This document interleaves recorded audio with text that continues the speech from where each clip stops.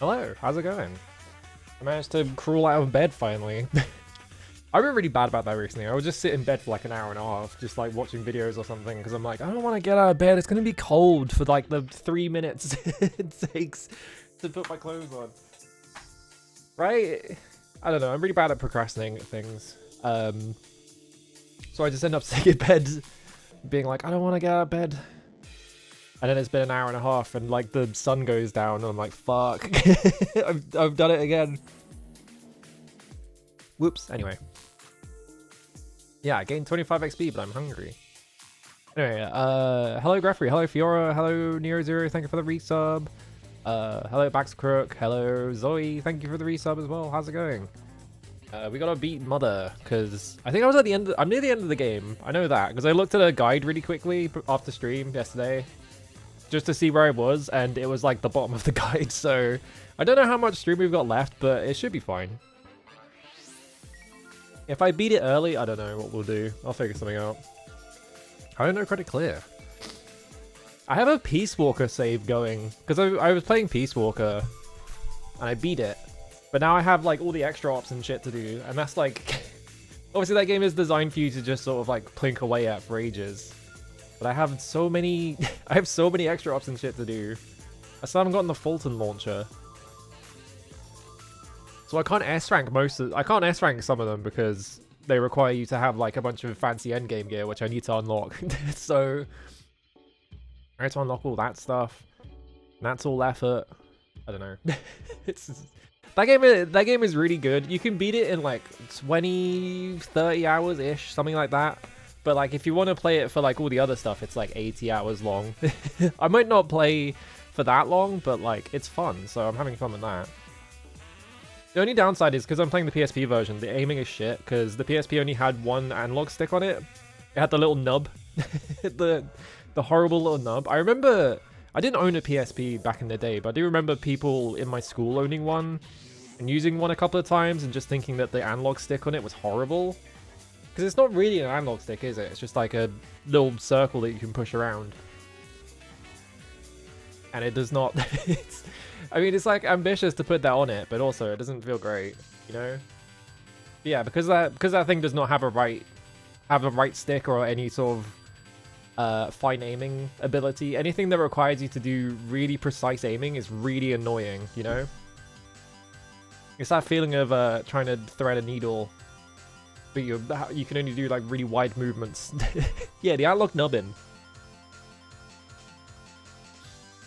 I already think that like, yeah, playing like shooters on like, I say shooters, first person or third person shooters, that kind, because if I say shooters, I could mean shmups. Playing anything where you're like a guy and you're firing at things on like a controller always feels kind of bad anyway, because you have like, you know, on PC, right, you have the mouse, and the mouse has like a lot of range of movement. You can do very small movements, you can do very wide movements, but like on a controller, you have like 2 degrees of like fine aiming and then just like wide aiming, because it's on an analog stick, and analog stick doesn't do sort of like in-betweens very well. So every time I go back and try and play a first or third person shooter on a controller, it always just feels miserable. I'm just like, I wish I wasn't doing this, you know? The only game I will play on a controller that is one of those is Resident Evil 4, because it's not designed for you to use a mouse or anything like that. It like that trivializes the game too much, so I would rather play that on a controller. But everything else is like, ugh. Why is this still? I guess it's still popular, but like, I feel like during like the PS2, PS3 era, like it was insanely popular to just make like console shooters and stuff like that, right? Hello, Captain Sheepy. What is this emote? Oh, step snake. I don't know why. If I try and click an emote, I don't know why it does this, right? I have to like click the emote twice, because the first time I click it, it's like there was an error getting the emote data. Then the second time I do it, it works fine. So Twitch keeps breaking on me in weird ways. Like I'm seeing the ghost like all the time in random places, and it's different every time. Like there was a period of time where, yeah, you've been getting that since yesterday. Yeah, there was like a period of time where all channel points on every channel would not load. And instead what I had was the text box that you type in was like 6 feet up, and instead there was just a massive ghost there that's saying we can't load this module where the channel points were, so I just couldn't interact with those for like a month. At one point the typing box just didn't load, and that was a ghost. And it's just like, okay, at that point, come on. You gotta load that one. That one's important.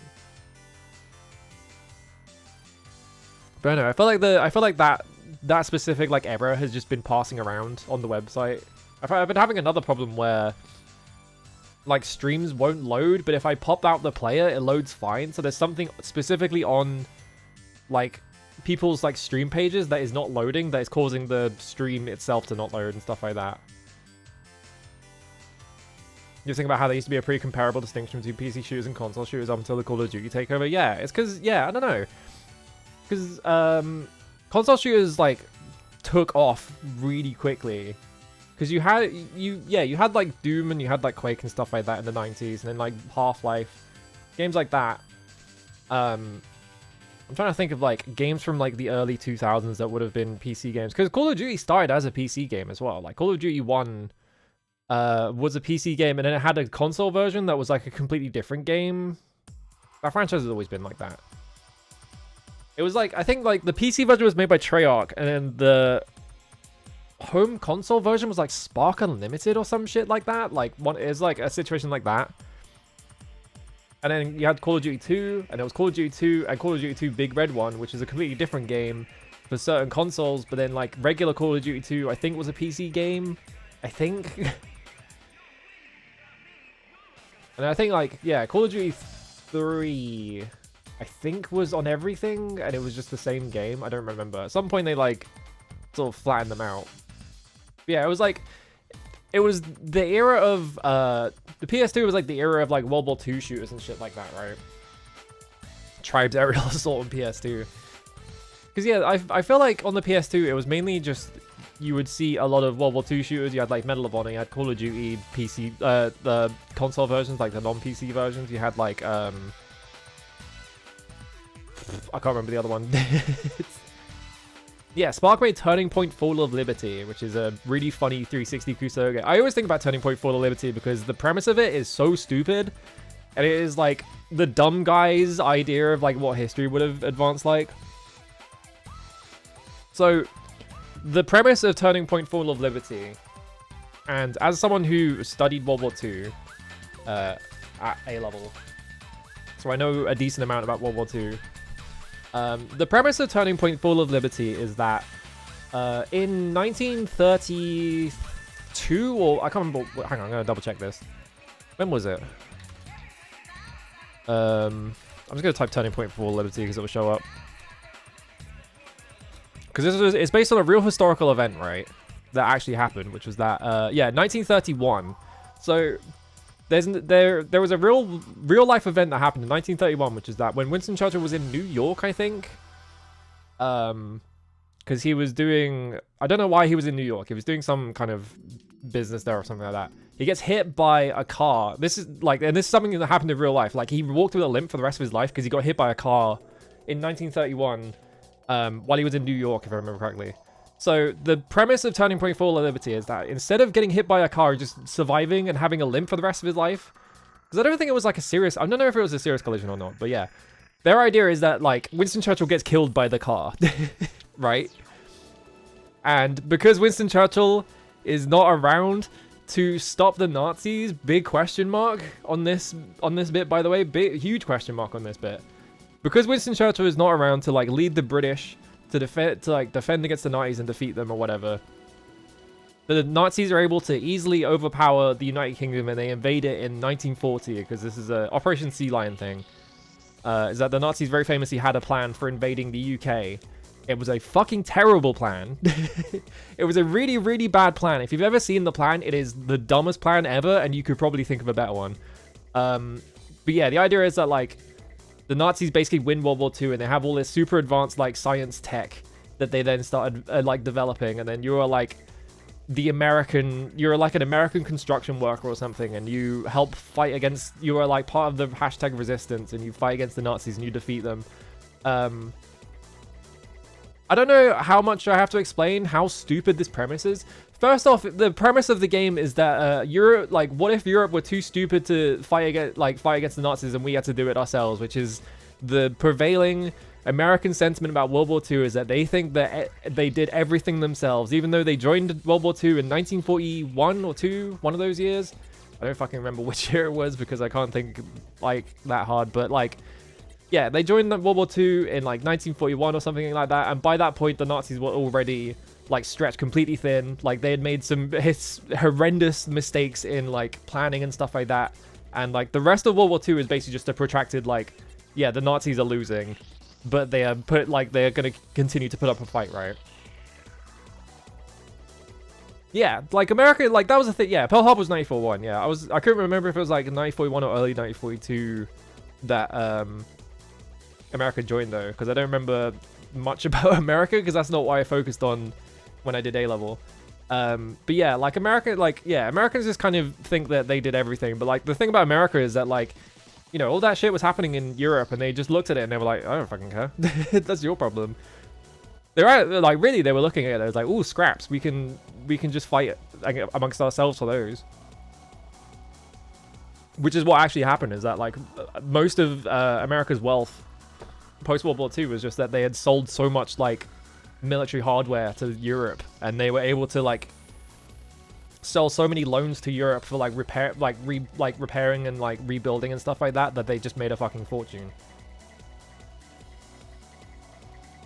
But yeah, it's like the base premise that like fucking Winston Churchill, because Winston Churchill got hit by a car and he died, he couldn't stop the Nazis himself because somehow the United Kingdom was like too pathetic to do it themselves, and it was Winston Churchill's job to fucking rally the troops. Completely insane way of seeing history and completely ahistorical. Like, Winston Churchill was not that considerable. Like, Winston Churchill was barely a factor in the United Kingdom, like, doing that. Is it today? That's funny. Okay, that's why I couldn't remember if it was 1941 or 1942. What a convenient day to start talking about that, then. Yeah, it's like... It's also... Turning Point, like, the recent Wolfenstein games also do this, and it really pisses me off. This idea that the Nazis were, like, scientifically advanced in such a way that they had all this experiments. Like, they did have, like, all these, like, blueprints and stuff that have been resurfaced that have, like, oh, this experimental technology that we were trying to develop. It's like... It's not... They weren't developing it because they were smart. They were developing it because they were fucking idiots. Like... the Nazis were incompetent. I don't understand this, like all this alternate history stuff where they were scientifically backwards. Exactly. Yeah. Like, I really dislike this whole trend. It's not really a trend, but like this whole trend of like making alternate history stuff where the entire premise is what if the Nazis were competent, right? Because like the other thing that Wolfenstein does that really annoys me is that Wolfenstein has this whole backstory thing about the Nazis have all this super technology stuff like that, and it's like they're doing like a stupid irony thing where it's like, actually they got the super Nazi technology from the Jews, you know, that kind of thing, which is just kind of inappropriate. Like, it's not like extremely offensive, it's just like not very appropriate to be doing that kind of thing, because it's also playing into Jewish stereotypes a little bit, like and stuff like that. And then like it's also the whole thing of like playing into like, oh, the Nazis were secretly super competent, like that kind of thing. Yeah, they invent the ultimate super meth. That's the main thing about the Nazis. Yeah, they just gave a ton of meth to soldiers and shit like that. But like the thing about and like again, like Operation Sea, the whole thing about Operation Sea Lion, right, is that like if you look at it, hang on, I'm gonna look for a picture of it. Like the famous thing that the Nazis were known for in terms of like strategic stuff is Blitzkrieg. And Blitzkrieg is just run at them. It's just run straight at them and hope that you have more people than you win. And it's like, this is maybe the worst like strategic decision you could ever do. Look at Operation Sea Lion. There's like pictures of like their plan and shit like that, and it's terrible. It is such a bad plan. But you have all these like fucking weird Nazi, you have these weird like fascist historians who look at it and it's like, well, actually the Nazis could have succeeded here, and it's like, no, they couldn't. It was dumb. It's the dumbest plan I've ever seen in their life. Yeah, put big ass gun in the mountain. Yeah. Yeah, it works if you hit someone unprepared and it just immediately stops working afterwards, because it turns out once you lose the element of surprise, you're kind of just useless. I'm trying to look for like the problem is like most of these pictures are like things that people have made in MS Paint, so I don't really think these like illustrate the idea. Basically, the idea that the Nazis had was that they had control of France, right?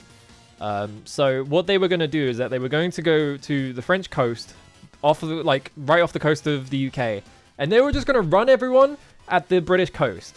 Now, I don't know if you know this. I'm pretty sure the entire British coast, like, lined up against, like, the French coast is, like, heavily fortified. And on top of that, also, like, one of their ideas was that they were going to attack Dover. I don't know if you've seen Dover. I'm going to show you a picture of the great, like... They're not as, like... They've been eroding over the decades and stuff like that. I'm just going to show you a picture of Dover. The very famous thing about Dover, that the Nazis were like, yeah, let's run a fucking battalion into this. The very famous thing about Dover, there's a big fucking cliff on it. The massive cliff on it. And you're gonna run boats into that? Really? Like, obviously the cliffs of Dover don't stretch across the entirety of, like, they don't stretch across the entirety of the coast and stuff like that. Like, they're a pretty limited space, like, in Dover, but, like, you're gonna run troops into the big cliff that you can place, like, in, like, encampments and shit on? Really? They're stupid. They're dumbasses. Yeah, bust out the orc siege ladders. They're gonna like push up the siege ladders, and then it's just gonna be a guy at the top kicking them down like it's a fucking Lord of the Rings video game. You know that thing in Futurama? Nope, I don't remember anything. I remember the first season of Futurama because I had it on DVD. I don't remember anything after that.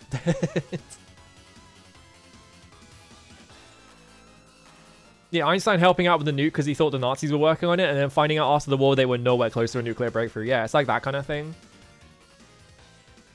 Because, like, yeah, like...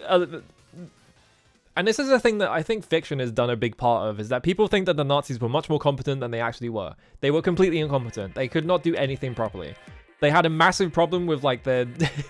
like, their command line was just so incompetent, like... it's...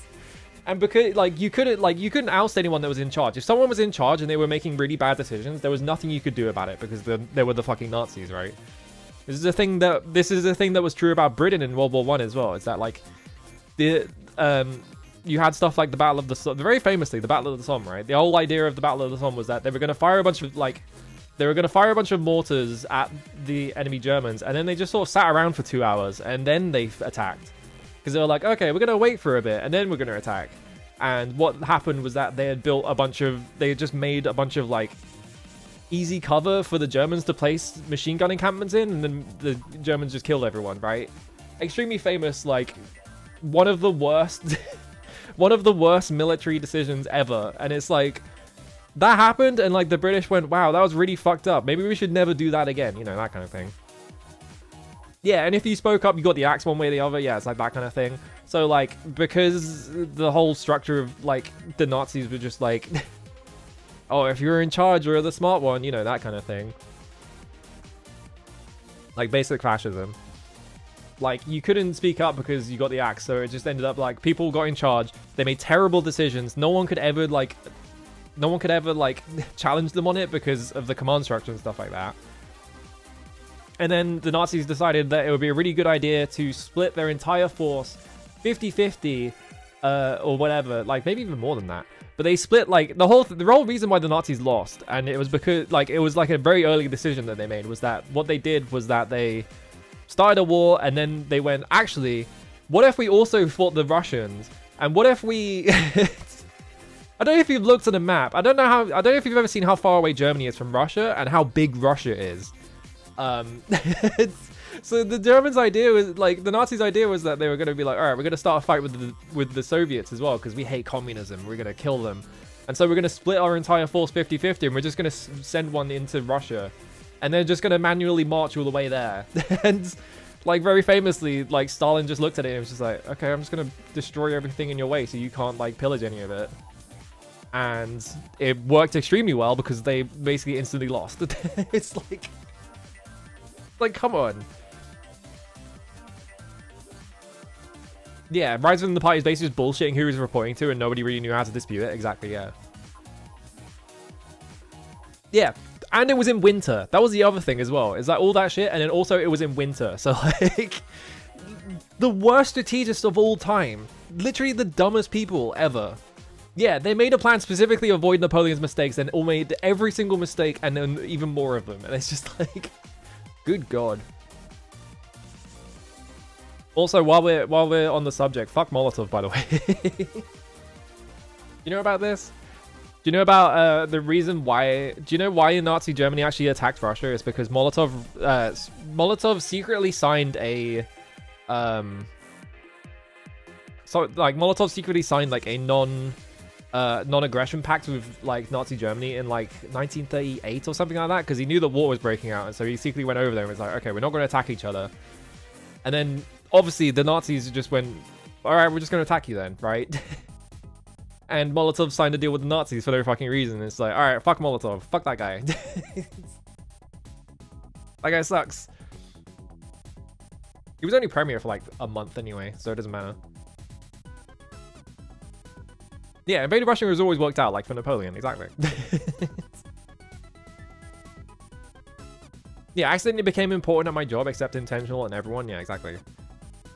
Anyway, we gotta stop talking about World War II. Do you know what I did actually? Do you know what's funny is that when I was in A-level, one of my like the A-level I took was sort of like modern history stuff, right? So I ended up doing like World War One, World War Two, and then the sort of the Black Rights movement in America and stuff like that, right?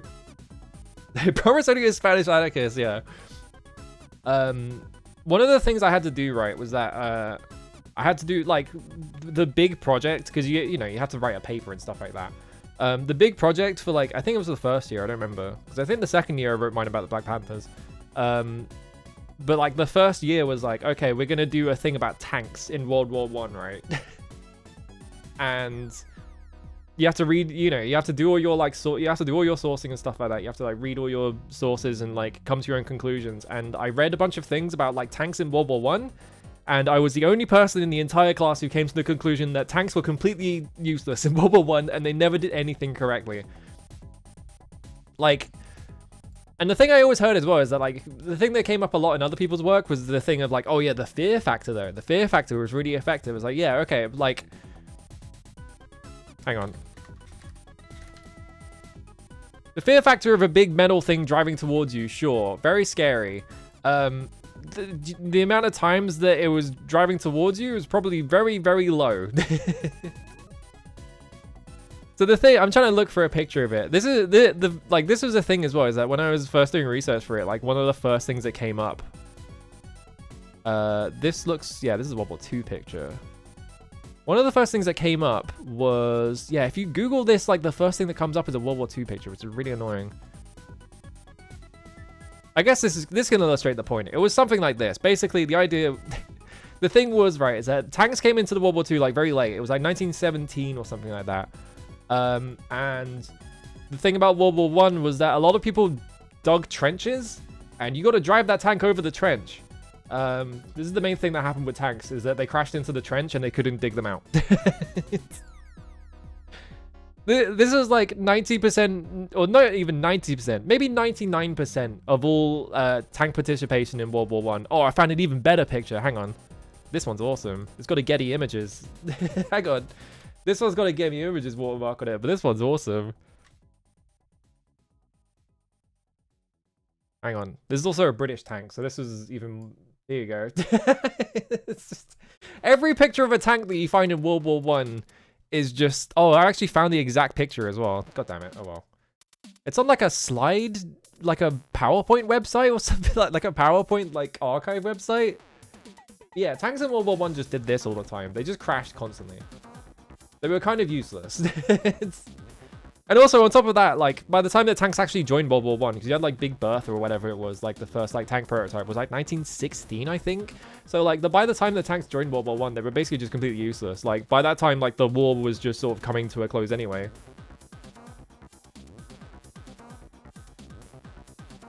Yeah, the fear factor that didn't outstrip trench shotguns, which the Germans cried about really hard because they were so good. Yeah, exactly. There were like way more effective ways to do the like fear factor than sort of driving a big iron thing into the middle of into the middle of no man's land, and then it breaks down, and then all the people inside like overheat. You know? I remember learning in middle school that the World War One ended because tanks could drive over trenches. You just make the trench wider. Like, it's so easy to counter tanks. Is you just make your trench slightly wider and it crashes into it, you know?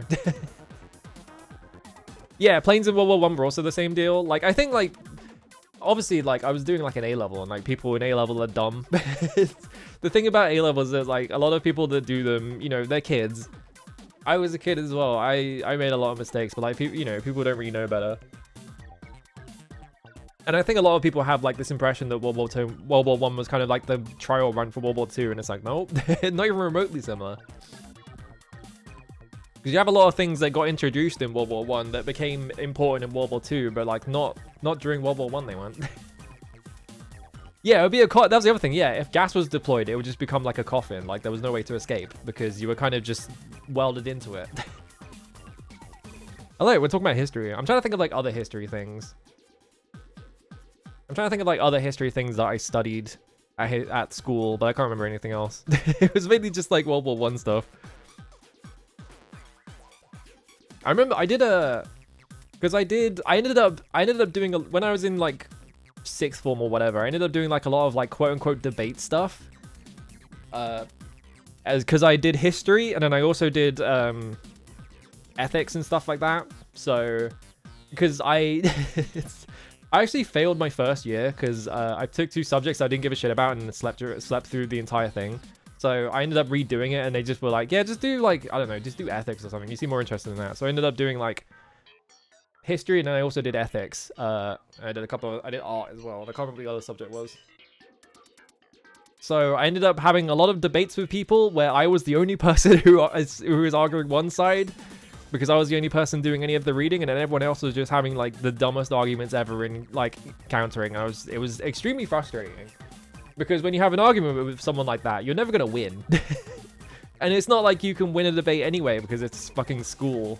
You know, they're not trying to make you have an actual debate. They're just trying to make you read the stuff, right?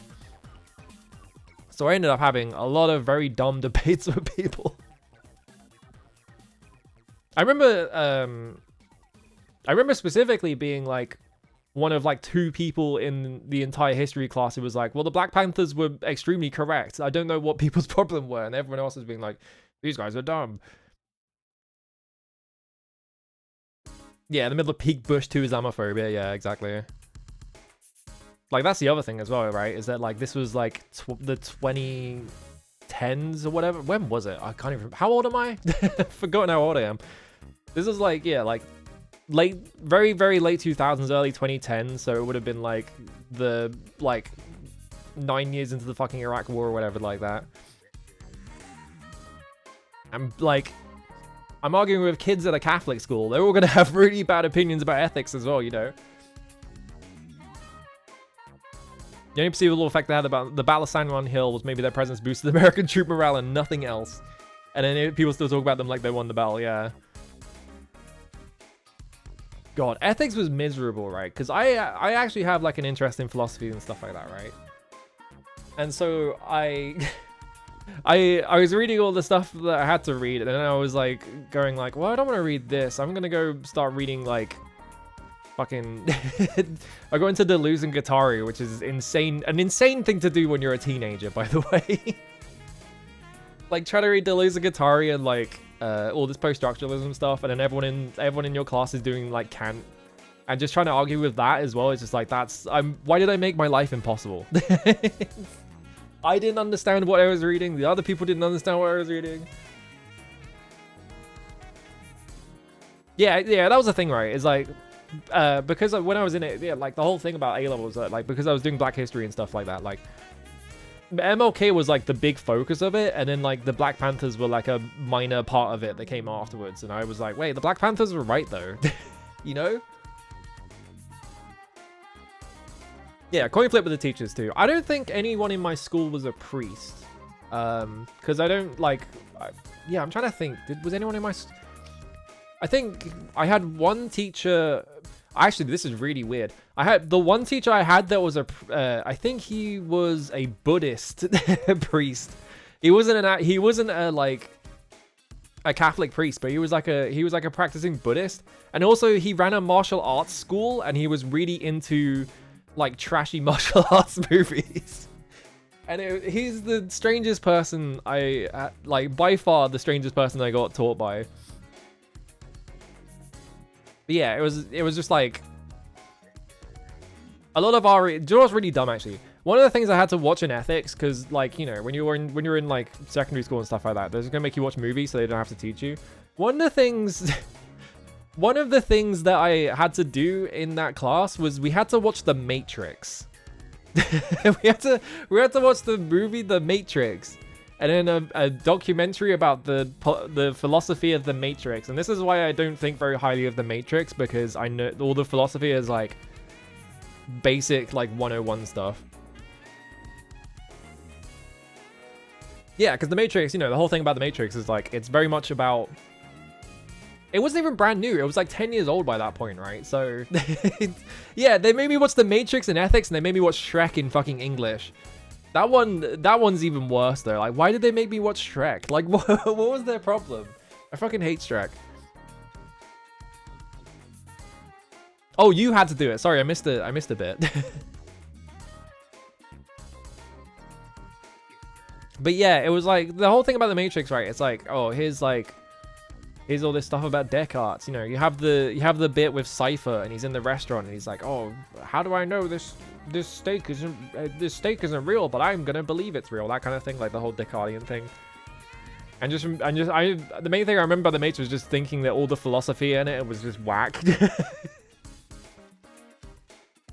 Yeah, huge deal of The Matrix. I recognize all the philosophy in it. Yeah, exactly. It's like really popular, like for people who have read like the basics of Kant, and they didn't read the part of Kant where it's really funny. Here's a really funny thing, right? Kant never left his hometown of like Antwerp or whatever, right? And Kant has like, he is very influential in philosophy, but like people only focus on like I can't remember what his stuff was, like the virtue of ethics, whatever. They mainly just focus on like the stuff was important, and then like I was like, what else did Kant write? And I started reading into it, and then you start seeing things like Kant believed that all Kant had like some of the most insane racist beliefs I've ever seen in my life and stuff like that. And he would write about them, and just being like, oh my god, holy shit. It's Jesus Christ. Your teacher showed us the Rashomon All in the Family episode to teach so about racism. Rashomon All in the Family episode? What the hell is the Rashomon All in the Family episode? This is an insane sentence. What even is All in the Family? Okay, it's an American sitcom. I've never heard of All in the Family. I'm like Googling it now. Okay, it's from the 70s. It was based on a British sitcom, but I'm going to ignore that part. I'm going to type Rashomon, see if it comes up. Wow, it actually came up. That's crazy. I typed All in the Family Rashomon, and it actually came up with the episode. That's crazy. Was it a big 70s sitcom? Okay.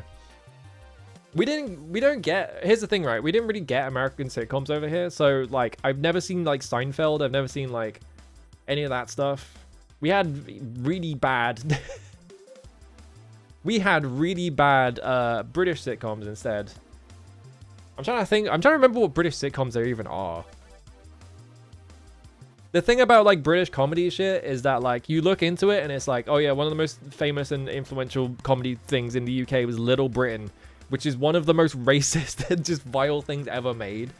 And it's just like, oh, it's offensive humor though. Yeah, I guess Fawlty Towers, yeah. We definitely got Friends. They were like, we got like some of the really, really big ones. The actor who played Archie Bunker was very much not racist, and he had to really actively denounce politicians trying to claim his endorsement. Jesus.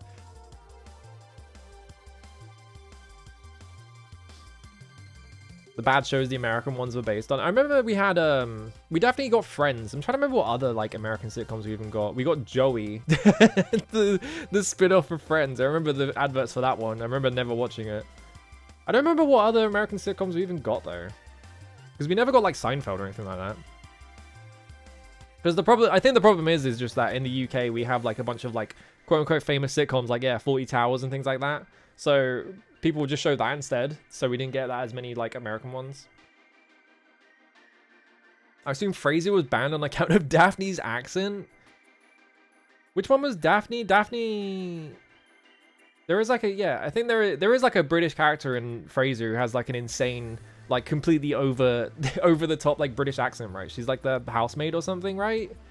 We didn't get. I don't remember seeing Frasier at all. I did watch it once because a friend was watching it in a Discord call, and I was like, all right, I'm gonna watch this. Why not? She was the carer for his dad. Okay, yeah, I think I remember that character. Yeah. I'm trying to remember what. Hang on, I'm gonna look up British sitcoms because we have like there are like entire channels devoted to just showing British comedy shows. Yeah, I guess like Only Fools and Horses is a sitcom. I was like. What even is a sitcom? But yeah, I guess Only Fools and Horses is a sitcom.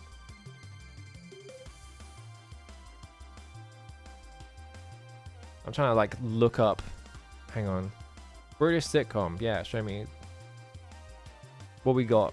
Gavin and Stacey. Gavin and Stacey is miserable. That's like insanely popular and insanely famous, and it's just boring as shit to watch. Yeah, I guess Peep Show is also a sitcom, yeah. And just miserable shit like the It Crowd.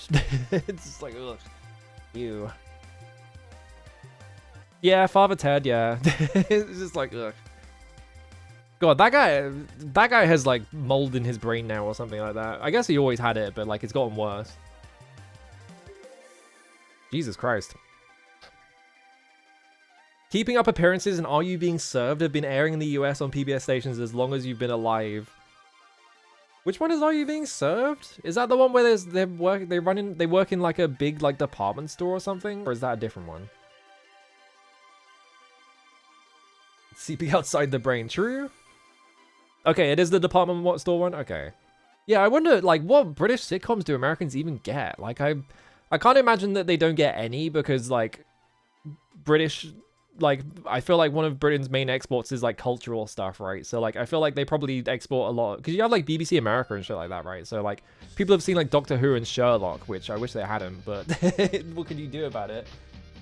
There's got to be like a bunch of sitcoms, right? But I can't imagine that like Americans got shit like 2 pints of lager and a packet of crisps, which is like one of the unfunniest shows ever made. It is like it's like just being tortured in real time. And also it's extremely like 2000s. I'm trying to think of like other terrible sitcoms. Yeah, I guess like that's the other thing as well, is like American TV is probably already flooded with your own sitcoms, right? So it's like you probably only got like the really, really famous ones. So I'm watching Coupling on BBC. Coupling? I barely remember that one. Yeah, like British costume dramas is probably what is really actually like popular, right? Because I know like Downton Abbey is like really popular. BBC America is mostly just Star Trek reruns, huh? Huh? Huh? That doesn't make any sense. Yeah, Stephen Moffat's been at it for ages. Anyway, we gotta play Mother instead of like sitting here talking about TV. I gotta finish this game. Have you ever seen, actually wait, before I go, have you ever seen fucking Jekyll? Was it Jekyll? I can't remember if it's called Jekyll or Hyde. One of those two. Like, that TV show is like, it's incredible that got made because it's so bad. It is like, they got James Nesbitt as Jekyll and Hyde, and he is just like hamming it up or whatever, and just, it has like the worst editing of all time. It is like, the story is incomprehensible. Could Mr. Bean defeat the Nazi war machine? Yeah. The Simon Pegg sitcom, yeah, Spaced, which was made by Edgar Wright. It wasn't made by, it was directed by Edgar Wright, which is why he directed all the movies. That one's like, I mean, that one's like famous now because of like Hot Fuzz and stuff like that, but yeah. I wonder if it was famous before. I don't know. Hello, Lynn. How's it going? I guess Americans got Mr. Bean because everyone knows who fucking Mr. Bean is, which is why that one. Why does everyone know what Mr. Bean is? Like, but yeah, like I don't know. I guess like Americans got Mr. Bean because it's like the funny, like weird comedy, but then they probably didn't get like Blackadder or anything like that, right? Yeah, he makes funny noises. Input source.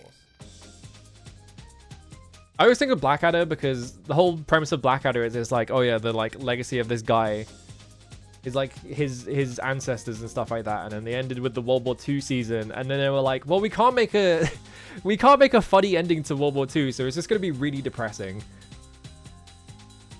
And they all died because they were like honestly, fair enough, you know. But it's really funny to like run like 4 seasons just like, oh, look at this funny dynamic between this guy and his like the guy in charge, and then end it on, oh yeah, the guy in charge got them all killed.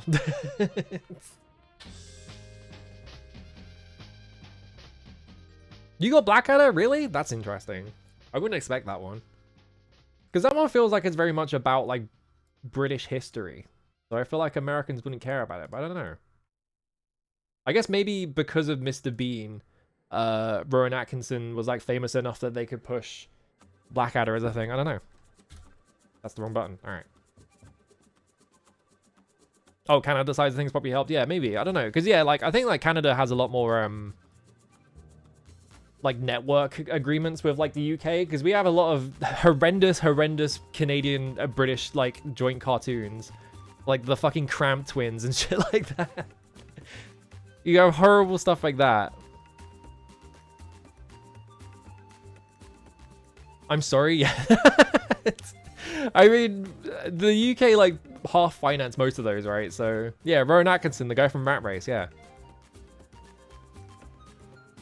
Is Mr. Bean actually famous in the US? I feel like it is, because like it got really pushed. Like it had a movie.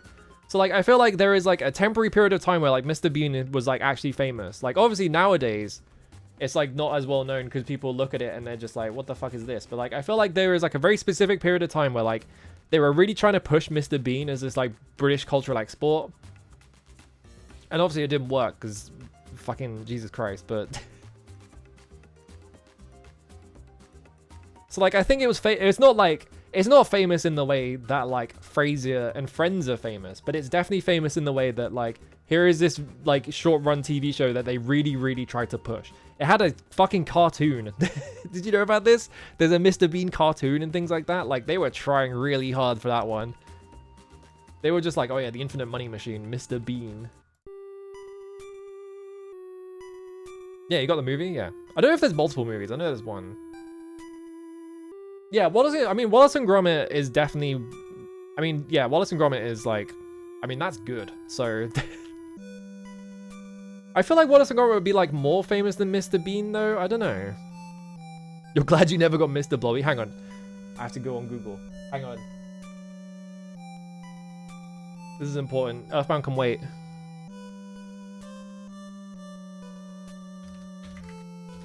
Hang on.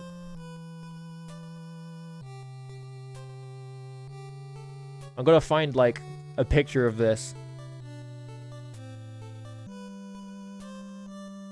All right. It's maybe the most insane thing that has ever happened in the UK. Mr. Blobby had its own theme park. Well, they really tried to make a theme park. It didn't go very well, but they tried to make like a fucking Mr. Blobby theme park. Which, why would you do that? But this got, if I remember correctly, this lasted like a very short amount of time and then it got shut down. And now it's abandoned and you can go there and it's just like a scary abandoned theme park themed after Mr. Blobby, of all things. It's so weird. Horrifying creature, yeah, he's disgusting, isn't he? Literally the joke about Mr. Blobby is that it's supposed to be like an annoying, overbearing, like TV character, like that you would show on kids TV and everyone hates him. And it became so popular that he just became that. He just became that unironically and it's just like, good God. There was a Mr. Blobby song as well, yeah. Oh, hang on a minute. Due to the R-rating, oh wait, where's my mouse gone? Due to the R-rating of Starship Troopers' underperformance and Bean exceeding expectations, there were claims that viewers under 17 years old may have bought tickets for Bean and snuck in to see Starship Troopers. That is awesome. Fucking good on them. Starship Troopers is an awesome movie as well. ARG horror series waiting to happen. Yeah, all of those like mascot horror like video games where they're like, oh, you know, this failed mascot character and all that is like, oh, he had a theme park. And it got shut down, and now you're gonna get chased around the theme. It just makes me think of Mr. Blobby. It's just like, yeah, this you would just recreate Mr. Blobby like unintentionally.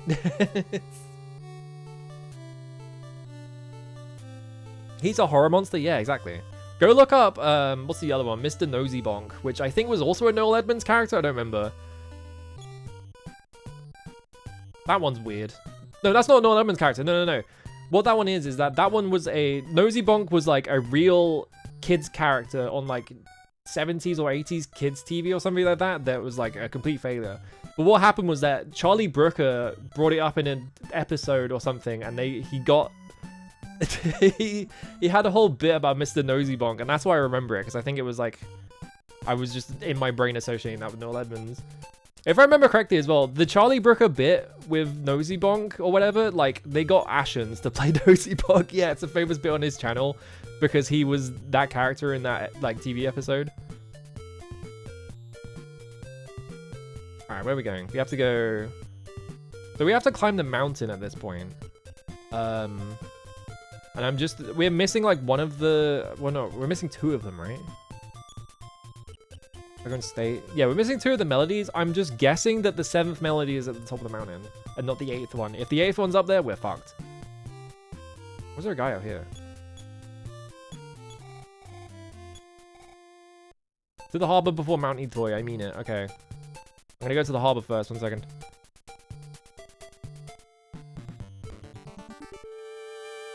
Charlie Brooker was cooler before Black Mirror, honestly, yeah.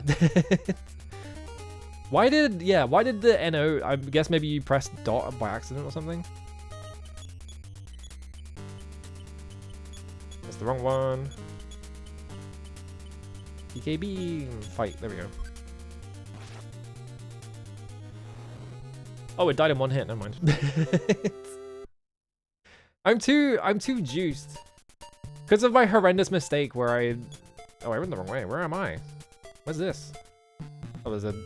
Oh, wait, no, this is because I'm going to Mount Itoy. That's why, whoops. I guess I could just fight. Because of my horrendous mistake where I accidentally... I grinded too much because I thought the game didn't have equipables. I'm now way overpowered. Which is a shame, but whatever. What are you gonna do about it, right?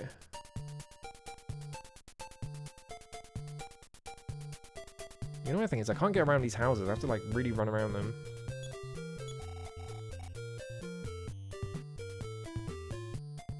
It does make for a funny story in the end. When you talk to a fisherman, you can never get away. Was that a hint that I have to talk to the fisherman? Because I did talk to him. He's all the way down this pier.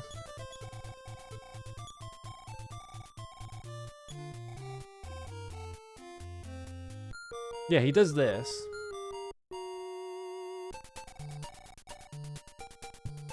Then the only other thing I can do here is that I can climb the lookout tower and I can go and see the guy on the island. And then he gave me the Words of Love, which I haven't figured out what that does yet. I might try using it in combat. Maybe it's like a combat item. Because I don't know what the fuck it does. It'd be a weird combat item. So I'm trying to like rack my brain around like NPCs that might want it, but I can't think of anyone. Charlie Brooker series where it's the zombie outbreak on a taping of Big Brother, shot in the actual UK Big Brother house. Yeah, dead set. That show's kind of good. That's the wrong character.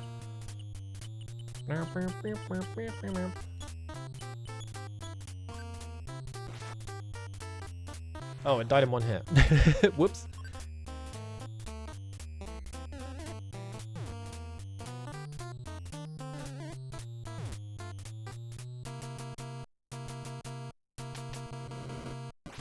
Big Fire is like not that strong, honestly. It is an AoE, but like it doesn't do that much damage.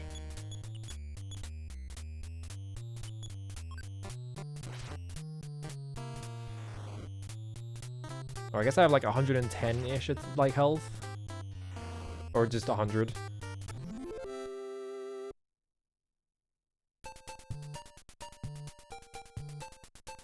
So yeah, I can come up here and do this. That's like, this is kind of it. Like, Ocean View Tourist welcome. I come up here. Getting a budget corrupted him. I mean... I think having to write Black Mirror corrupted him, honestly.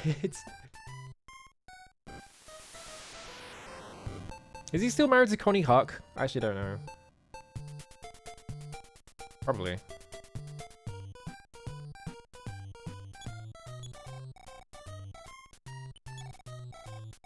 No way to buy things like that in this place. Yeah, this is the guy that wants strawberry tofu, and I gave it to him, and he gave me the Words of Love, but it's like the only thing that you can do here. So I'm gonna go.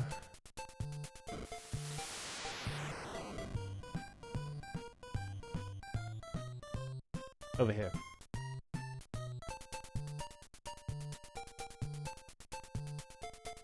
Like, what's down here? Is there anything down here? Like, why does that guy tell you to go to the harbor before Mount Itoy? And he's like, I mean it. What does that mean? Right, I need to buy fucking Franklin badges as well, but I don't remember where like somewhere sells them, but I don't remember where. I've definitely seen them in a shop somewhere.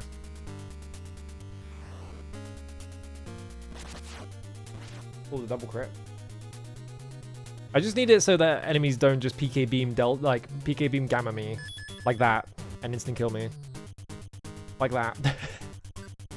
I just need that to not happen. Oh, the triple crit. And also, Tuna has my Franklin badge right now, so I need to go find it. I need to go find another one.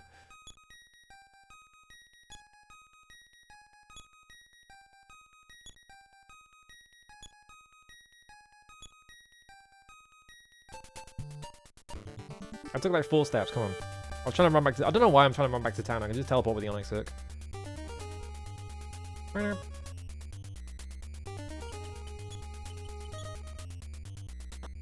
we go. I kind of wish you could use items from inside someone's inventory, because like if someone dies and they're holding all... Oh, I need to sell this stuff as well. If someone dies and you need to use an item in their inventory, you have to like pull it out and then do this.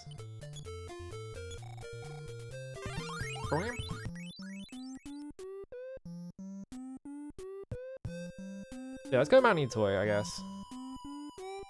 I don't know what the hell they were saying about going to the harbor. There's nothing there.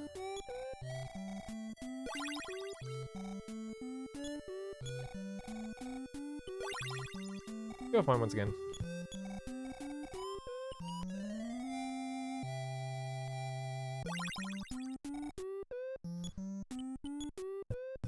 Can I buy it from like the first shop in here or something?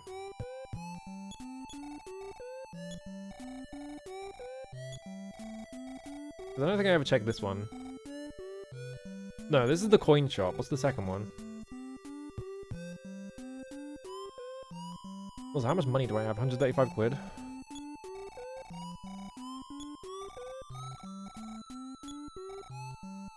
Okay, these are the rings.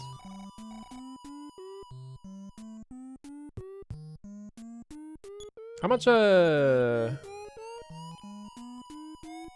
defense. Okay, yeah. I don't think I need to buy him anything. I think he's fine. What's in here? This is all the, like, pendants, right? Yeah, okay. You could definitely buy... Hang on, I'm gonna try... Maybe we check Snowman or something. Maybe Snowman has it. That seems like a place you would put it, right? Although it might be hard to teleport out of Snowman. I don't know. No, there's a bunch of space. Alright. Like a shop around here somewhere. Okay, that's to the chateau. The houses. This is... Healer.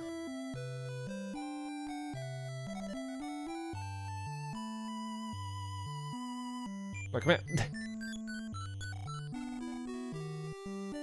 Mouthwash, life up, cream, frying pan. White House.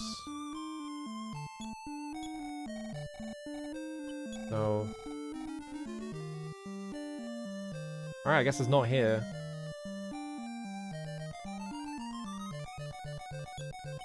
PSI, teleport, where would it be then? I'm trying to like, because it's not in Youngtown, because I checked that and it wasn't there. Reindeer maybe? Maybe it's like really early.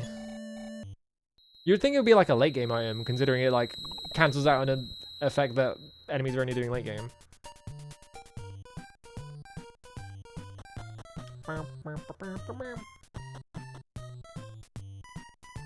We're gonna figure out what RPG I want to... maybe I just play Golvelius, honestly. I want to play Golvelius. Maybe we just play that. I'm like, man, what RPG do I play next?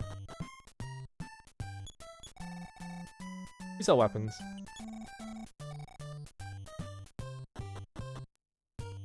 Actually, wait, I think Place will have the... yeah, because Place inherits his inventory, so he has the Franklin badge. We have one of them. I just need to buy 2 more of them. Gotta finish Shining Force too, yeah. I do want to play like a tactics game as well. At some point.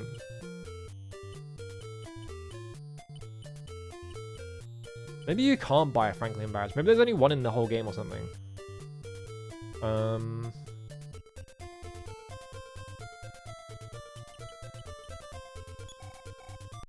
don't know. Let's just go LA. Let's go up the mountain. Fuck it. There we go. Where's the, hang on.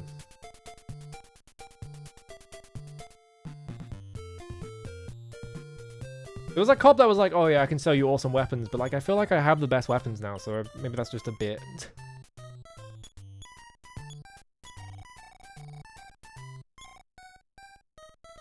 There's only one in the other games, but I forget, yeah, like, that's what I'm thinking now, is like, maybe I didn't see it in a shop and I just imagined it or something.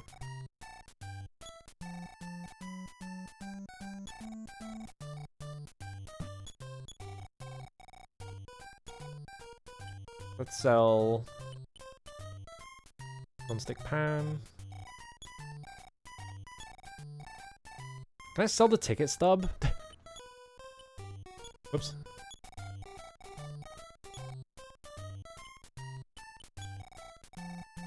You can't buy it? Okay. That's useless to me now, so it's just using up inventory space, so... Where'd it go? Oh, it like reordered in my inventory, that was weird.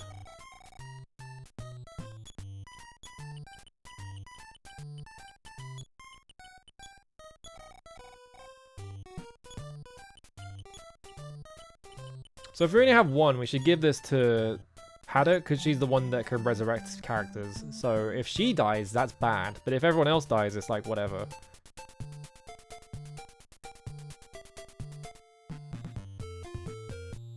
I don't know, maybe we should play a tactics game next or something. Because, yeah, I'm thinking I'm going to start Ultima 6 in, like, January or something. Or probably, actually, if I start a tactics game in between that, I'll probably start in February, whatever. You know what I mean. PK Beam. Or Starman could just die in one hit, alright. I kind of want to play, like, the original Ogre battle, because that was cool, but... I don't know. Please gain a bunch of health. Please, I'm begging you. Speed increased by 2.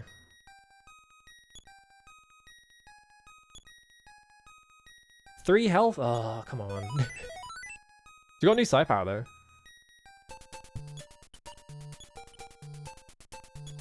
I did it again. I pressed the button to enter, but you press right. Super healing, slash shield A, slash shield beta, brain shock, hypnosis, paralysis, darkness, type magnet. I think that was side block. One of your Nemesis games along with Paladin's Quest? What does Nemesis game mean? Just that it's like a game that you tried to play multiple times and never beat. I don't know why, but sometimes I do like a shit ton of damage to them and then sometimes I just don't do that much. Never could beat it? Damn.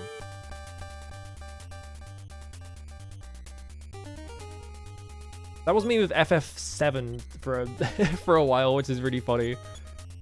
Because every time I would try and play it, I would like lose my save somewhere around like the end of disc 1.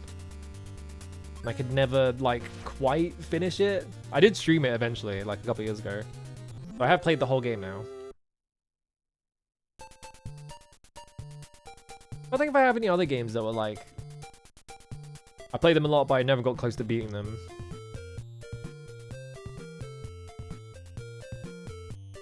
But I feel like I've gone back and beaten all of those if I did have that problem. Anything over here?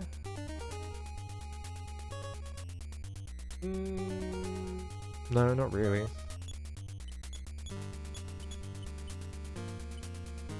Oh wait, I have PK Freeze Gamma now. What the fuck? Alright, let's try that. Hang on, start again. Ultra Barbot. Starman A, Starman B.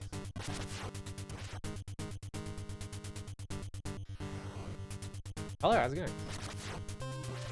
Alright, let's quit these guys. Alright, PK Freeze Gamma. Or he's gonna Psy Shield A. Oh no, he tried to Psy Shield A someone else. Starman A. Oh, it's the one that like. Okay, this is the one. Yeah. PK Freeze Gamma is the one that like sets your HP to like crit. You're like single digit HP. Oh, did you? Oh, I pressed the wrong button. Ooh, I ran into the tree line. Need to go around.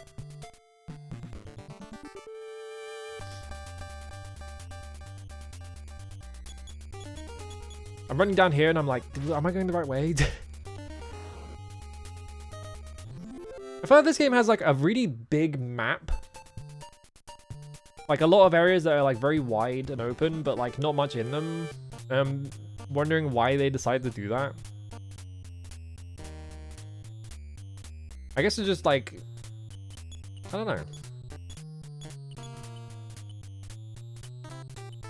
I went past PK Fire.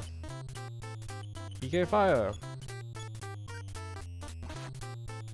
Yeah, her magic is really good. It's just that, obviously it's on a resource, so I don't want to waste the entire resource. Wow. Because she's also my healer is the problem, so I don't want her to run out.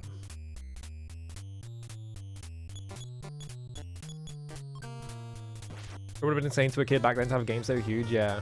I mean, at this point, like, Dragon Quest 3 had come out in Japan and stuff like that, so, like... I guess the plan was to be like, oh yeah, we're gonna make a really big RPG with, like, a really wide space and area and whatever. But, like, I think, like, compared to, like, other RPGs around the time, like, this one feels, like, relatively small scale. It's just that the map is very big. You end up doing a lot of running around. I think I went the wrong fucking way.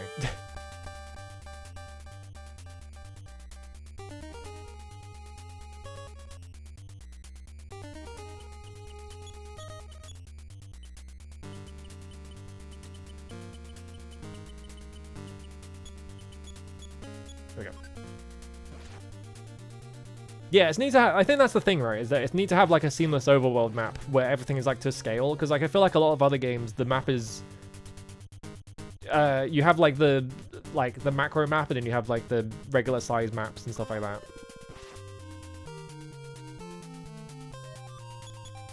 So I feel like, yeah, that's probably like the big thing about this game is just that, yeah, like the whole thing is like one single size map, which is cool. I keep getting levels somehow. It does also make it feel like the map is like it's like maybe a bit too big because you do a lot of running around in just empty spaces, but I mean that's like just the drawback there's going to be to this type of map anyway. I got a new side power. I'm getting so many level. Speed increased by 5. Jesus Christ. 14 maximum HP, alright.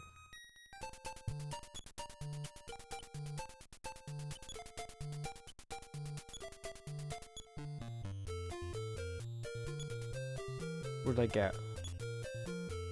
What did I get? Oh, we got Life of Beta. I didn't have that until now. Yeah, wasn't there... There was like a bridge over here, wasn't there?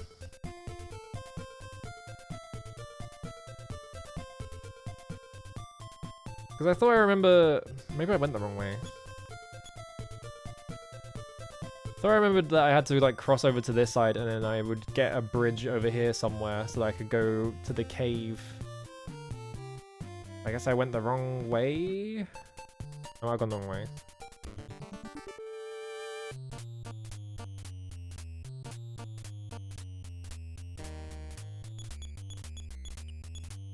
Kill. Ugh. I need to fix my posture. I keep fucking my back up. Ugh. This is the problem with streaming, is just that it's kind of hard to sit in a position that won't fuck your back up.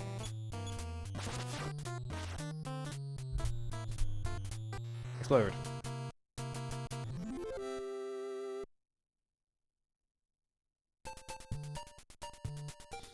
Yeah, I need the skeleton check in real life. It's like the thing, it's like having a mic in front of your face just makes you lean forward, like it makes me lean forwards anyway. I just end up finding myself like leaning forwards to like talk into it, but like I really shouldn't be doing that.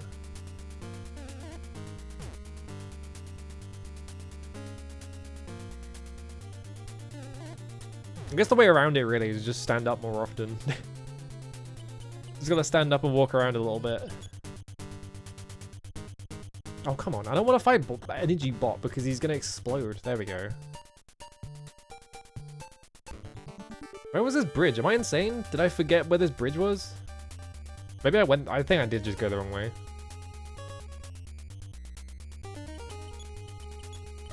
I'm gonna have to like navigate I'm gonna have to navigate the mountain area. And I don't remember I don't remember the path I took, so. Yeah, I definitely went the wrong way. Maybe I didn't. Hang on, I'm gonna look at a map. Hang on.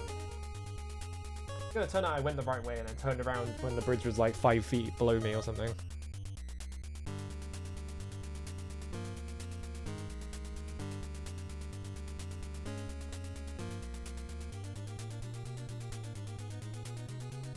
Hello, how's it going? I'm lost. I'm trying to become unlost real quick. Hang on.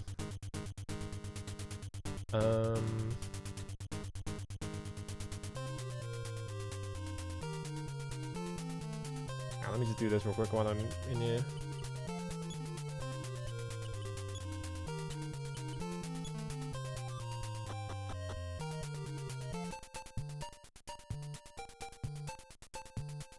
Hang on, this website is taking ages to load.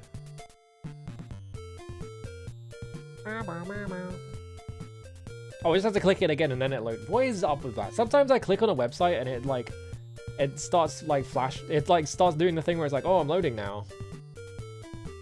Oh, I totally did just go the wrong way. I think I started walking back.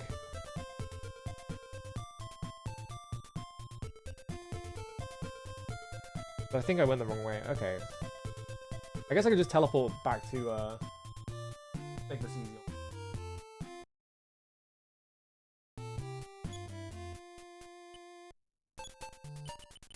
Used. There we go. Alright, now I'm over here. Get on my side back real quick.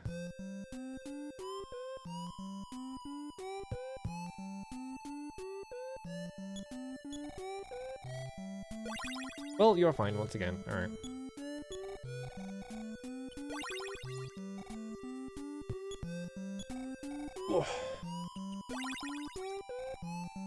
Alright, cool.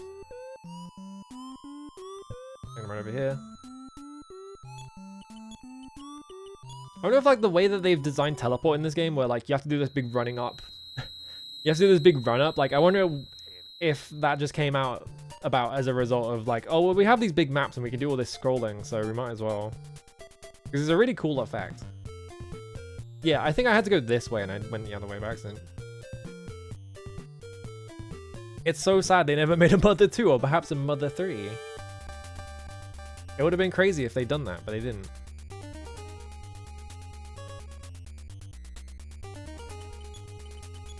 Let's go run from this. This is an annoying fight. I took one step. It's the exact same fight. Oh my god, come on. Gave them the slip and they were like, hey, no.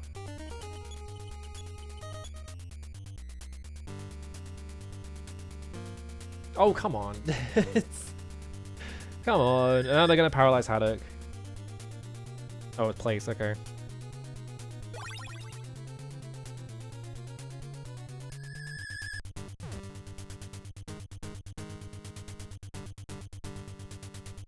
My luck was running out, dude. There we go.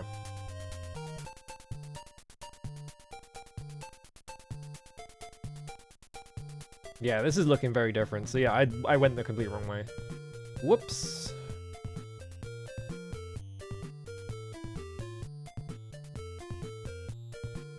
Alright, got it over here.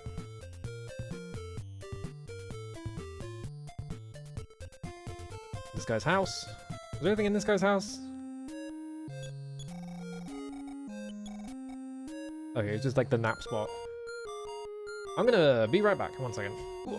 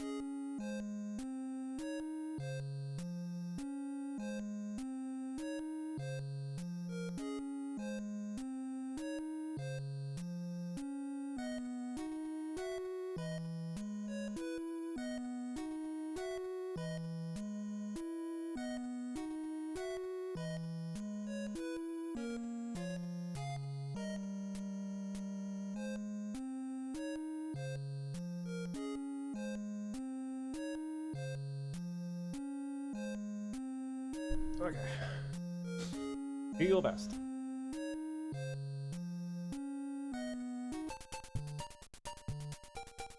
Alright, to the mountain. I'm just like... I feel like I'm gonna get fucking lost in the mountain because I do not remember the path I took through that, and it's like a maze, so I remember getting to the end of the maze area and then like I got outside and then something beat my ass. Oh no, I think I got like PK beamed and it was on Haddock, so I couldn't resurrect her, so I was just like, I'm just gonna run to the end of this area and see if I can beat it, but there's more stuff.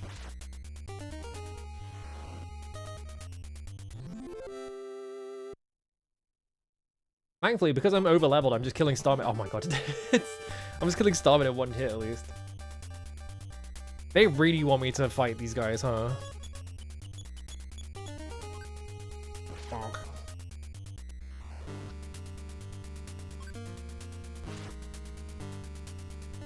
Bobot did not die.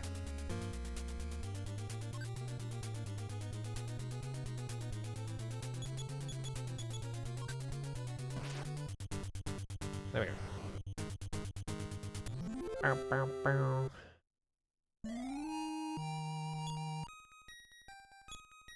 Haddock went up again. Speed increased by 2. I feel like Tuna's gonna rejoin my party and he's gonna be like 6 levels under everyone else and he's gonna be like useless. Maximum HP increased by 8. Oh my god, it finally happened.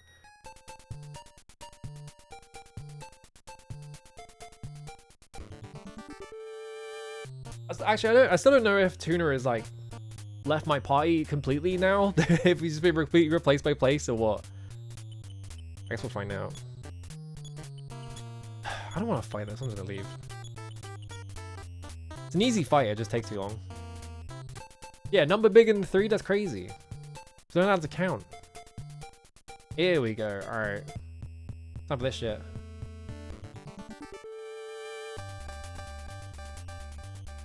Oh right, yeah. There's Blue Starman in this area.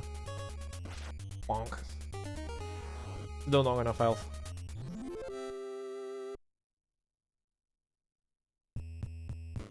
I took 2 steps, come on, man. Not Cerebrum. Ugh, fuck this guy.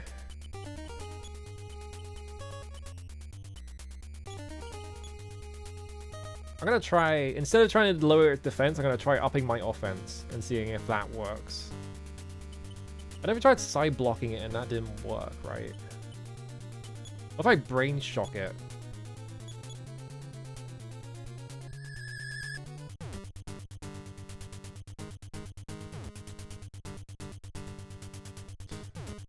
Yeah, he lowered my defense.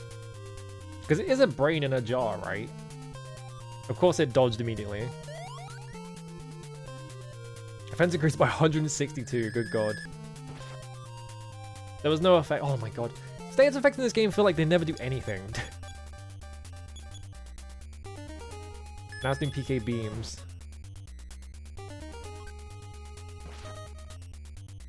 Alright.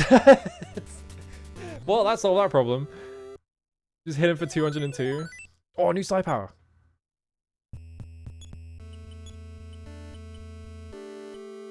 What did we get? Oh, I got life up, like fire, whatever. Oh, I can only use it in combat? Huh? Oh no, this is the wrong character, that's why. Yeah, huh? Wait, no, I can only use it in combat, because on Haddock, we have these 8. Life up beta, life up gamma, but then like...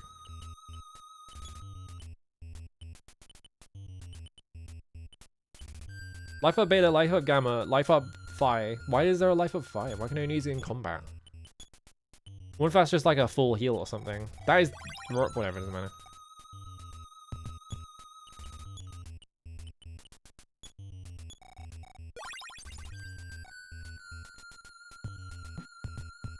Alright, see if I can remember the path I took.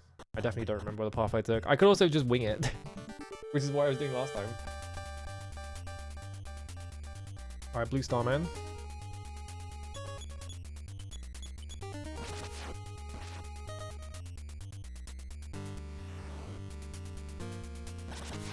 Just crit both of them? Yeah, sure. That works.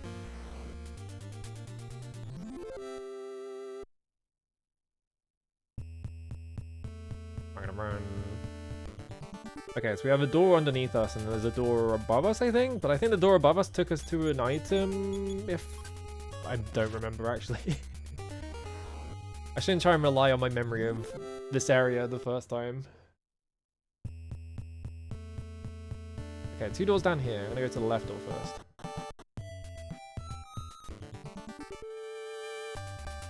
I think if I remember correctly, I just picked the left door every time until I got out of the area. Let's just try fighting this guy and see if I can just kill him. Or he's gonna do PK fire. Annoying. Oh god, it does so much damage.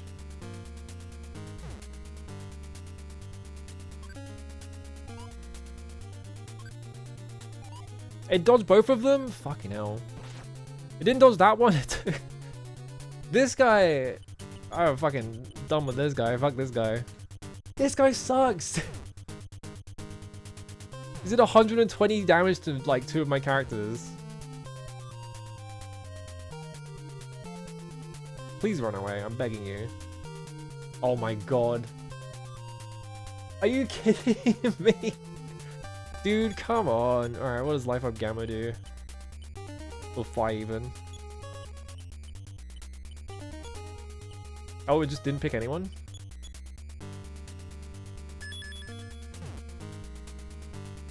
Alright, well it didn't kill me, so that's good.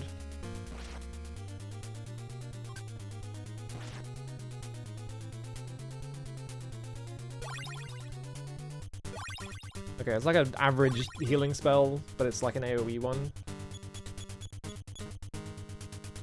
Oh my god, dude.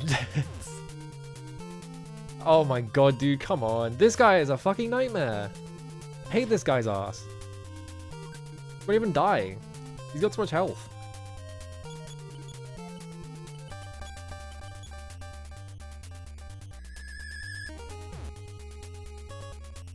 You stole my PP.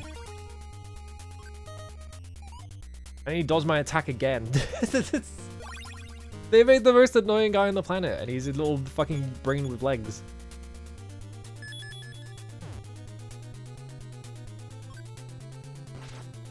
Perish. He's not dead yet? Fucking hell. So it's literally just better to do a fence up on place and hit him than it was to do any of that shit. Jesus Christ.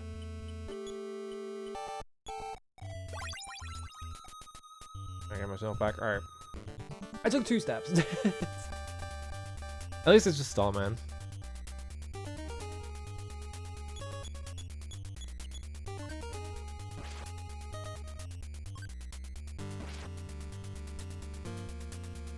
Yeah, I don't know why sometimes I do like way less damage.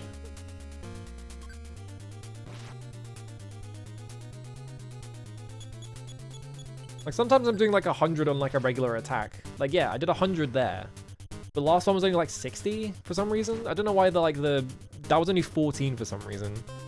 Maybe it's ready for an attack is like a defensive stance or something.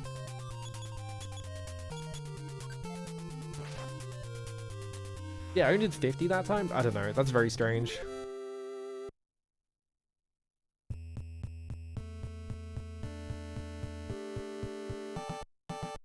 Go up, I guess?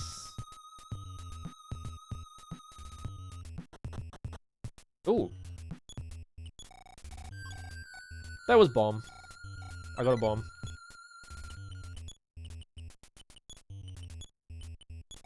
Give up the place, I guess. Can place even use bombs? I don't know. Hello, Ed. How's it going? Oh, I'm back here. Okay, so I run all the way to the left. At least I think I'm back somewhere. It looks like somewhere I've been before.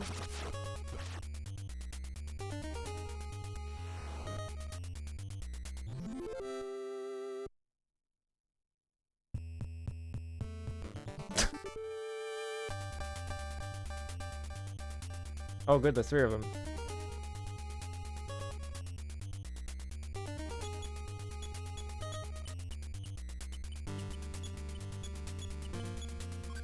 Go.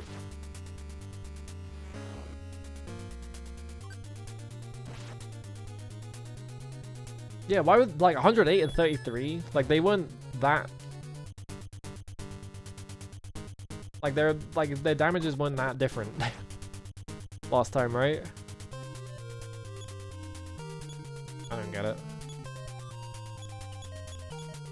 Yeah, 1 Starman per 2 steps taken.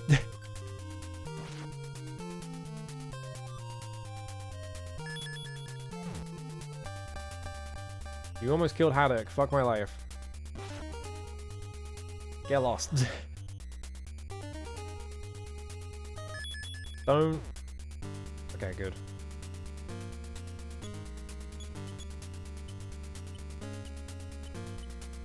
I keep getting stuck in this menu because, like, I'll open the menu and I'll press down and it won't do anything, and then my brain will go, well, I need to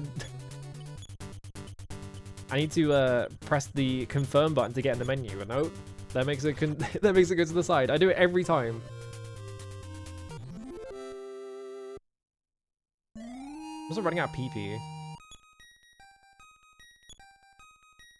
Speed increased by 5.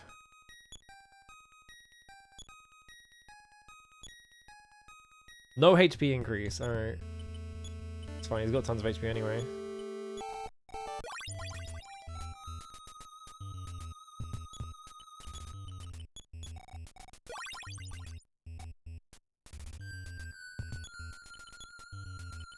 Alright, now that Salmon has Life Up Beta, I can use him as a heal mule or whatever. You are gonna squeeze the Sight Stone. There we go.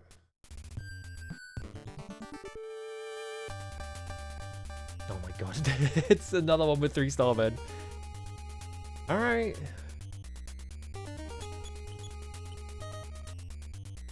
This is definitely making me think that this is like an endgame area if they're just making me fight Starmen over and over again. That guy did not die. Uh-oh. Wow.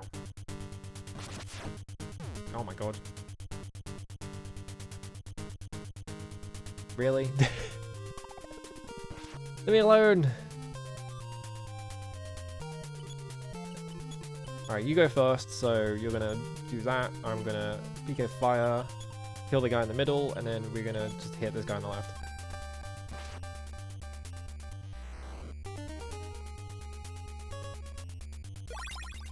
There we go.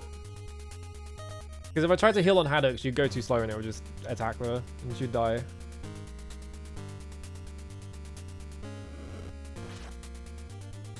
Kill that one. Maybe kill the one on the right. Yeah. Yeah, someone should put Tarman from fucking Return of the Living Dead in, in an RPG. That would be awesome.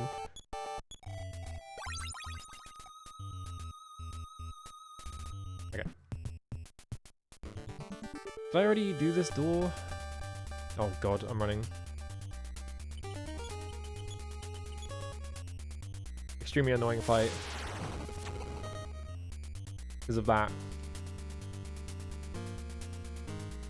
It's a brain with legs, just run away. There we go, fucking hell.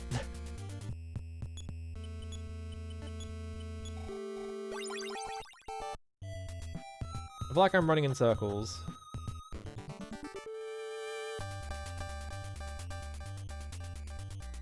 Alright, just one of them. I suddenly became extremely hungry, which is annoying. It's like, oh. Okay, I think I went... I'm definitely backtracking. I've been in this room before.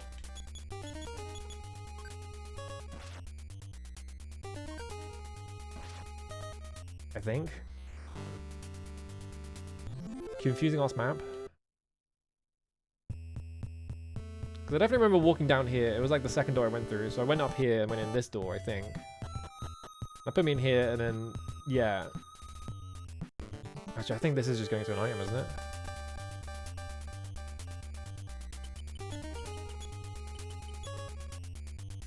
Good. Yeah, this is just going to an item, so I've been... This is like right at the start then. Shit. This area confusing as hell.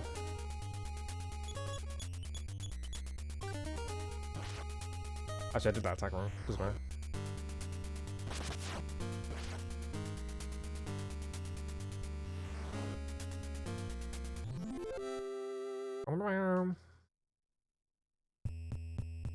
These are really stupid problems. Oh my god, I took 2 steps, dude. There are so many enemies in this area. I guess I have a repel ring. Maybe that'll help. I should use the repel ring because I have that in my inventory. Probably just these kinds of encounters, I'm like draining so much PP. I'm losing so much PP. That was a crit and it did 61 damage. It did like about as much damage as a regular attack. Oh, you just killed Haddock. Well, I guess I have to leave now. It just insta-killed Haddock from full HP. Alright. Well, so much for this endeavor. Expedition or whatever. I got exploded. I think I have a repel ring though. I might just try using the repel ring and seeing if that helps. Yeah, I have one right here, so. But it says weaker enemies, so I don't know if this area counts as weaker enemies. I feel like they're gonna force me to fight everything in here. Well, you are fine once again.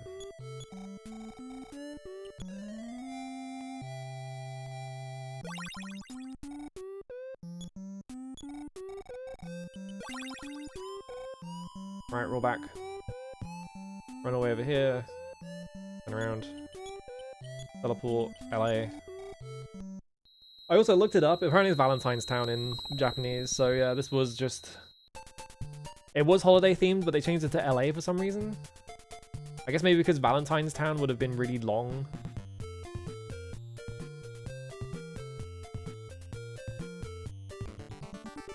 But I feel like they got rid of all the other holiday references.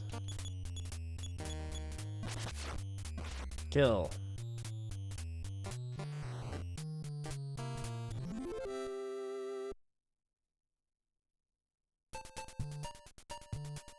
Actually, the repel ring lasts a really long time, so maybe I just use it here, and it will just, like, make it so I can just run all the way there or something. Like, I don't know what weaker enemies means. I don't know if it just means that enemies will, like, the encounter rate will go down, or if it stops you getting into encounters of, like, a certain level or something. So use the repel ring. Now I'm just gonna start running.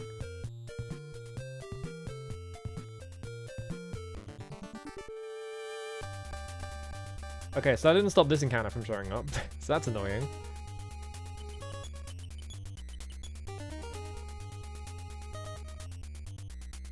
I guess if I really want to like run from encounters, I can try casting 4D slip.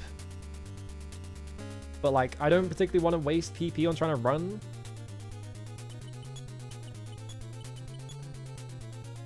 There we go. Yum. Oh my god, it doesn't help at all. Repairing didn't do anything.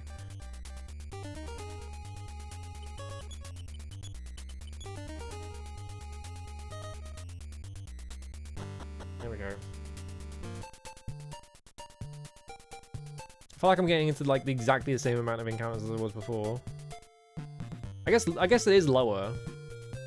Maybe all it does is lower the encounter rate. It doesn't actually stop enemies from encountering you at all.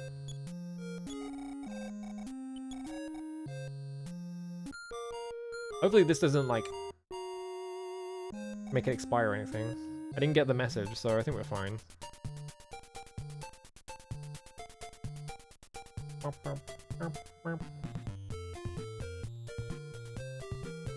What went wrong way? Alright. I definitely go into way less encounters, though, so maybe we're good. Alright, so I'm gonna run into this door. This puts me where? Okay, this puts me at the crossroads. And this is where the bomb was, so if I go right...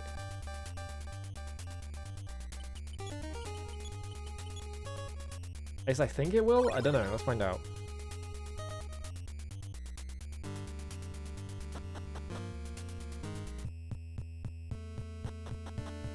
Yeah, going right took me to the bomb bit, so I can go here.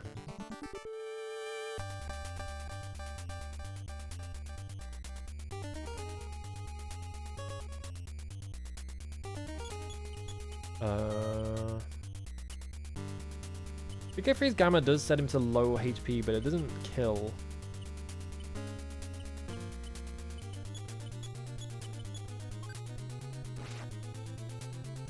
And this was just a low roll turn for some reason. Exactly 60 both times? Why?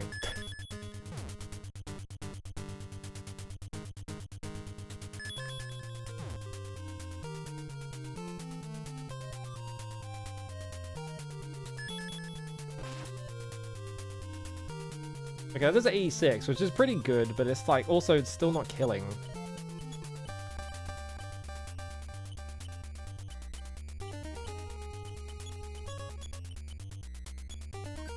Gonna risk it.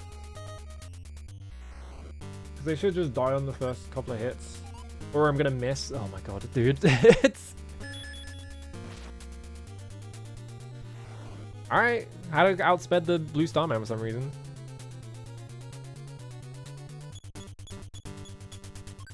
Kill. There we go. Just win. It's easy. I'm getting like 150 per encounter at least, so like I'm getting a lot of experience, but also...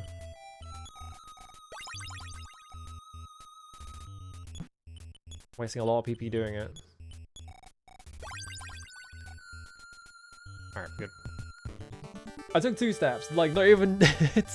It's the same encounter, leave me alone! Go away, I'm busy! I wanna get out of here, I'm in a fucking maze. Which I failed to run 3 times. Okay, no, alright. The repel ring basically isn't doing anything, it's just that I'm getting unlucky.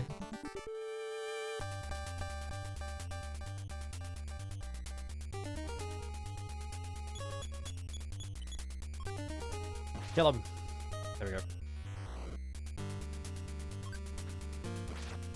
Oh, the cave song? The cave song's good, I like it.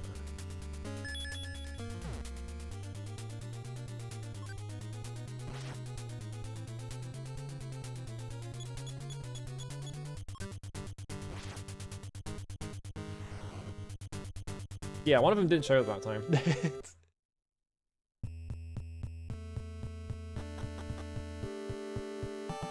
So that puts me here. Do I want to go through the far door, maybe? Where does this put me? Puts me back here. Oh, struggling to get through this. Go through this door, maybe?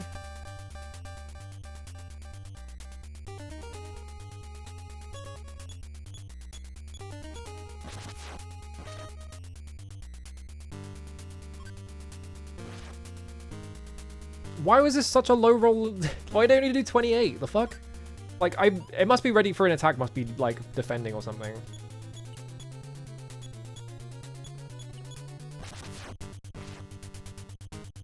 That's the only thing that makes sense. Because they both did it, and they both took, like, no damage. There we go. I'm getting so many levels in Haddock, at least. Speed increased by 2, alright. None of these other stats matter. Maximum PP increased by 1, no HP increase at all, alright. How did I... Oh my god, I walked all the way out. I thought it was in a different area, I fucking walked out of the entire area. Oh my god.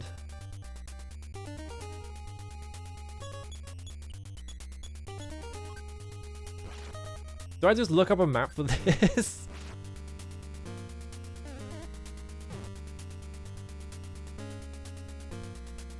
Yeah, Blue Starman A is ready for an attack. He's looked like nothing.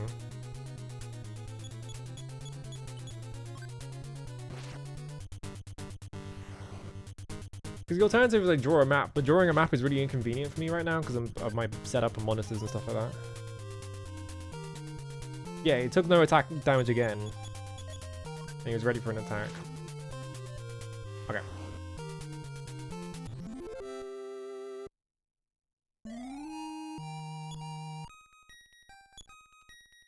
Speed increased by 5, nice.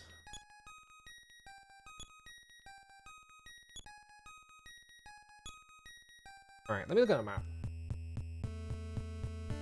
I feel like I've run past the entrance or the exit like 5 times probably.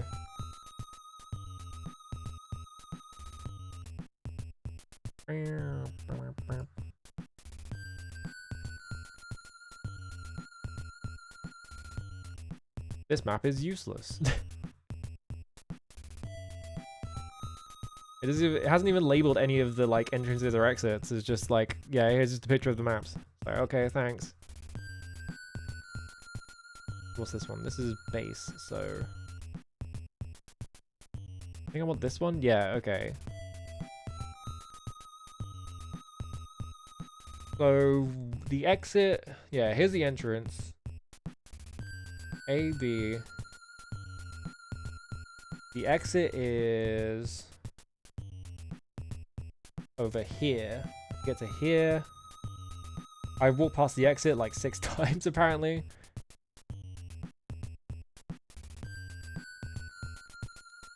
Okay, I or J. Okay, not J. So it's just I. It's just to find I and then just go through K and then I'm done. So I is easiest way to get to I. D, G, I. So D, B, D, I. I all the way down here. Okay. I did run past the exit like 4 times. Okay, so this is like a really straightforward map actually. So all I have to do, run up to the topmost door in this room, run to the leftmost door in the second room, and then just take the first up in the third room, and then just leave. It was actually a really short map. It's just I fucking ran in circles. I don't know why I knocked over there. Apparently I had a Rubicon back there. I don't know what that was. Whatever, I knocked over a bunch of shit in my room, doesn't matter.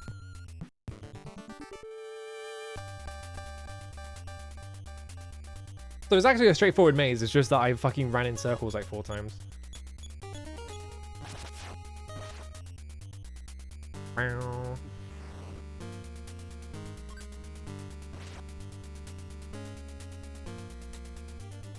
Yeah, it took 60 damage there, but he was doing PKB maze, so now I don't understand.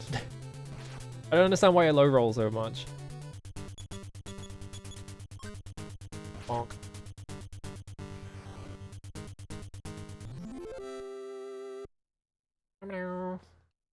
Alright.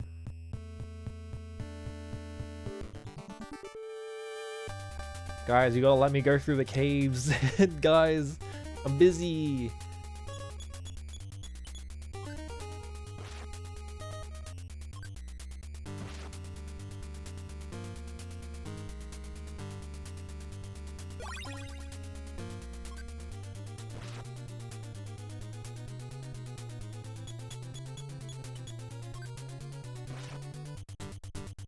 Because the thing is, sometimes I just instantly kill these guys. They're not a particularly like difficult encounter for me. It's just that they they keep showing up every 5 steps. So I'm like, oh, what happened, man? Go away.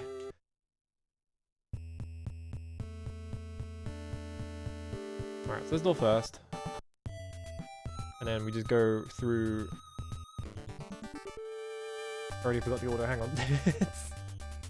There's more Starmen. Oh my god. Double checking.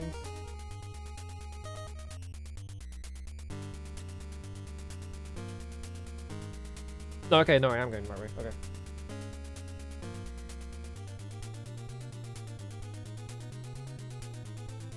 Actually, it might be faster. I guess it's the same.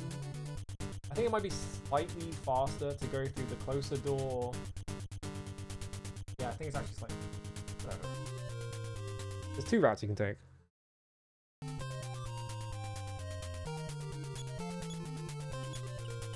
So this is the annoying encounter because there's 3 of them, which means that I don't have an easy one-time kill if I get lucky.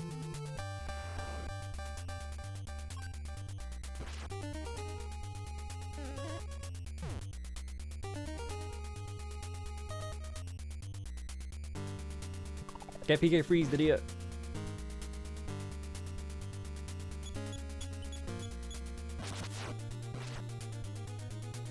Actually, I fucked the order of that up. Whoops. Okay, I still went first.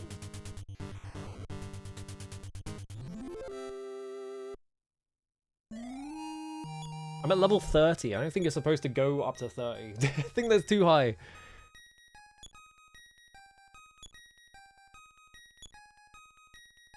My PP went up by 1. I learned a new psi power though. What have I learned?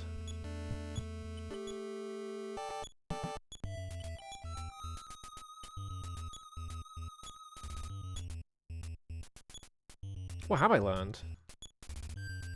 This looks exactly the same. Was it actually Haddock?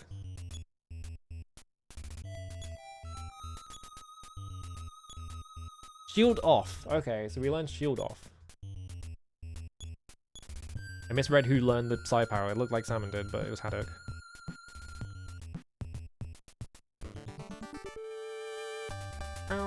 This motherfucker, get lost. I gotta kill him. I fucking hate this guy. Done with his bullshit. Offense up.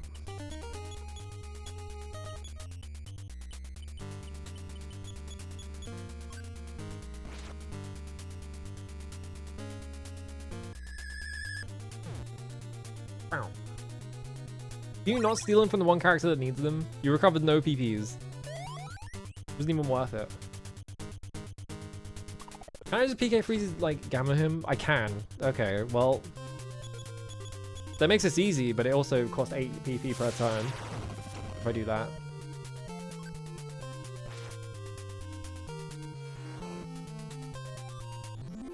Just stay him to like 1 HP and then hit him for 216 because I'm just like, fuck you.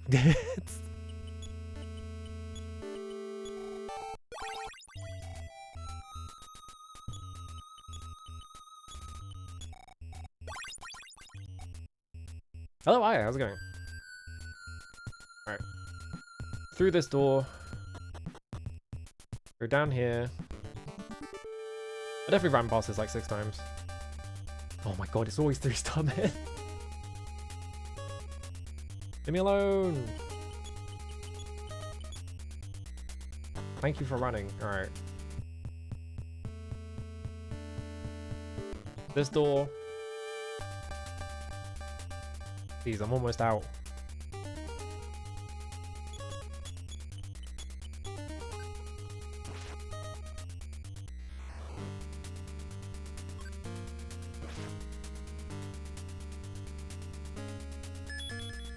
Wow.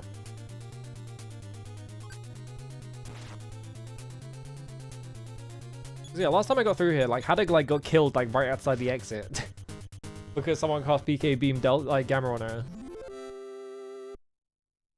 And I just got to an area where I couldn't do anything to any of the enemies.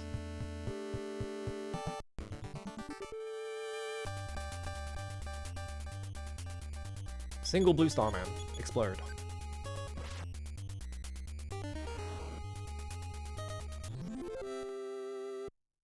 And I guess I'm gaining a lot of experience from this because they're like 50 experience each. Alright, I have to go through that door right there. I'm just gonna run around here.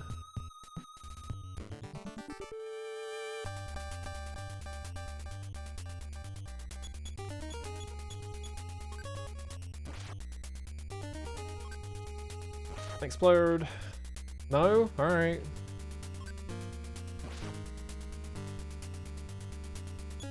Or he's just gonna defend and not die. There we go. You'd assume Starman's like a boss and not a regular encounter. Yeah, I don't know anything. Oh my god, I took 2 steps. I don't know anything about like Earthbound really, so I don't know like how often Starman shows up, so I only know him from like the start of Earthbound. But yeah, I'm kind of surprised there's like 1 million Starmen and they all want to fucking fight me. You would think there would be like 5 or 6 and not like 1 million. Are there regular ones? Okay.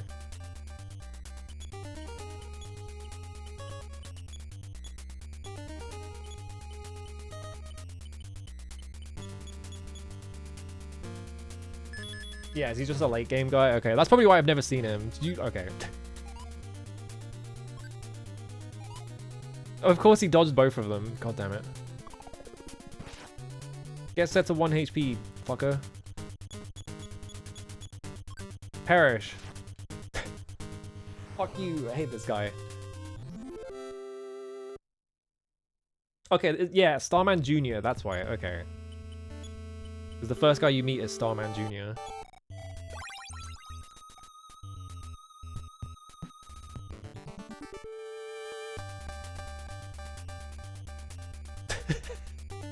Leave me alone!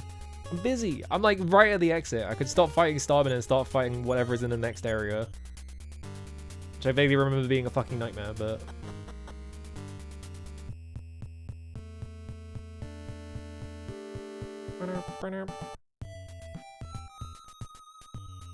I'm out of here. There we go. That's all it took.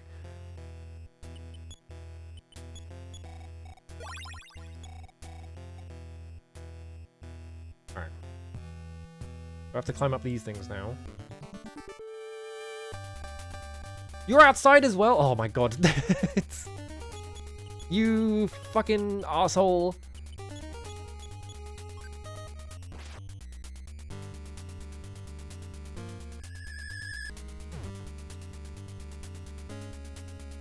Wow. What if there's like a Miss Starman? What if there's like how there's like Pac-Man Jr. and then Miss Pac-Man and Pac-Man's dog Chomp Chomp and whatever the fuck the guy is called from Pac-Pal. What if there's like all those with the Starmen?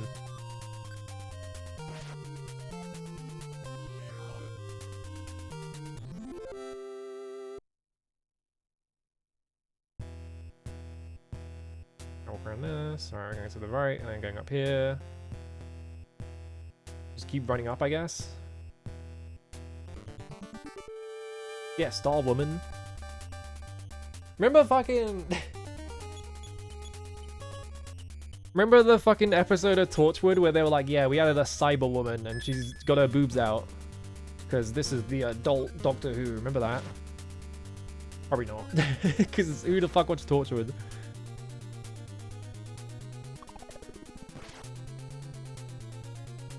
That shit was funny as hell. What the hell were they thinking?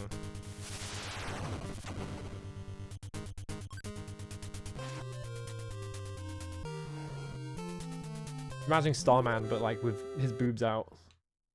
And that Star Woman.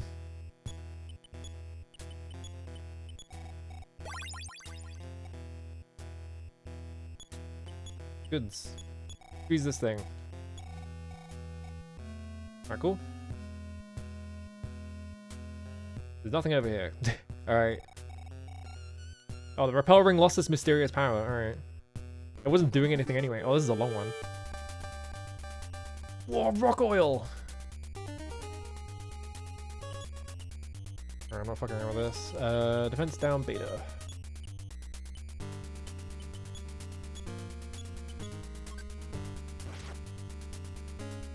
Unless they die in one hit, they didn't. Alright.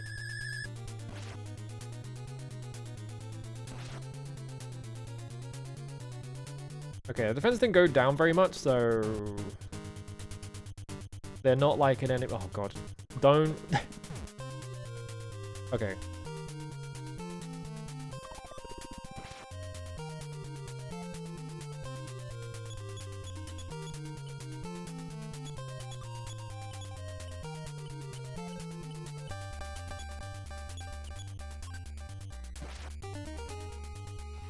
Okay, so they do die in 2 turns, but you dodged it? Oh my god, dude. Well, it's a good thing I queued up a life up, isn't it?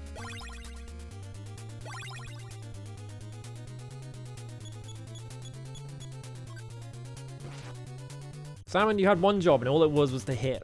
Because it was at 1 HP. All you had to do.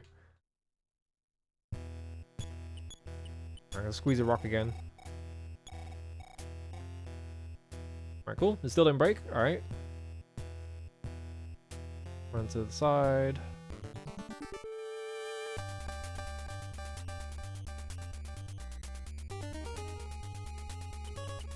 I didn't heal. I'm gonna try running. Okay.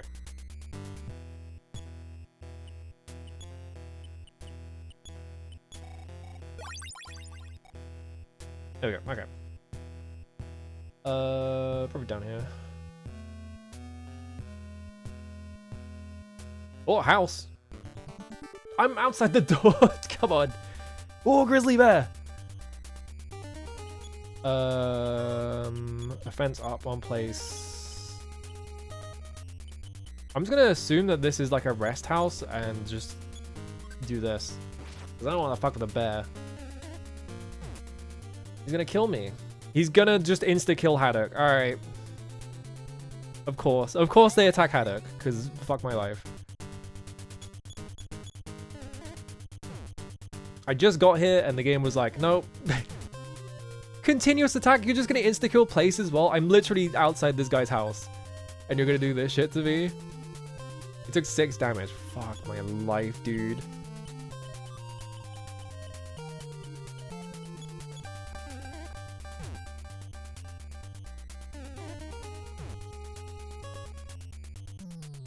And is that a forced encounter outside that house? Is that what the bit is? I bet that's a fucking forced encounter outside that house, because Jesus Christ.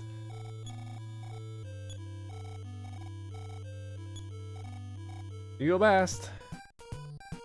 Extremely mean to put that up there and be like, yeah, you can go in here, and then there's just a fucking bear outside that insta-kills you. The fact that it was right outside the door makes me think that and the fact that I'd never seen that enemy before makes me think that that's a super boss.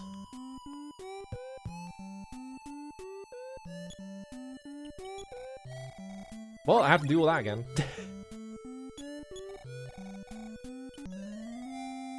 Let me actually check. I bet that it is.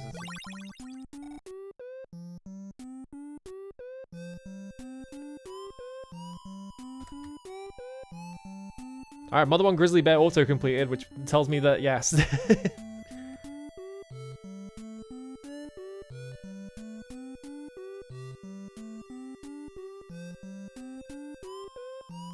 has the ability to attack twice in one turn. Well, it doesn't say on this page that it's a forced encounter. Did I literally just get so unlucky?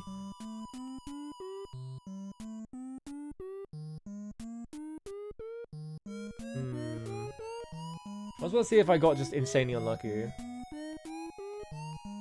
I just got insanely unlucky. There's no mention of there being a...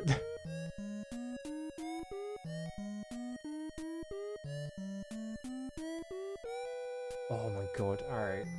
That's fucked.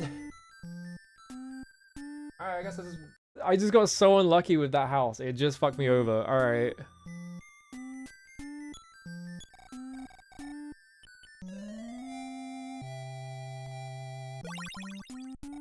He's fine. You get back up.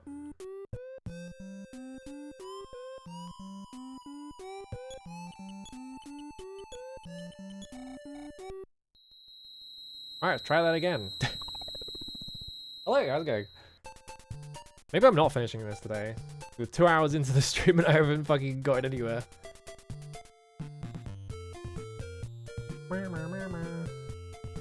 There's the path.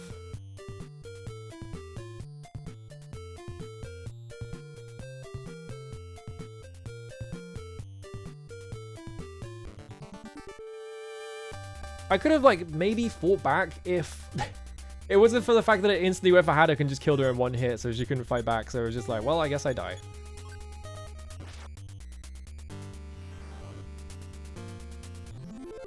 Like, if that hadn't happened? Yeah, the Grizzly Bear is just the final boss.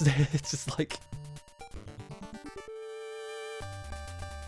I mean, I always complain about the fact that games don't put bears in as, like, late game enemies. I fucking pressed down and it dropped my input.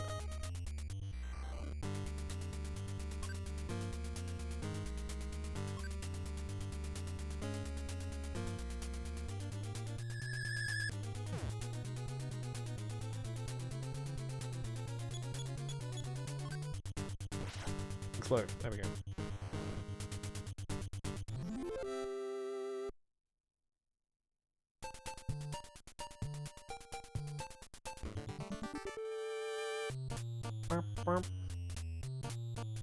I can outspeed this guy. I'm just gonna do this. Yep.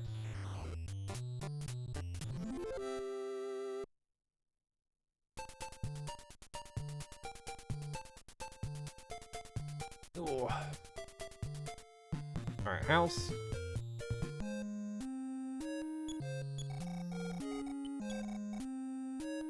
I guess I did put a house here that just gives you infinite life up creams if you want them.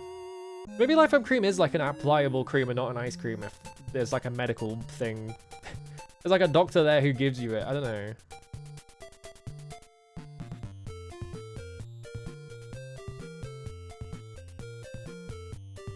Like an ointment or something. Alright, so I'm gonna go the other route, which is go up here. go down here. Whoop. I got stuck in that corner. No, leave me alone.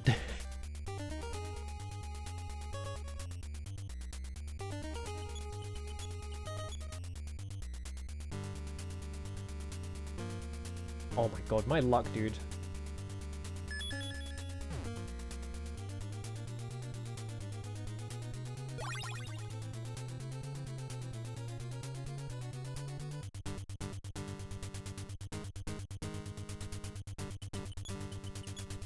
Run.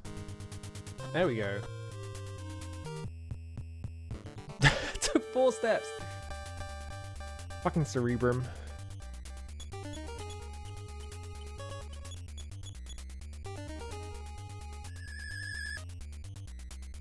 Well, at least he did that on the one character that doesn't have any PP.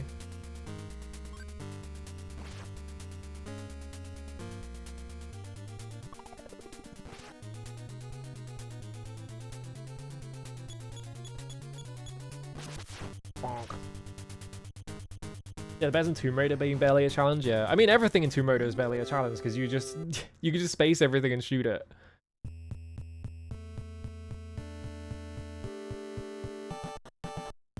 Right, from here we go down here.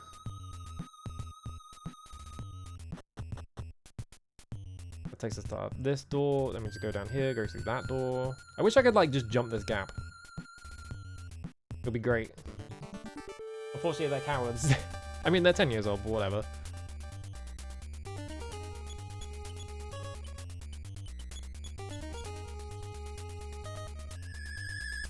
If Salmon had access to PK Freeze Gamma, this would take way less time because I could just attack it as Haddock and kill it. Unfortunately. Oh, crit. It didn't die from an 157 crit.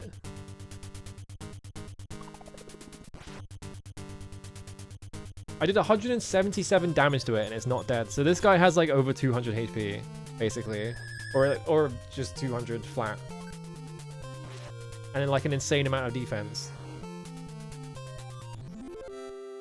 Yeah, Tomb Raider 2 is like, yeah, here's guys with guns around every corner. Because like, I think the story behind Tomb Raider 2 was that they were like, we're going to make this more action oriented. And then, because everyone complained about the game not having enough action, so they just made it so that you were constantly fighting dudes.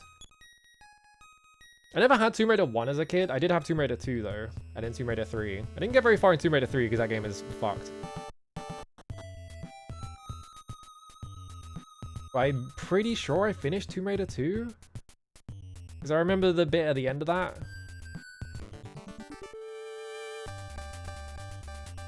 And also I got like lifelong trauma from the bit in that game where you go like to the bottom of the ocean into that ship and there's like a shark that attacks you.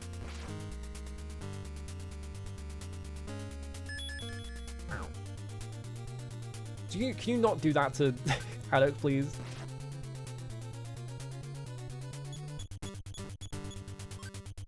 Fuck off.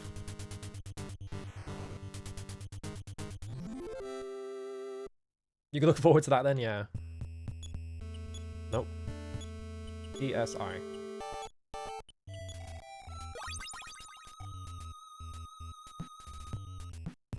Alright, back here.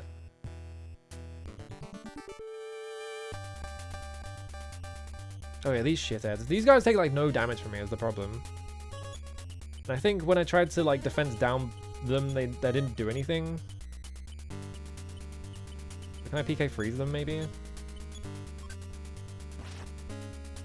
Okay, it took 26 damage, yeah. Yeah, the defense only goes down by like 20, which is not much.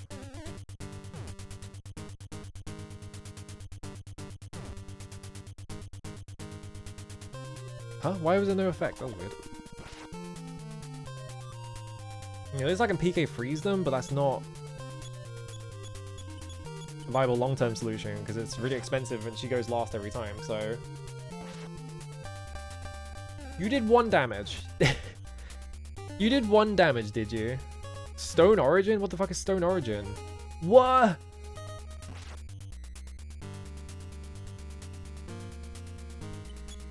Can I heal that? I fucking hope I can heal that.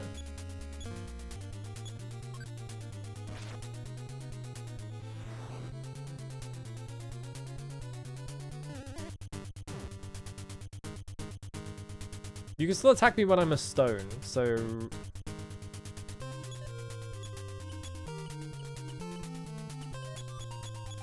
Maybe it wears off after combat.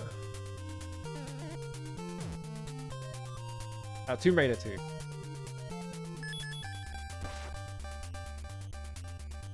It's still not dead. Fuck my life.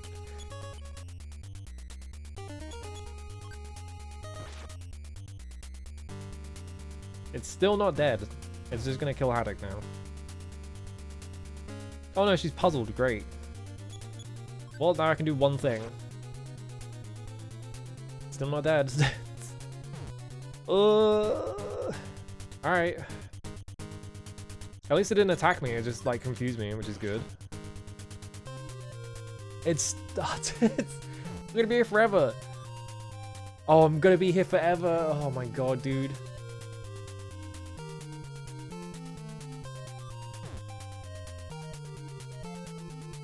Well, at least they keep doing this instead of attacking me, but also, I'd like to play the game, please.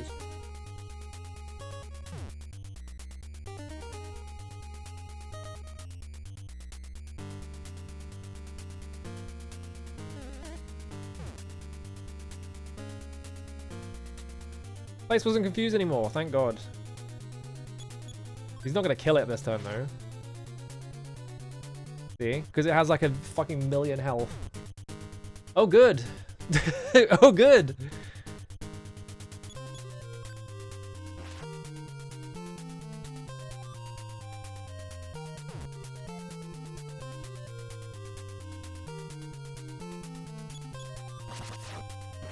Oh, thank god you crit it. Alright, it's dead. Do these guys stop being stone now? No. They're still stone, so that's good.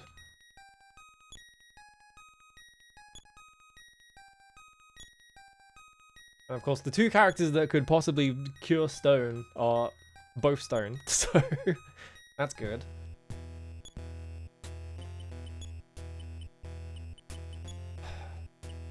Give, place.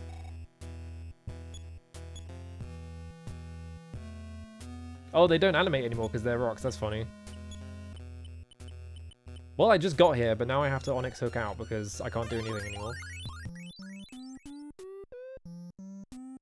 At least this was funny, just gliding along on the floor. Help, I'm rocks. You have to kill my rocks.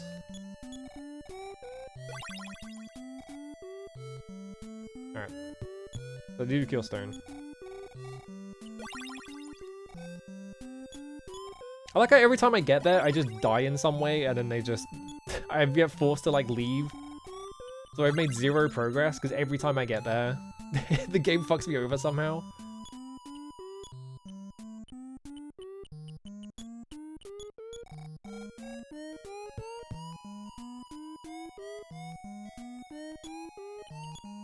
Yes, alright. Teleport.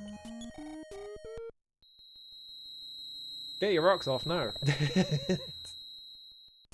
Yeah, messing around in the tutorial mansion of fighting a tiger in the first level, yeah. You fight 2 tigers in like the first like minute of the game. Because they were like, this is a combat game now, no more puzzles, that's for stupid idiots.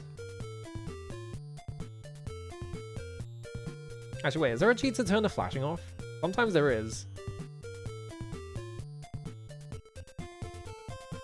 Okay, that cheat just spoiled something. I was scratching my face, I didn't think the cheat would spoil me. XX digits and YY digits. Yeah, there's no cheat for just disabling the flashing. Okay.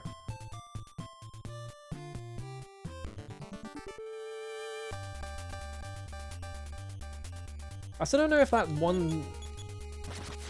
I don't think that thing that said, like, turn off the red screen or, Musha actually did anything. I think it just disabled something that I hadn't seen. Because I replayed the whole game on like retro achievements just to run through that set because it was easy. And it looked exactly the same, so I don't know what it did.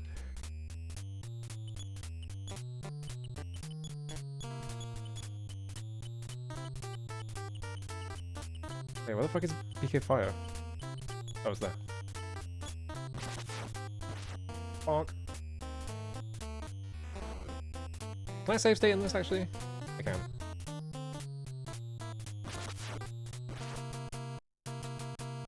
I'm gonna get to that bit that I got up to and I'm gonna save state at the entrance so that I don't have to do the run back every time.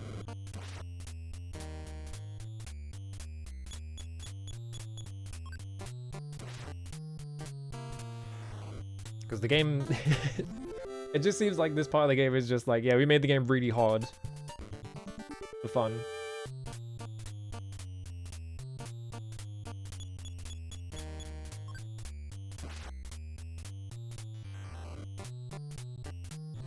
Or if that was like a thing where it's just like, well, the end game has to be really difficult, so we're just gonna make it really hard at the end. We're gonna DQ to it.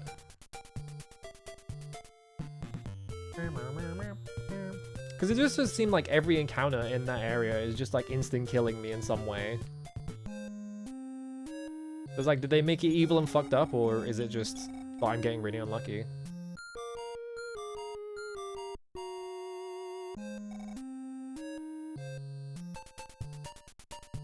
So maybe it's good actually that I did all that grinding by accident, because now I'm like at least a bit juiced.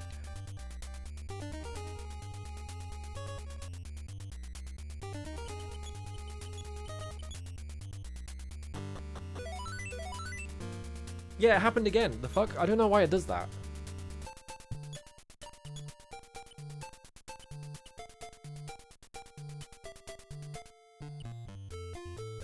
Power shield, I think, is what I got. Yeah. Yeah, intentionally made to be evil and fucked up, I'm not surprised. Me putting on my YouTuber voice, they made it hard to deal with rentals. Or whatever the fuck ahistorical bullshit people always say about that stuff.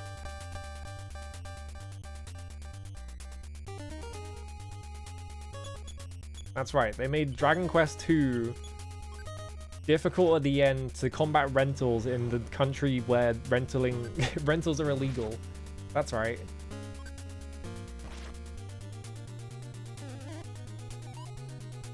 Yeah, I don't know if it's like that. I think it's just that, like, they were like, well, it's the end game, so we might as well make it difficult. It's like that kind of thinking. It's also the thing that, like, old RPGs are not, you know, old RPGs and old games in general are not as rigorously, like, play tested to be, like, balanced and fair like modern games are. Like, quote unquote, balanced and fair. Alright, this motherfucker has 200 health. I'm not fighting him. Because I feel like nowadays, our modern games is like, okay, we have to, like, play test this game out the wazoo so that we can make it, you know, challenging for hardcore gamers, but easily approachable. And what ends up happening is that every single game is easy as shit because they just over-focus on the second one. Yeah, it's just like, it's the thing of like, okay, they playtest it and they're like, oh, you know, it was kind of like, the playtester like has done it like 20 times and like, you know, it's kind of easy. And they're like, okay, we're gonna turn the knob up to make it more difficult for you. And they never turn it back down.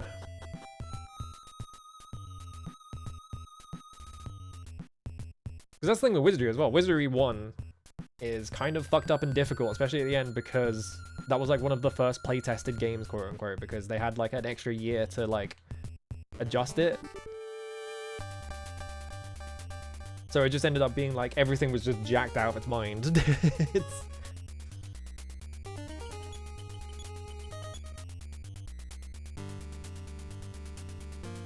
Yeah, that's always the rumor though, isn't it? It's always the rumor that like they didn't have time to playtest the end of it. Like maybe they didn't, but like I hear that about every game, so I'm like kind of hesitant to believe it.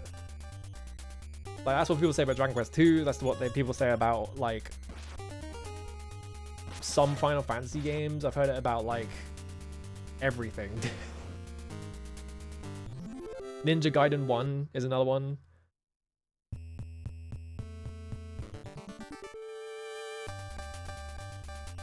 Yeah, the really heinous thing where people think making every game easier shit is a solution to accessibility problems. That always annoys me.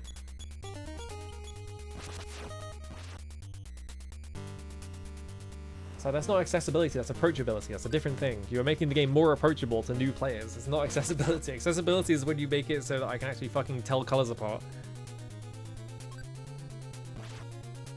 Or having the ability to remap controls so that they're not uncomfortable. You know?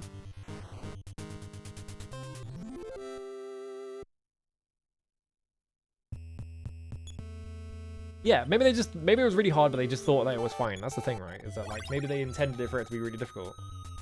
Like I don't think every game that is like really hard at the end is like a mistake. I think maybe they just made it really hard.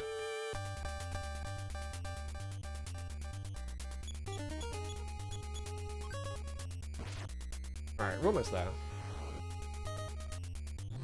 I say about a dungeon that's 4 screens, but you get into so many encounters that it's basically like 20.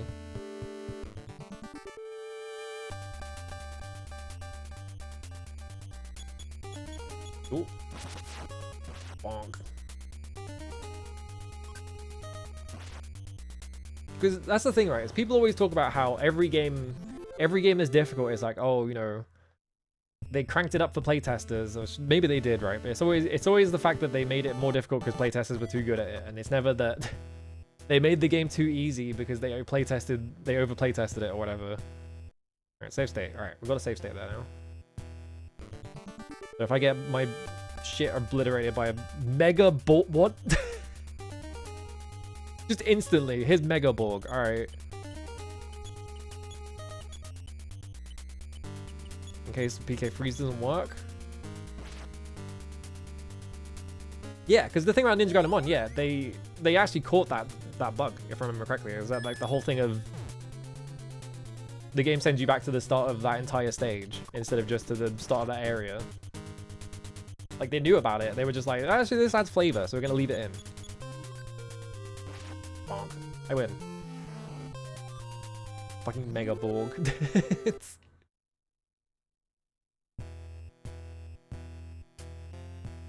Yeah, when a game's like easier at the end than it is at the start, it's always like, Alright, I'm not fighting this guy. Fuck this guy.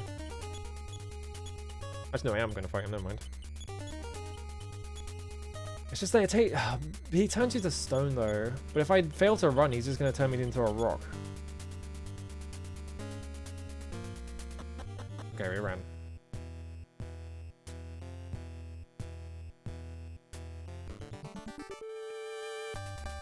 I think the main thing as well is there's more than one guy in here. Super energy. No. I'm out of here. I'm just gonna run from every encounter. Yeah, Soten is like that. I mean, Soten's good, but like, I feel like you don't play Soten for the challenge. PK beam this guy. Yeah, it's like intentionally unbalanced, which is cool. Like games don't do that enough. You have Stone Origin as well? Oh my fucking god, dude.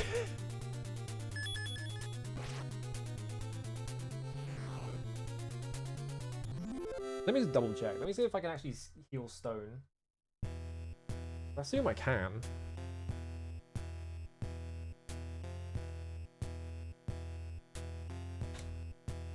Healing.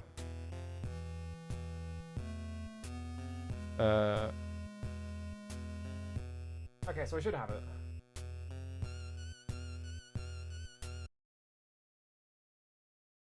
Kid Icarus is a good game like that too. I kind of want to play original Kid Icarus. I watched Sebmol play Kid Icarus Uprising,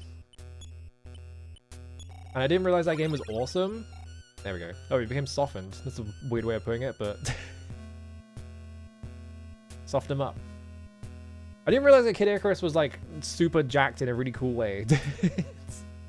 It's like insane. Because no one ever talks about that game, so I was just like, well, I guess it's a 3DS game, so no one cares. People always... I remember at the time people complaining about the control scheme hurting your hands, but that was it. I didn't realize the game was awesome. Because it's just like Space Harrier. It's like a combination of like Space Harrier and like Panzer Dragoon. Like that kind of game, but it's like crazy. It's awesome.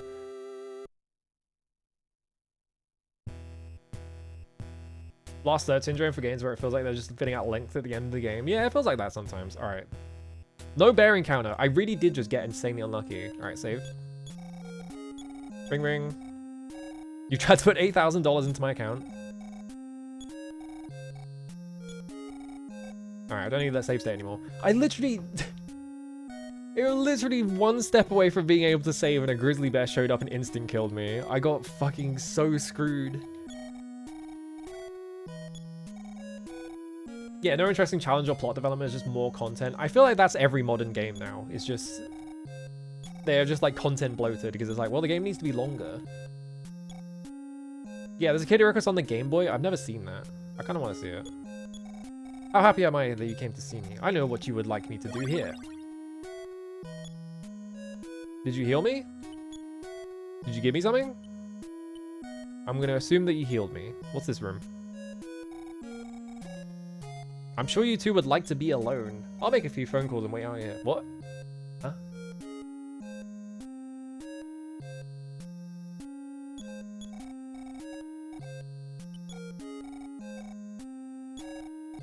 Silence falls. Would you like to dance? Oh. Okay. I said no because I was like, we're 12. I kind of notice we're not dancing. We're just kind of standing here. Okay, there we go.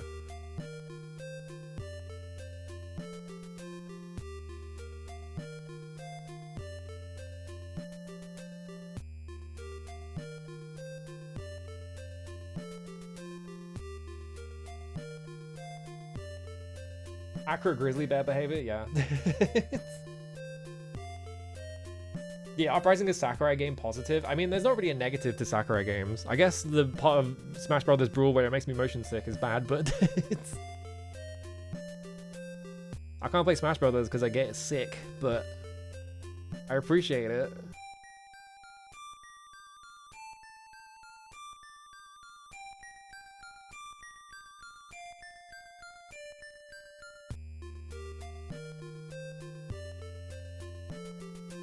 We done dancing?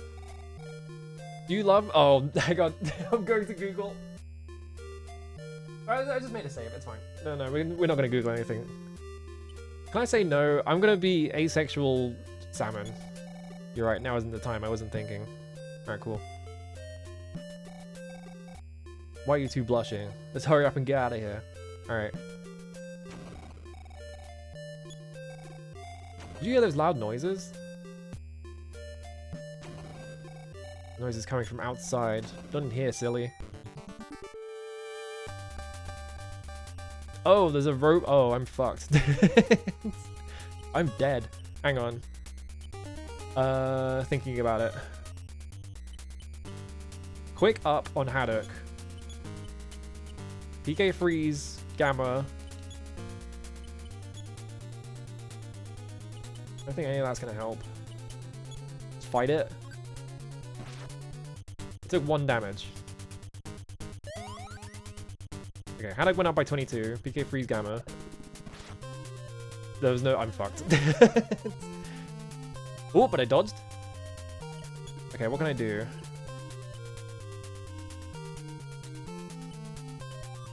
Looking at all my spells, being like, can I do anything here?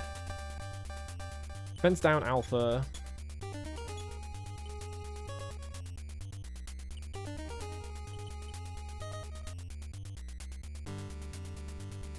Darkness? I think if Darkness makes it miss a lot, if it's trying to melee attack me, I can dodge it more often, maybe? Only taking 1 damage. This is gonna do nothing, isn't it? Yeah.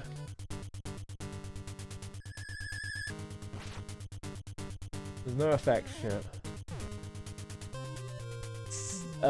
Yeah. I don't think I'm supposed to win this fight.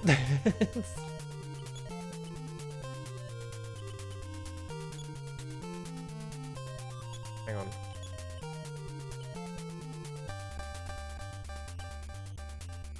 The PK Freeze Gamma doesn't do anything.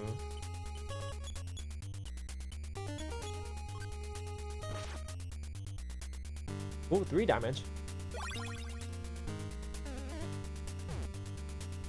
Well, Haddock's dead, and I can't get Haddock back anymore, so now I have 2 turns to win.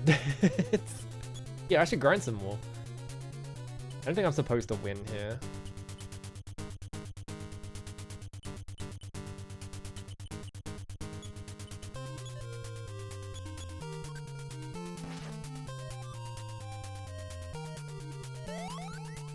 Replace events increased by 169. Do We've killed salmon. The only thing I can do now is fight. I did 3 damage. Well, yeah, I don't think I'm supposed to win this.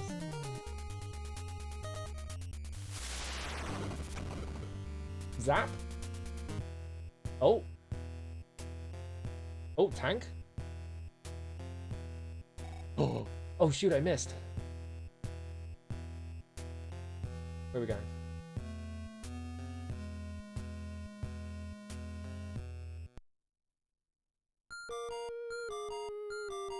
Where are we going?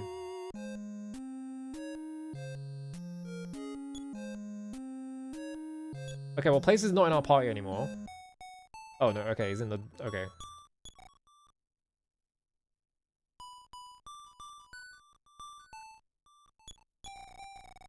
Brute strength is not enough to beat them. I know now that peace can be brought back to us. I believe. Hey, Tuna. Now's the time you must fight for yourself.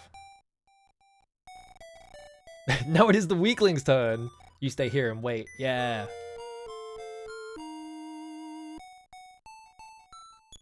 Well, I got obliterated by a robot. Okay, Tuna is at 23. He's now lower. He's at a lower level than Haddock. Okay. Dates. Yeah, you still have all your equipment. All your other stuff. Yeah, retuner of Tuna. Yeah, sure, fuck it, why not? I wasn't gonna check during that fight anyway. Oh, I'm back here? Oh, I have to go all the way back.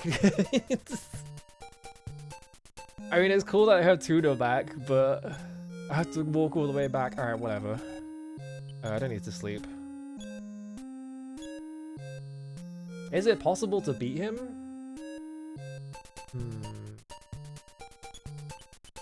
I'm trying to like think. There's got to be like some skill I can get later on that can help me beat that guy. Maybe you can't win. I'm trying to strategize it in my head, but the fact that you can't like do anything to him makes me think that it's just unwinnable. Because you can't... Obviously, you can't, like, Gamma freeze him. That doesn't do anything. I'm not surprised because he's a boss. But then, like...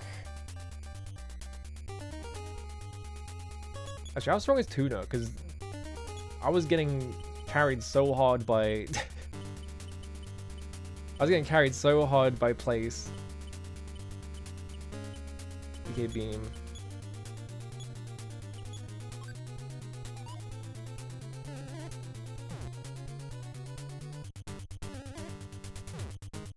Yeah, oops, I missed. Jesse missed the 2-story robot, yeah.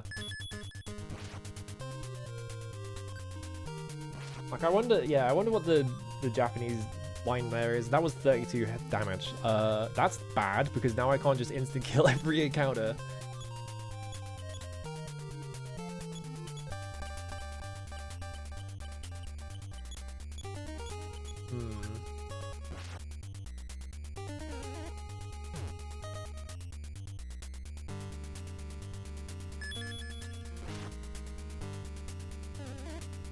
Yeah, even this encounter is like kind of beating my ass. Juno could have like a... I had it so easy to place. It was so easy with that guy. He just fucking hit things, they died in one hit.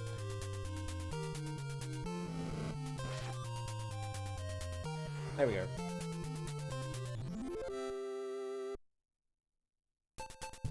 I have to run back and heal quickly, hang on. Buffalo again? That has 3 of them? Go away. I'll run from this one. This is going to be so much harder with Tuna rather than Place though, because Place did so much more damage. Maybe Tuna can equip swords? Maybe I... Hang on. Okay, you can't equip sword. Just in case. Yeah, it is time for the weakling. I like it from a narrative standpoint that like Tuna steps up. And he's like, I'm gonna like step up now, but like and the gameplay, I kind of preferred the guy who could kill things in one hit. Because Tuna can't do like magic or anything like that, so he's kind of just like Salmon, but much worse because he doesn't do any damage. Maybe I can get like a better weapon from him or something.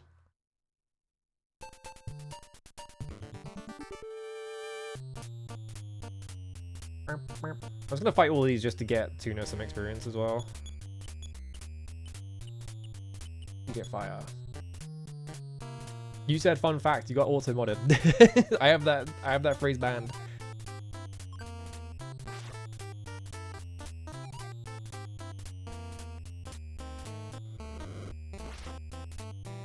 It's to stop people from showing up in chat and just saying fun fact.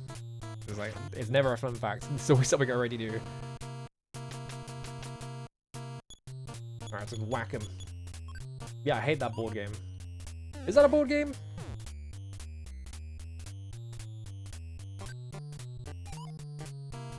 We were literally just talking about the testing thing. I bet it was, but I bet it was tested perfectly fine. They just wanted it to be hard.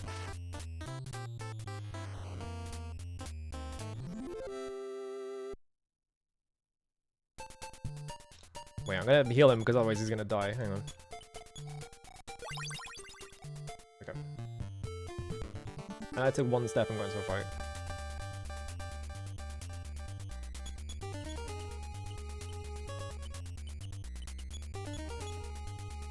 Yeah, because Tuna not being able to... He has to use items, and his items suck. His items are bad.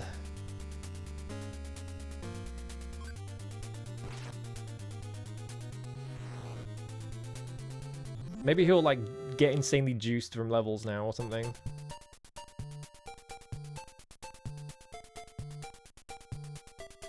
Whoop. Anyway, I need to take a nap. Alright, cool. Want to change the diff to the GBA Model 1 on 2 thing? Yeah. I don't know.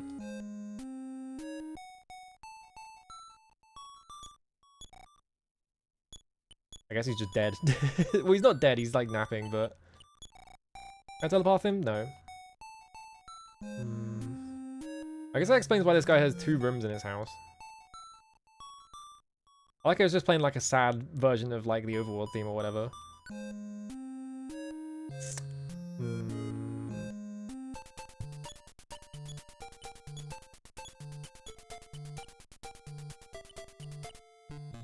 Is the flamethrower... Hang on, I'm gonna check something. Because I got this flamethrower. I'm assuming that the flamethrower is limited use. You can't equip it, it's like a thing you use in combat. Let me check.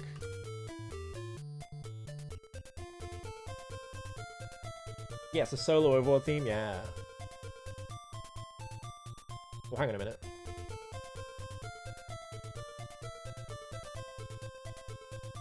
Oh, apparently the Words of Love is a gag item. It does nothing. Alright.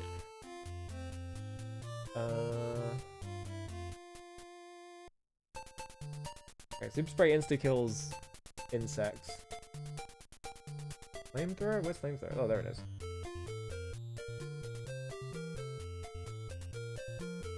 There's a 12.5% chance of breaking after being used. Great. That's not fun.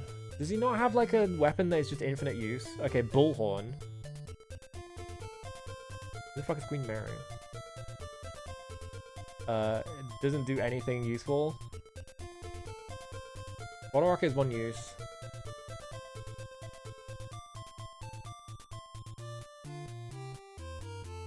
There is an infinite source of them, but whatever. I'm not going all the way out there just to get like multiple items to fill my inventory.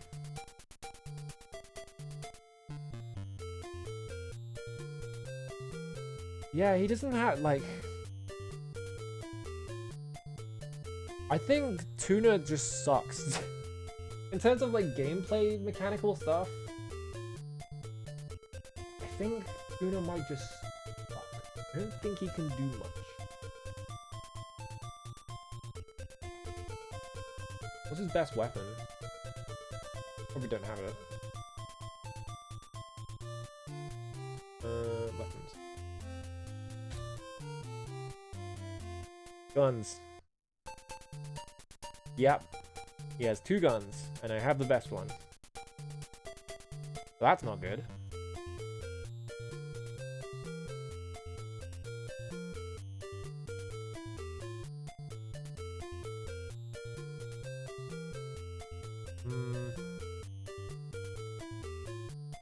Yeah, Slingshot's not gonna be good, is it?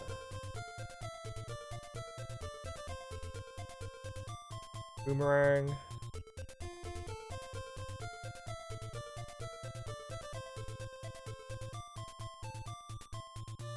Yeah, so oh my god, I have his best weapon, and he's not good. Ugh. He relies on items, but none of his items are good, is the problem, because like they have like such a high chance of breaking. Like Top 5 is like a 1 in 8 chance, I think. So that is not good odds. that's bad odds. Which means, yeah, this has just made the game harder. I could just reset and reload my save. Reload my save so that I don't lose place and just win the game with him.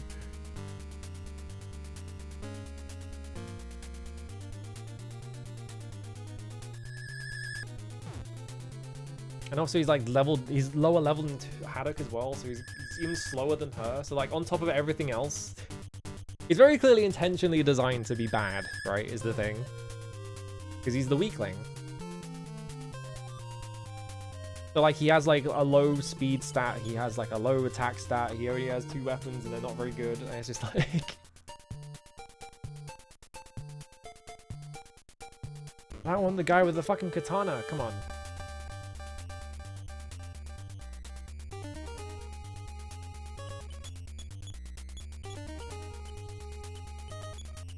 At least I can like set up instant kills with Haddock now, because Tuna is slower than her, so I can do this. I can PvP free someone. Situation became critical. I just slap him. And I win. Like, I could do that, but like... Place was already fast enough that he almost always went first anyway, so... It would just stretch it out over like 2 turns. And also, getting through this area by just casting PK Freeze for 8 PP every single time is going to be really expensive. I could not do that, but... Alright, just almost kill Haddock, that's cool. It also means that I'm only good against like single target enemies. Is the other thing.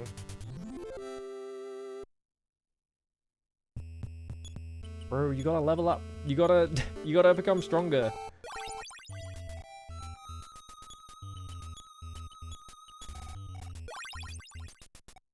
Yeah, I should have more health there.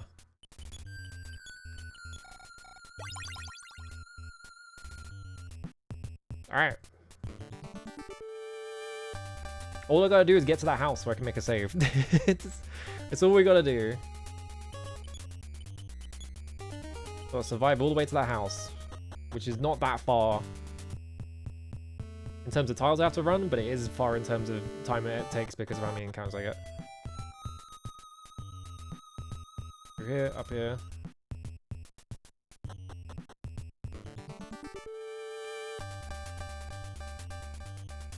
Alright, let's fight the easy encounters like this, just to get levels. The Tuna. Because maybe if he gains a few levels, he can gain enough speed to outspeed enemies before they attack. But not too much that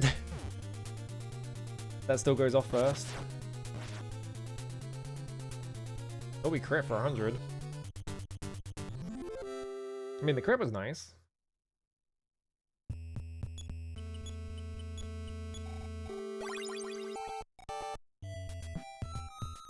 Alright, get around this corner. Go this way. This door. Now this really long bit. No, I'm not fighting through you. It's gonna take forever.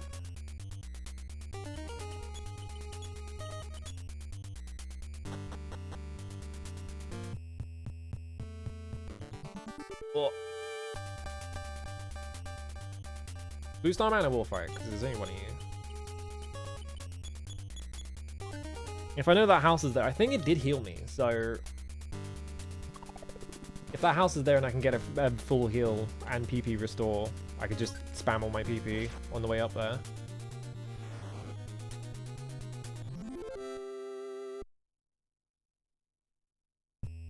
Still hasn't leveled up. Big problem as well is that if he's because he's too slow and enemies are gonna outpace him, it could mean like enemies that can cast Stone Form can just kill him.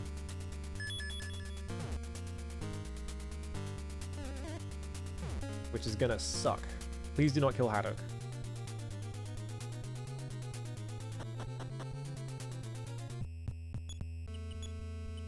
ESI. Damn. Yeah, it's like when FF8 uses GF and everyone talks about their GF and GF gives us power. It's funny every time, even though I'm an adult.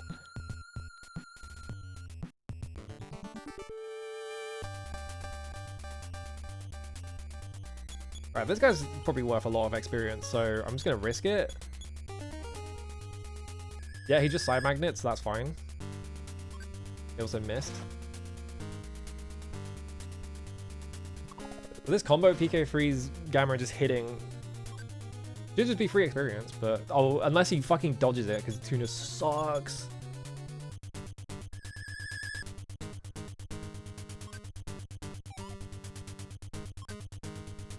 One of you has to hit. Alright, there we go.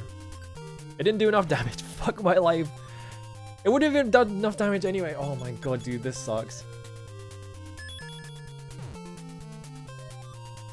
It's not even a free kill because Tuna doesn't do enough damage to it. There we go. That sucks. That's not good. You still didn't level up?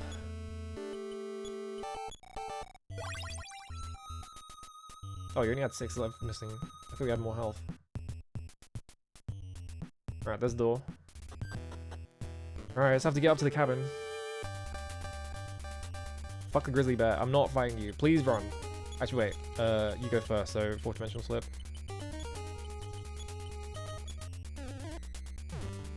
No. Oh, come on, dude. Seriously? And then it goes off. Fuck my life, dude.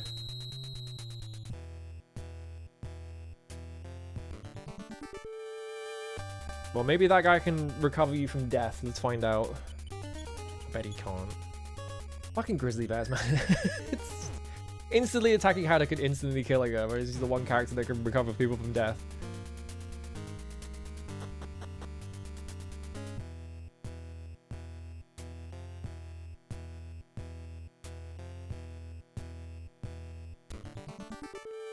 Bears are strong, yeah. Maybe I just 4-dimensional slip every single encounter in this area, but the problem, yeah, they outspeed salmon, so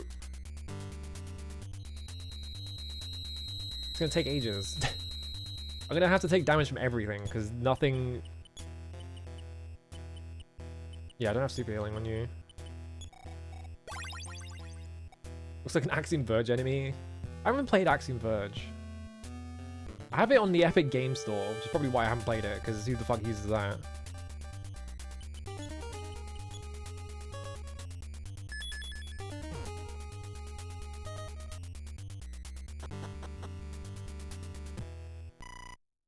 Ring ring. Hi, it's your dad. I know you're busy climbing you're busy climbing some vines or whatever. What if you took a rest right now on the vines? Like a Borg.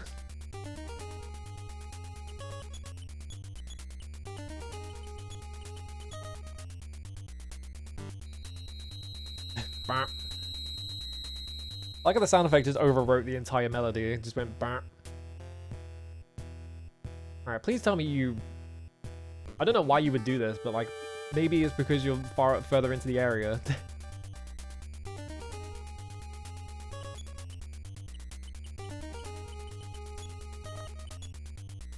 I'm just hoping this is like the Dragon Quest II shrine where it heals you. Might not be though. Also, fucking 450 slip is so expensive. My guy died. Can you help me? Oh, thank God he does. Awesome. All right. Now I'm glad I stuck it out. This is your dad.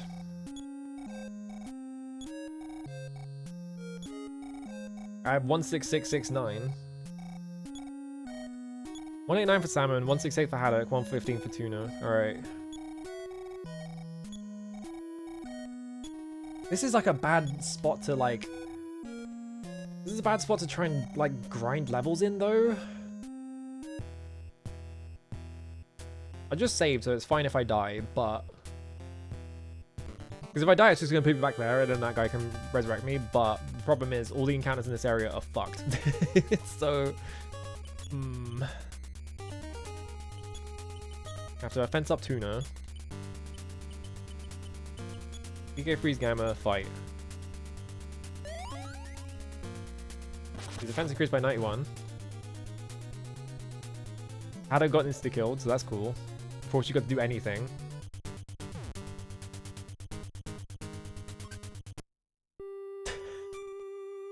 No.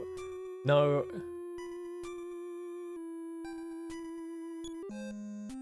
Try again.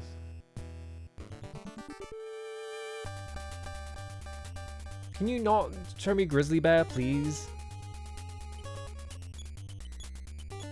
I just have to pray that a fence up goes off first and then it attacks salmon.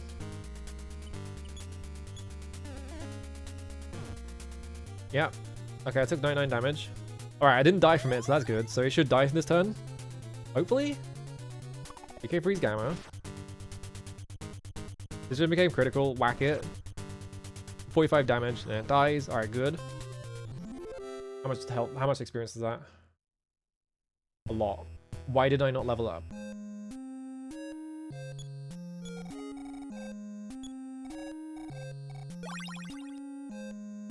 Dan, how far am I from leveling? Apparently Grizzly Bears are worth $65. Or maybe that's just how much money Grizzly Bears carry around on them. 105, 84, 31. Oh my god, I got like 70. It looked like I got like 100-ish. Slam. Alright, around a bit more. No. Not this one. Single enemies only, please.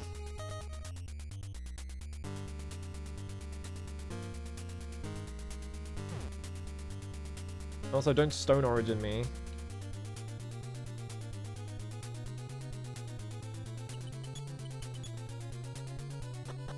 Now you run away. Alright.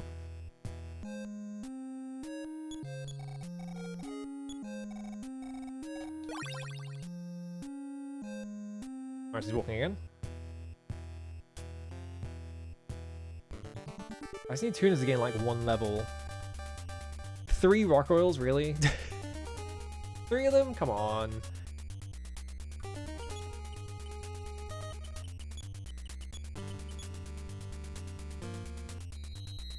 Just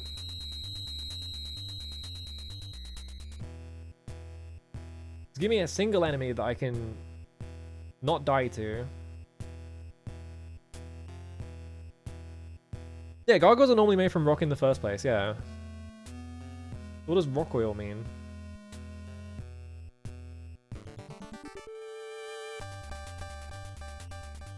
Because there's gargoyle. PSI. I'm gonna have to fence up tuna just for this fucking combo to work. PK freeze gamma, attack.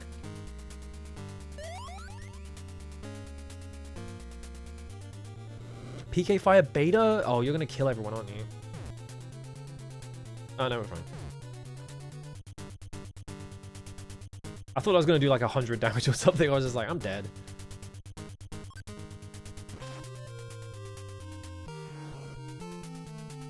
Alright, gargoyle's beaten. Should level up from this. Yep. What do we get? Fight up by 2. Speed increased by 1.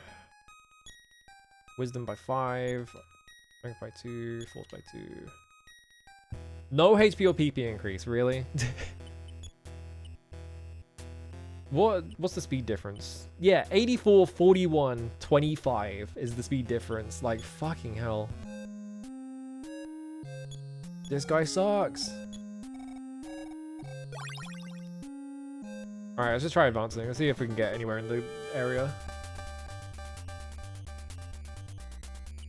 Or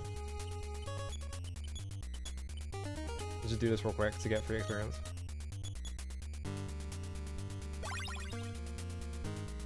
Like 25 speed? 25? He's gonna get outsped by everything.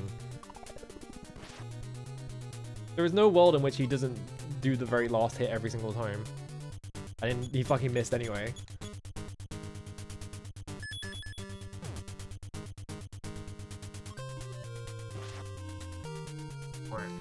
There we go.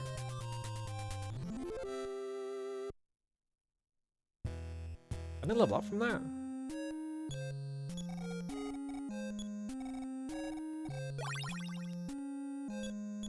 Make a save in case I want to reset.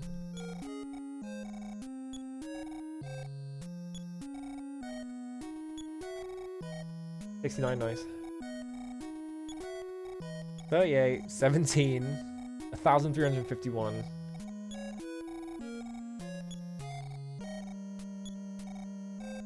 Continue.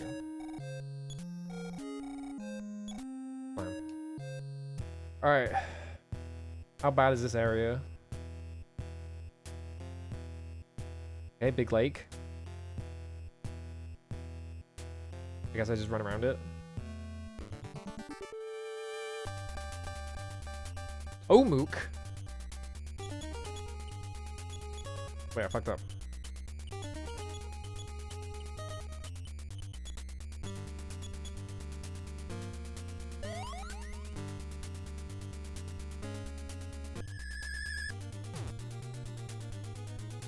Of course it was tuna. I'm trying to do a combo here. Miss.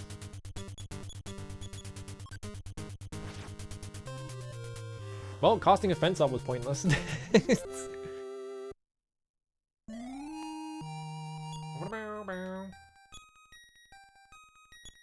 2, 2, 3, 2, 3, 6. Ooh. These increased by 1. I wonder what would have happened if I had said yes to both of the other like options in that one like scene. Like I actually don't know what would have happened. Maybe something good happens, but I was like, no. Nintendo is like 12 years old. He doesn't know what any of that stuff is. What did I get?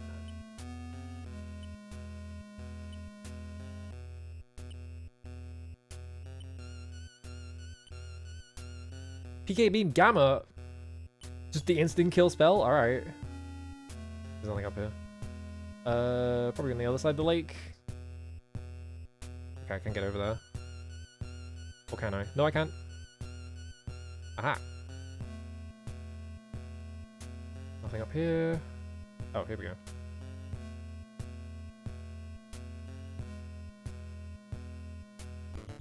Long stretch of no encounters. Lost Starman? Well, I think that answers how far we are into the game. I'm gonna give him the old 4D slip. Hello. Out of here. So long, suckers. Ooh, a cool rock. Yeah, this Lost Starman and then 4 of them showed up. Okay, I guess we're just running up. Continue. I'm getting pretty lucky on the encounters here.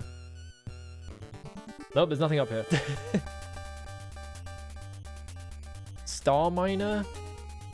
I don't like that this is like a pink recolor. That seems scary. And also, this is the enemy that can drop bombs. Yep. Well, this doesn't do that much damage.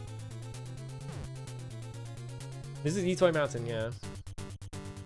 Yeah, imagine if you got halfway through the game and the game was like, alright, here's the big finale, and then it just kept going. Me looking at a copy of Okami. Surely a game wouldn't do that, right? Surely a game wouldn't make you fight a final boss and then you find out you're halfway through the game, right? Surely.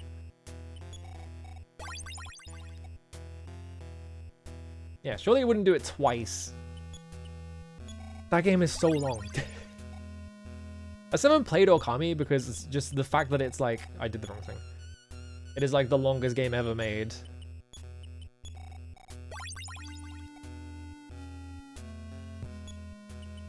Yeah, I guess half is really underselling how far into the game that bit is, but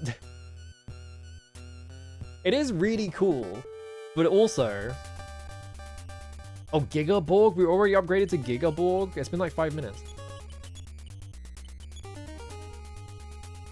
I didn't run. I'm dead. He's just gonna like fucking insta-kill me or something. No, actually we're fine.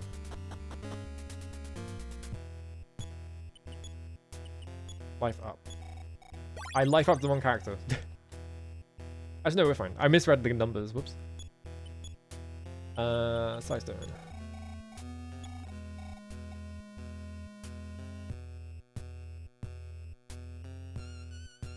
Is that where I climb down? Oh god, is this a maze? I think this is a maze. It's not just go straight up.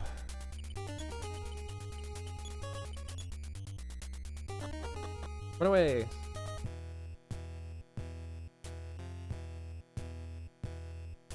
I'm just trying to like strategize in my head, like how would you kill that robot that it seems like you're supposed to lose to? Like there's gotta be a way. There's a cave? Omega Borg? What do you, how did we upgrade to Omega Borg already? Alright, this isn't gonna work, but I'm gonna try it. PK Freeze Omega. Okay, it didn't actually do...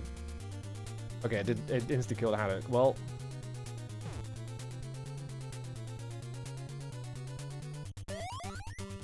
Well, at least Tuna's offense went up by 93.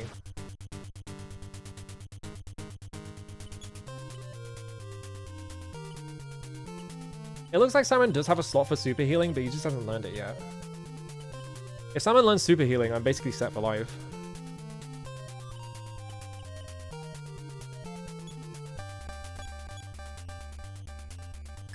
PK Beam Beta. Well, you insta-killed Tuna.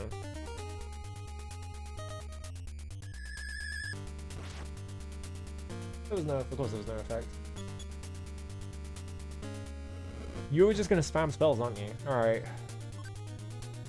So this guy probably has a really straightforward strategy. You can do PK Beam Gamma. Oh my god, dude. He just spams spells. Alright. One more time. Do your best, Salmon. I'm gonna talk to my magician friend who can summon me from the dead.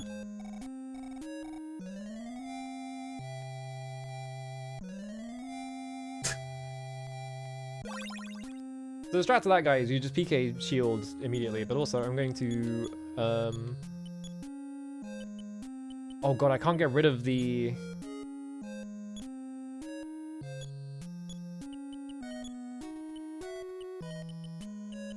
I can't unequip the pendants, which means that...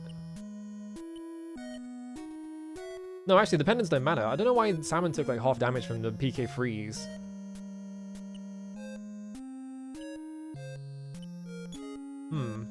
Alright, I thought it was the pendant. I thought it was like because Salmon had a pendant on, but no.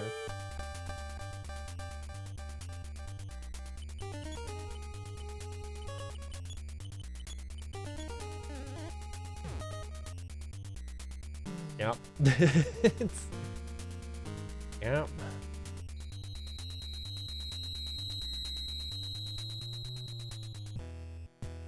Well, at least I'm 3 feet away from the house. Hey man, I know I was just here 5 minutes ago, but the bear appeared out of nowhere and instant killed my friend. Thanks. Cool.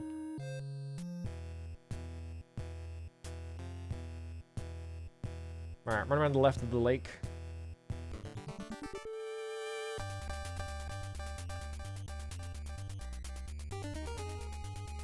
I wonder if I have to fight that guy, like the Omega Borg that just shows up.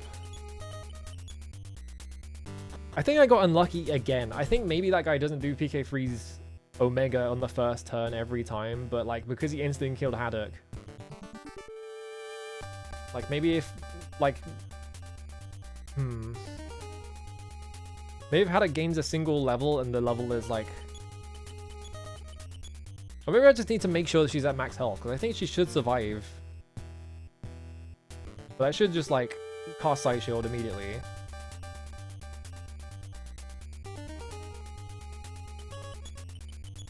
If he does it first time every time. Life up Gamma. Because she wasn't at full health, I don't think. I think she was like a little bit under.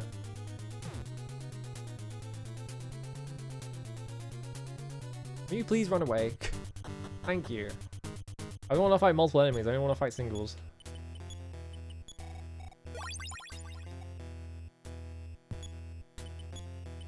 But I'm going to assume that Omega Borg always shows up outside that cave, and I'm supposed to go in there. Because the fact that we went from... the fact that we went from like Mega Borg to Giga Borg to Omega Borg makes me think that that guy's the important one. And there's only one of them.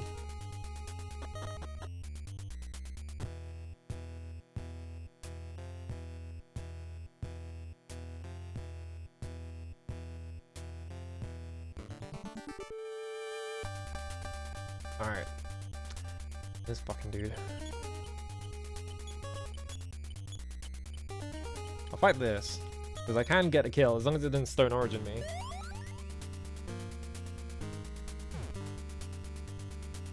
Okay. Didn't do anything, good. Turn you into dust. Fucking explode. Thank you.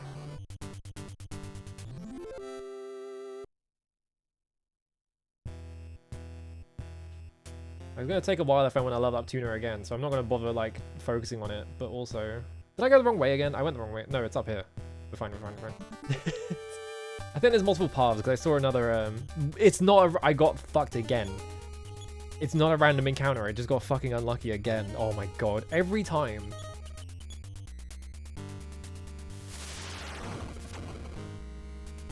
Every time I'm like. Every time I'm like, oh, I got really unlucky, like, I just got fucked by that boss that's clearly supposed to spawn there, and then the game is like, no, it's just a random encounter that you just happen to get hit by. Every time.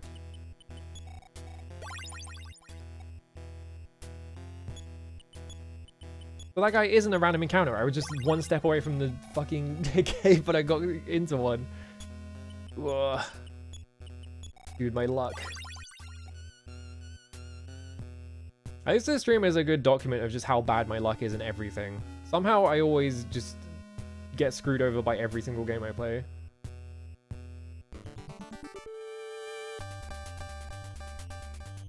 Now we're back to Gigaborgs. I guess Omega Borg can only show up one as single encounters.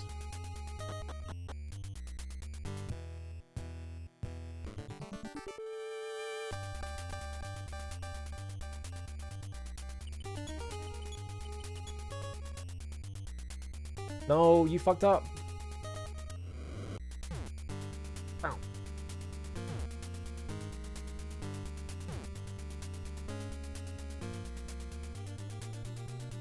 One of you's gotta run away. Thank you. Thank you to the weakling.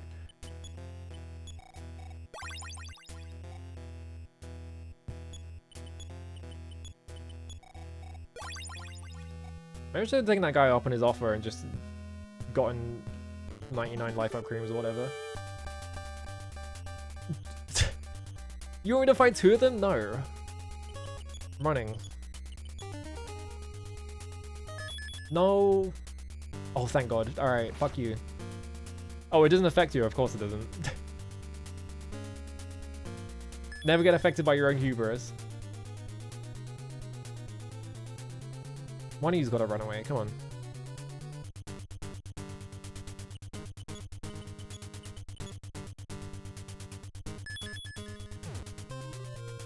Here's the thing, right? If I was designing this game, I would make it so that Tuna has like a higher runaway rate than anyone else because he's the weakling or whatever. So he's like the wise one. So it's like, oh, I got into a difficult encounter. I'm just going to run away, you know? That's what I would do. But instead, Shigesato Itoi decided to fuck me personally.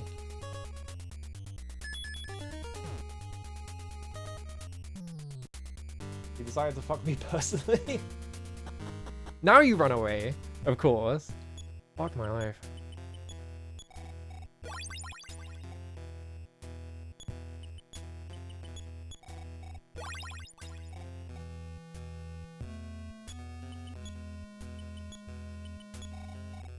If anyone ever tries to say I complain too much about being unlucky, which that person doesn't exist, but like imagine the hypothetical. I'm just gonna show them the stream. I was gonna be like, yeah, alright, here's my Mother 1 VOD where I got fucked by everything. There was Sea Pendant. Look.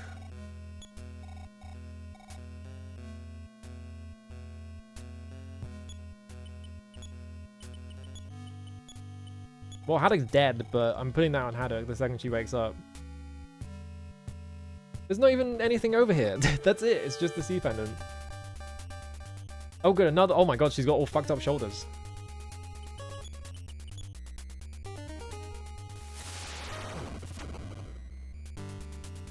If I can defend against all Psy attack with Haddock, and she only has to worry about physical attacks, that's gonna make my life so much easier. How's Mother going? I'm getting my shit rocked, but I'm having fun. My luck is so bad. Literally, I got to this area and there was a house, and in the house was a save point, but the first time I got here, literally the step outside the door, I got attacked by a grizzly bear and it instant killed me.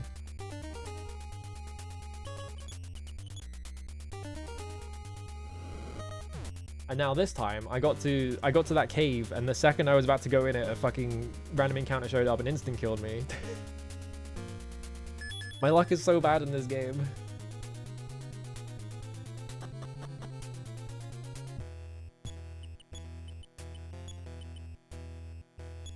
We're gonna keep. I'm just gonna run away from every encounter until the game is like, all right, here's fucking super healing. Which is not gonna happen, but they'd want me to fight these fucking Gigaborgs so bad. I don't want to fight them. I just want to leave.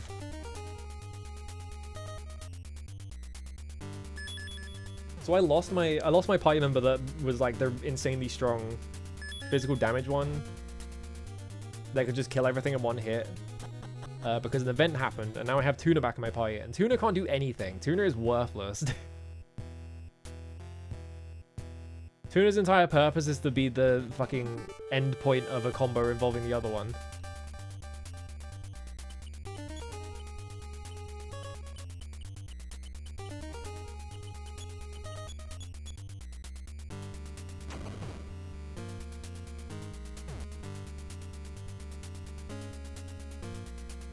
I'm trying to take like easy encounters to get their experience up, but it's taking a while. And of course it dodged.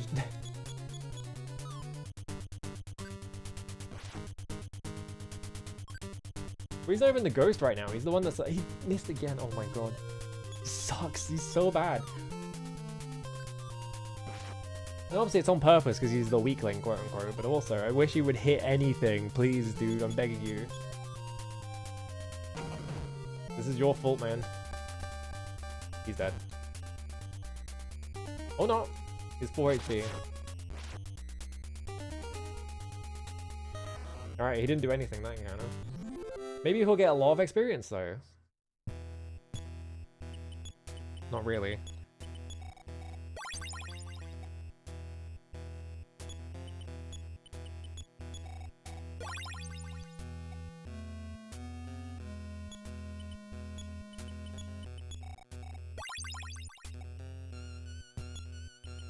I'm just gonna keep going forwards, and if I die, I death warp back to the checkpoint, and I keep all the experience for Tuna.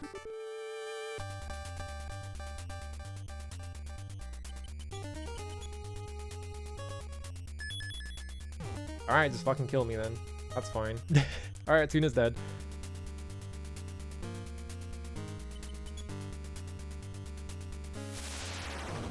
It is a good game. This last bit is fucked up, but like the game's good.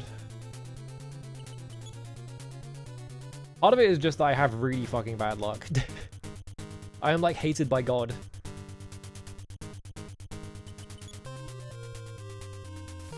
Yeah, I'm dead. Alright. Well, back to the start. It's fine. Keep the experience. I keep the C pendant as well, which makes me immune to all psi attacks, which should... Okay, here's the thing. With the C pendant, would the C pendant block psi, like, PK Beam Gamma? Because if it does, I can give the Franklin badge to someone else, and then I will be even more immune to that. It won't reflect it, but it will negate it.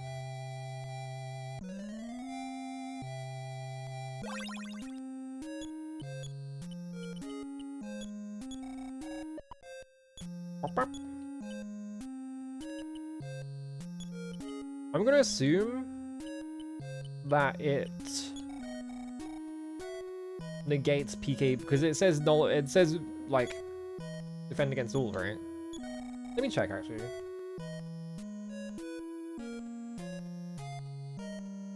Well, I just mashed through this.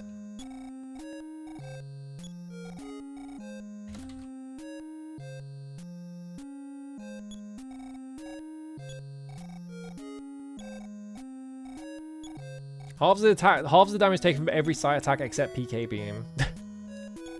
Okay, so it doesn't actually... Yeah, defend against all psi attacks just means... It increases your defense against all of them. It doesn't mean it stops them from hurting you. Alright. Well, I'll give the Franklin badge back. It's still really good. It's just not as good as I thought it sounded like.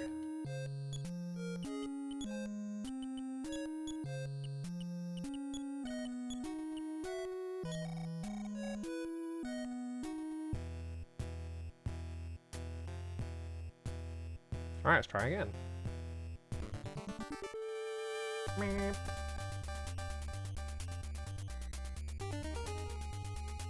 I have an encounter with like a single enemy that I can like easily do the combo on?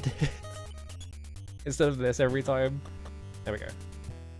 So maybe Omega Borg isn't immune to Psy-Freeze.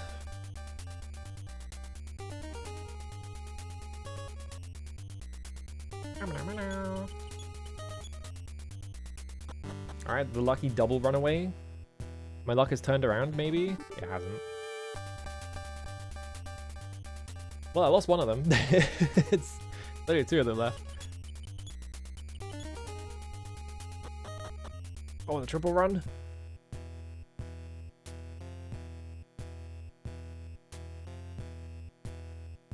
Go diagonally because it's faster.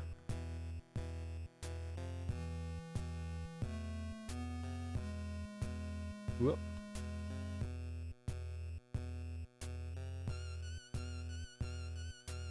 I like how I go into exactly one encounter with Last Starman and it's never shown up again, so it really was the Last Starman. I'm gonna go left. Up here. Oh, I fucked up.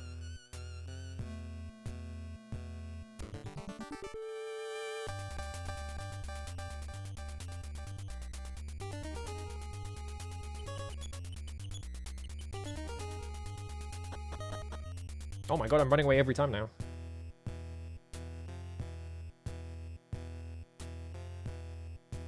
All the way to the right. Go up. There's the cave.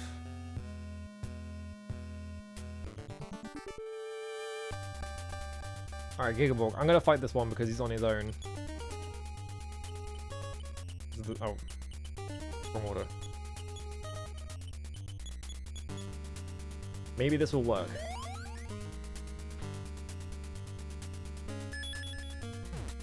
Ow. Alright. Okay. Please hit. Okay, he hit. He's dead. I get.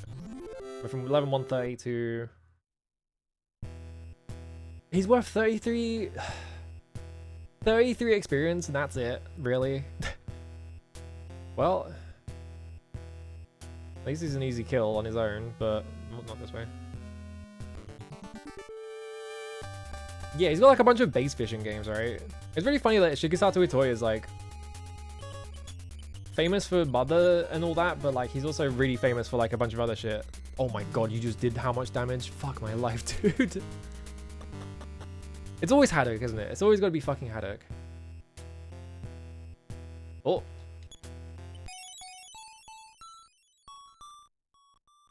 Oh. Simon, welcome. I always believed that you would find your way here. Your great-grandmother Maria's love was scattered. Scattered in the form of melodies. I have a melody for you. Listen and remember. Alright, we learned the melody. I remember the tune. Crystal fragments that had broken off, stopped glowing, and disappeared. Ooh. Oops. I missed one. God damn it. Oh, I thought that was the 7th one. Are we done with the mountain then? Throw me mum or something.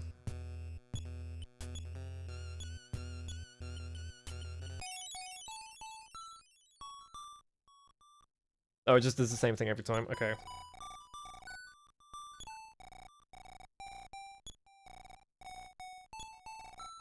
Where's Eve then?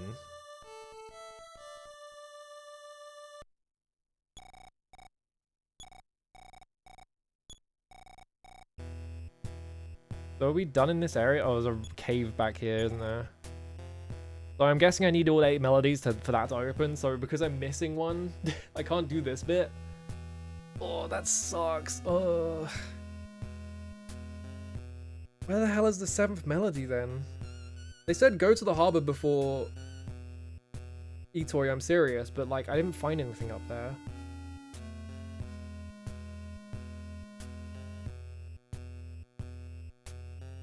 Do I just look it up? I'm trying to think where it would be. Like, the clue for it isn't very helpful, is the thing.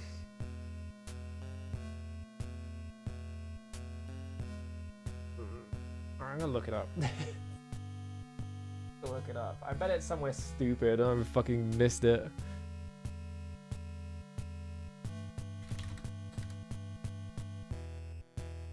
Do I remember finding a boat on my way here? Nope. I haven't seen a single boat.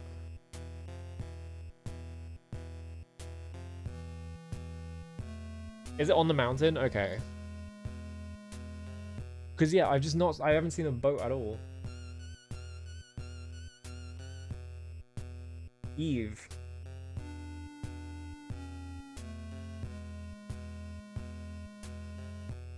Nope, that's not it. After Lloyd fixes a boat in the lake on the base of Mount Itoi. Okay, so it's just in... Okay, it's just in the lake and I missed it. So I guess I must have run straight past it. Okay, so at least it's in this area. So I don't have to redo a ton of shit. It's just I have to... Death warp. Alright. So it's not too bad. Where's Juana?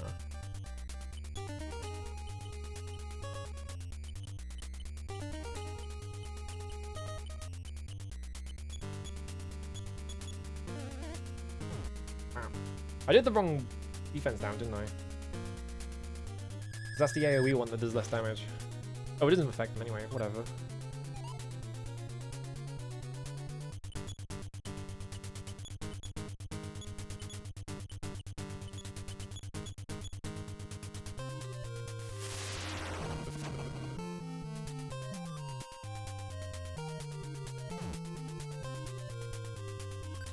Alright, Death Warp me.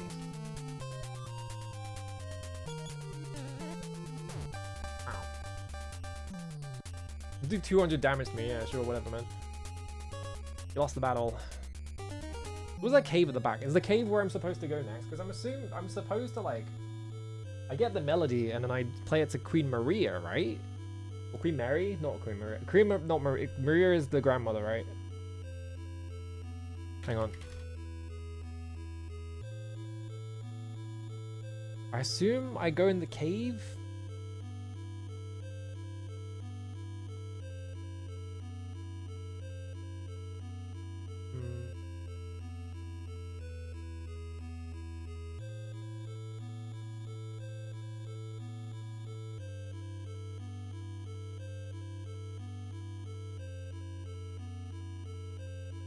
Which will be destroyed after the Signet Mill. Okay, yeah, so I come back. Wanted to make sure. Okay. Continue. Do your best. Oh, but that means I'm gonna have to run all the way back up the mountain, which is gonna be annoying. Resurrect my friends, please. Thank you. So I just missed it on the lake. There's like, assuming there's like something going into the lake that I just didn't see or something.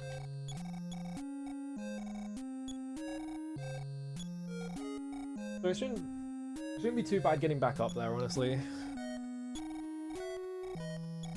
We're just getting to this point. I don't know, how am I doing on the mountain? Well, I got all the way to the top of it and then I found out that I missed one of the melodies because I thought that was the 7th one. But it turns out that the XX stone was the gravestone. But apparently the one I missed is just up here, so I haven't, like, fucked myself too bad. Yeah, where can I get into the lake? Alright, I'm gonna kill this guy. Fence up, tuna.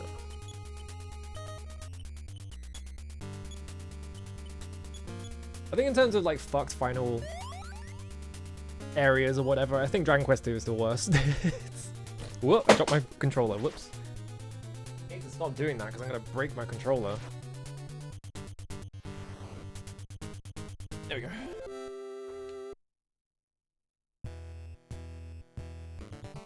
I'm just gonna run around the lake looking for a path inwards.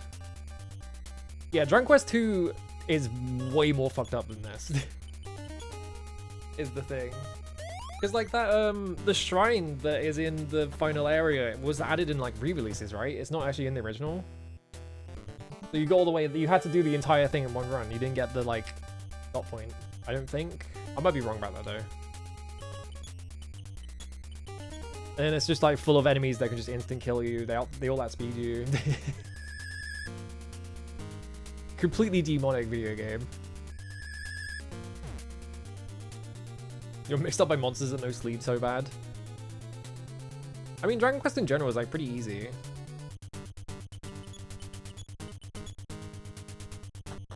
Yeah, the US version has the shrine in NES. I know that, but I think it was added for the US version. I don't think it's in the original. Yeah, it was upgraded in the US release. Yeah. Okay, yeah, it healed and let you save, but you didn't revive. That was it. Yeah. Because I know there was something. I remember there was something about the shrine. Come on, I'm just trying to get in this lake.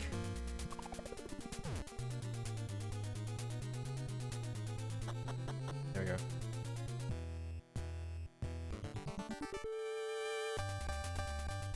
These mooks will not leave me alone. Get out of here. Leave me alone. I'm busy. I gotta find a boat.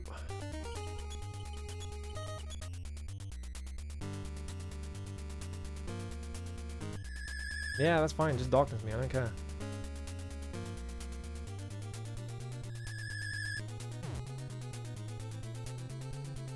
Add it to the wild gaming backlog.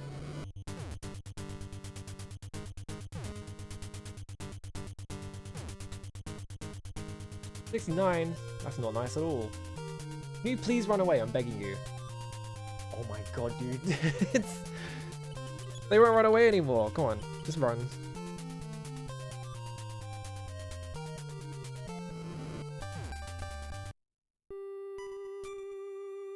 I'm gonna get reset anyway.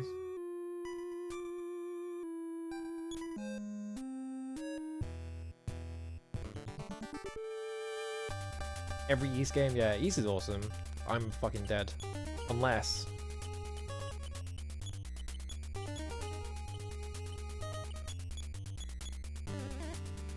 Who'd you hit?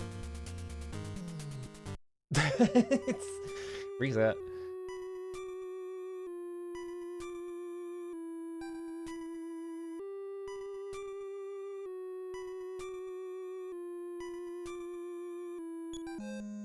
Alright. Try again. Like 2 steps. It's a fucking grizzly bear again. I can't run because he outspeeds me every time. I have to just risk it and try and fight him.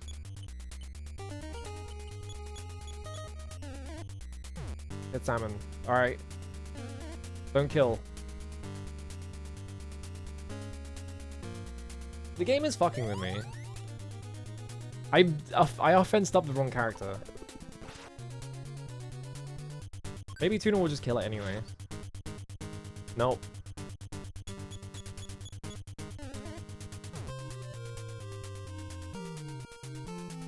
This is fine actually, because Tuna's gonna get all the experience. If they actually kill it. They didn't kill it. Well, maybe Tuna's not gonna get any experience.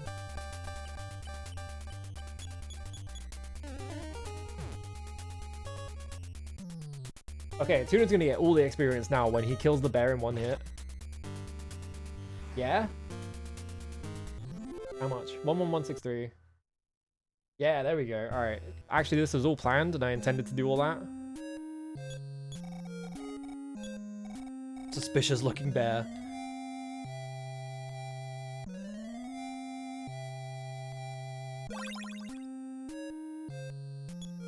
Save real quick. I want to see how much experience he needs.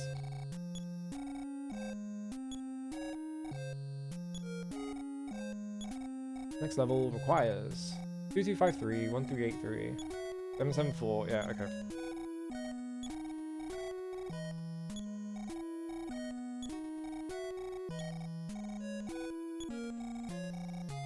Slam. More games should do encountered stuff like, I think it's Saga Frontier 2, where you can like, or I guess Unlimited Saga also does it, but there's the whole thing of like, you can decide whether a character engages in combat or not. They can just sort of like sit it out. PK Fire Gamma? Really? I'm gonna reset. I'm taking that much health in the first hit.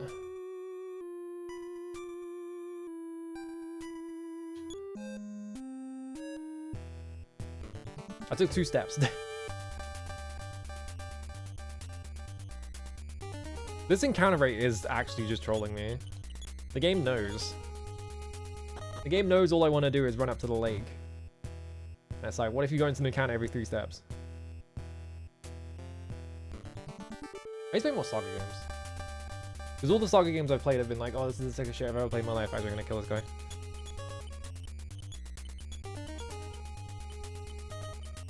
If I can get Tuna up to a level where he doesn't need to offense up to do this combo, also do anything, that would be nice.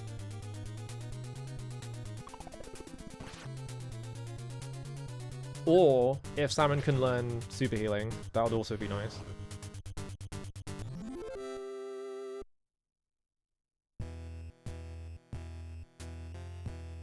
Yeah, so Gigaborgs are worthless to fight because they're only worth 33, but like Omuks are like 72 each, so maybe I do just fight this. 3's too many actually. They're just gonna do status effects on me. Or they're gonna do that. Alright, bye.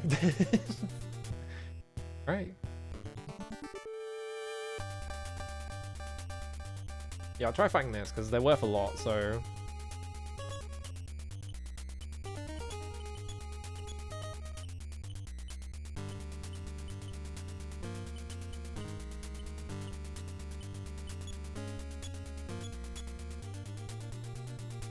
The game knows I'm about to beat it, so it's like, no, you have to keep playing.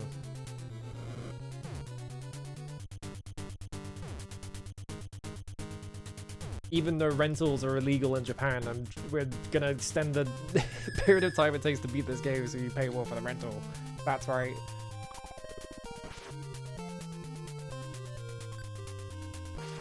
Whack. Alright. Killed that guy. They did 122, so I think I can just, like, do this. Oops. Should just kill. Or I can crit it. Oh, I didn't kill. And then the defense upped. Yeah, it needs to extend the time before you can resell this game to whatever the Japanese version of GameStop is.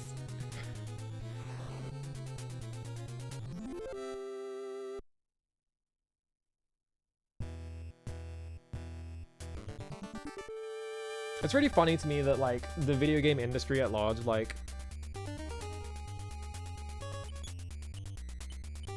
is always concerned about, like, reselling. Is like, oh, reselling's killing the industry because you can't make as much money off of making new video games because everyone buys them pre-owned. And it's like, what if you sold new video games for cheaper? What if you just did that to combat it instead of, what if games cost 5 times as much?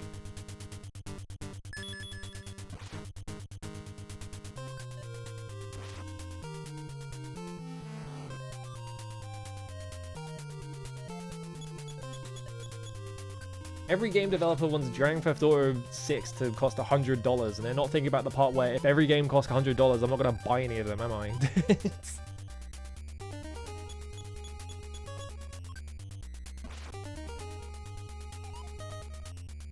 Well, this is just ready for an attack. He's not doing anything, but also I wish he would hit. There we go. More experience, gimme.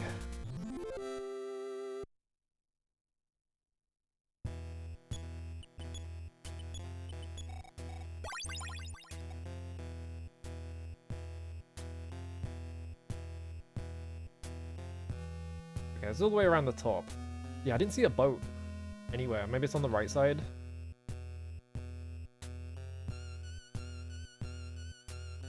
It was right. Oh, fucking. I fucking. Hang on, just in case I get into an encounter, I'm just gonna do this just to demonstrate a point. The way I ran up here like this. This was how close I was to the fucking edge, I think. So I literally just ran up past the boat. God damn it. Oh, but Tuna Fighter right up. Oh shit, do I actually need Tuna to beat the game? It's not like I can use place. I could drive the boat around. Whirlpool, yeah, take me to Ambrosia. There's a whole... Oh, I'm underground.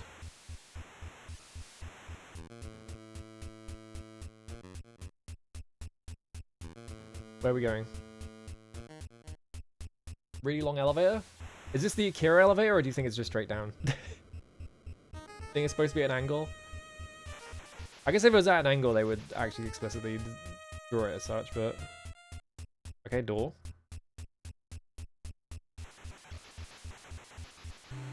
Another door. That's nothing. It looks like a screen, but I guess not. Oh, aquarium.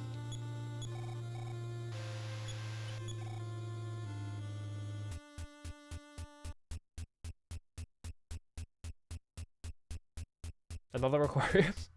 I haven't gone into an encounter, so maybe there's no encounters down here, but also... Is there anything down here? There's got to be, right? Because I've got to go down here for the melody, but where is it?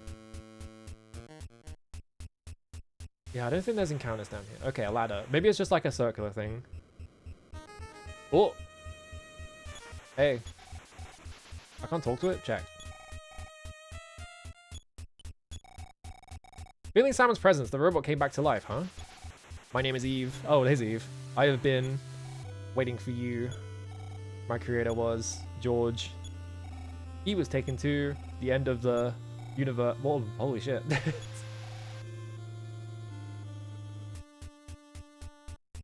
Then brought back later. Oh, he came back. I'm here to protect you. That is my purpose. The windows are cracking. Is that good? No. Oh, but I'm outside. You're in my pot. You're like on top of me. But how do I get the melody?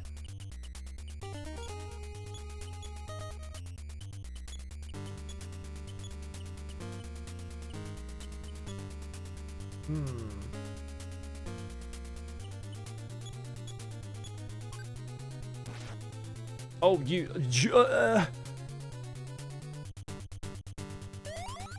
I see. You do fight in combat. Well, how do I get the melody then? Yeah, Omuk was already gone because fucking Eve just exploded it. I guess you were supposed to get Eve first and then she just obliterates everything on the mountain for you, right?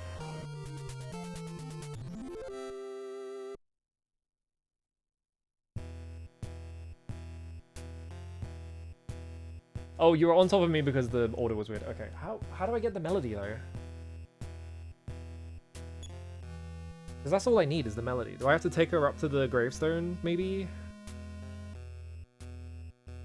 Eve will destroy everything. I did all this so out of order that she was supposed to just do everything for me.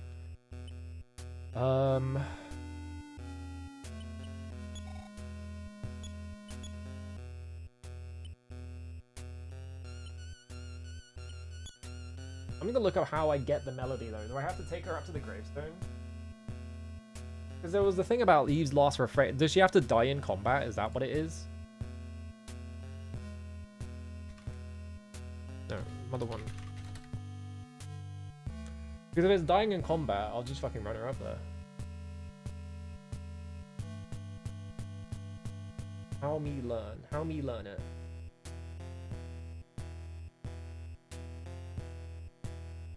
Also, I need the Okra, or I can just get it in Magic Hand, so it's fine.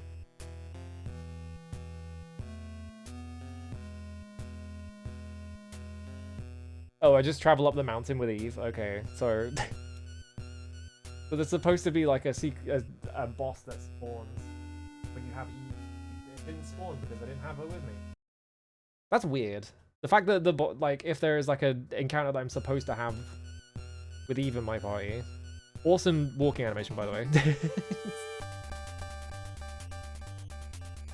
Well, I guess I'm getting a lot of experience now.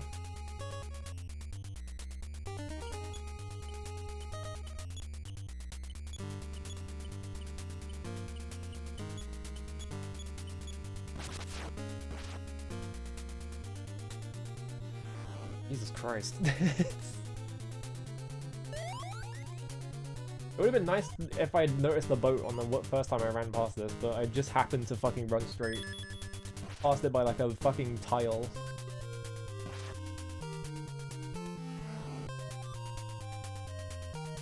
Alright, Eve, get him.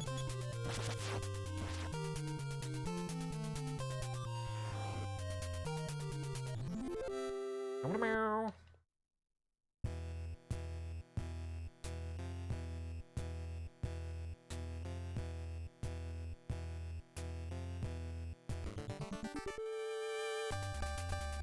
Grizzly bear. Eve, get him. Kill. Thanks, dude. Yeah, 4-digit damage in the 80s. You'll have to see it. I mean, Final Fantasy was doing that as well, but it was pretty rare to see it because Final Fantasy numbers were not, like, completely juiced yet. It took them a bit to get there.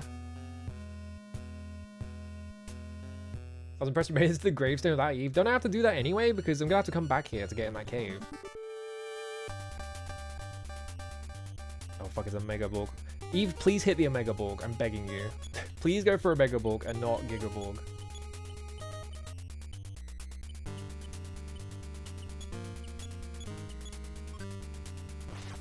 Good. Thank you.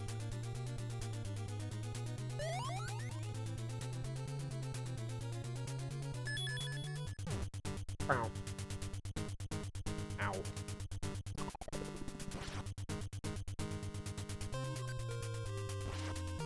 I love Gigaborg situation became critical. It's such a weird way of wording it.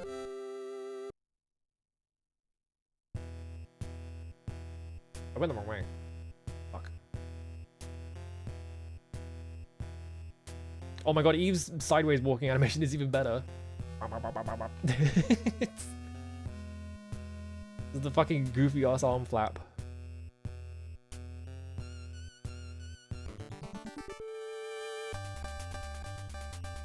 Joanna. Eve, get him. Thank you. Where's this encounter I'm supposed to get into then? Oh, Tuna leveled up. There we go. Fire is increased by 1. Oh my god, speed went up by 2. Here, revenge exacted. Maximum HP increased by 8. Yeah, if you're supposed to have this character with you when you do the first trek up the mountain, yeah, it's even less bad than Dragon Quest II then. Oh, there he is.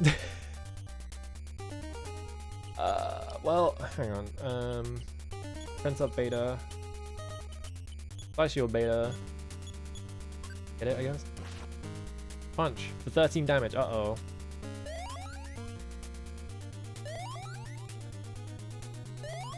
Well, it has an XX on it, which makes me think... Yeah, so it's gonna punch Eve.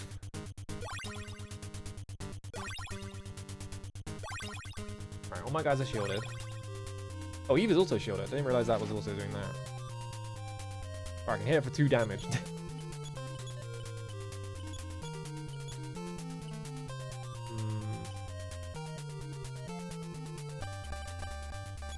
Shield off? I don't think it has a shield on it though.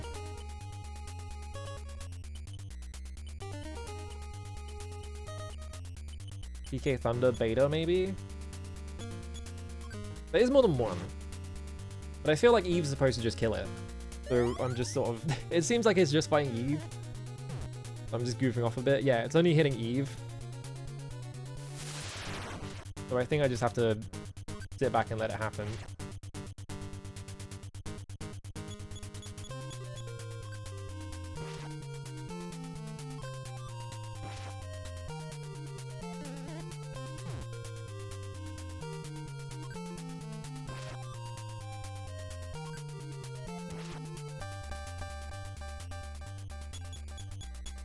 Get him.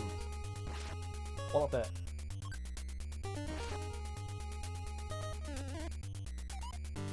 Oh, Eve dodged. Yeah? I mean, if I need to do this and it needs to die... Hang on, let me check it. I'm gonna check it, see what it says.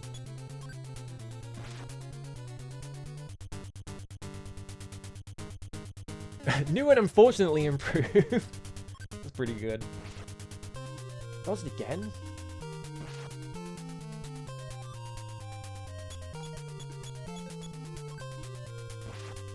Yeah, I don't know why sometimes the number is like much higher.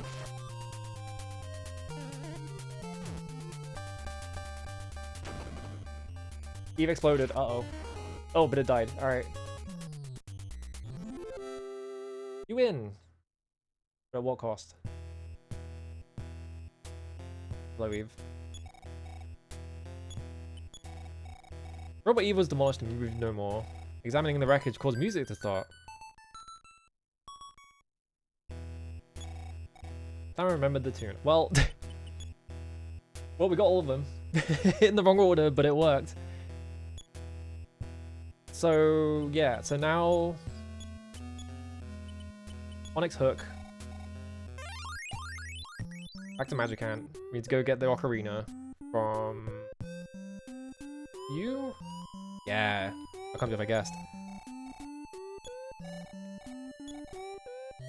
Fake out Ocarina on you. The Ocarina is once more in your possession. No. Goodbye. Alright, where's the save guy? Is it this house? What house was it? This house? Yeah.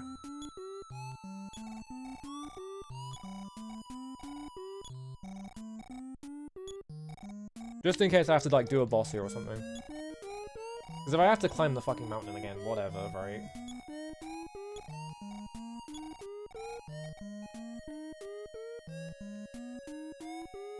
Actually, if I die...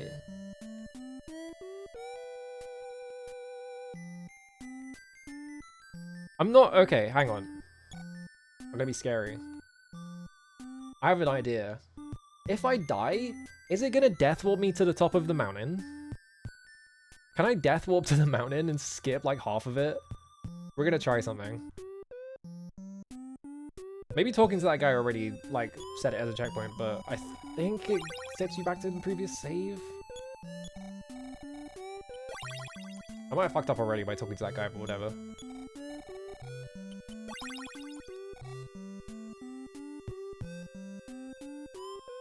I have the ocarina.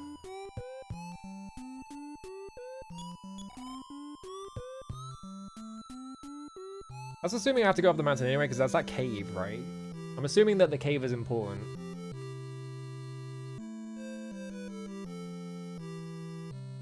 Do I remember which room it was? No, this is the room where I got the berry tofu. Oh, there's a bunch of things in here. It's just magic herbs, whatever. That's why I left them, because I was like, I don't need that.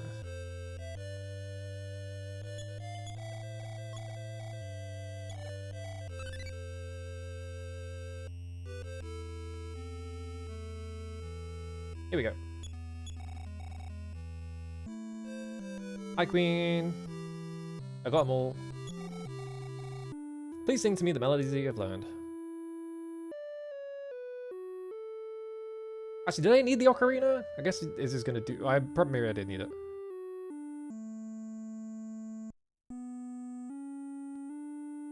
I hope this song doesn't have lyrics because I'm not singing them. I can't sing.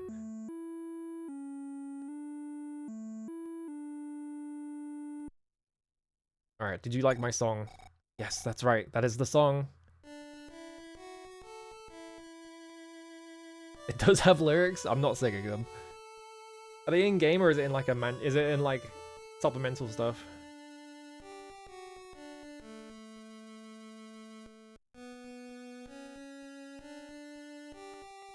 It's in the commercial? You can just hear the whole song in the commercial? That's crazy.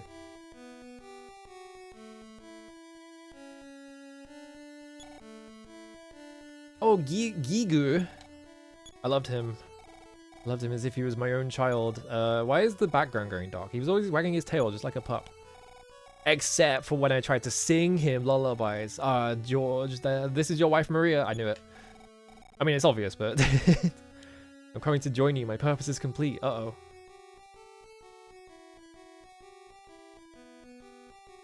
Oh. I was telling the story to Salmon. With a rush of wind, Queen Mary vanished. Uh-oh. She disappeared, so did Magikarp. Well, Magikarp was a mirage born of Maria's consciousness. Oh, it just okay. It just teleported me here. Awesome. Now I can go in the cave. Okay, the game was very nice to me. Never mind, it wasn't very nice to me because Mega Ball just spawned. Wait, Sing? What does Sing do? I'm so scared to put Sing. Hang on, I'm gonna look at it. What does Sing do? Because I want to press it, but like... I really, really want to press it. However, Omega Bug will just kill me if I do.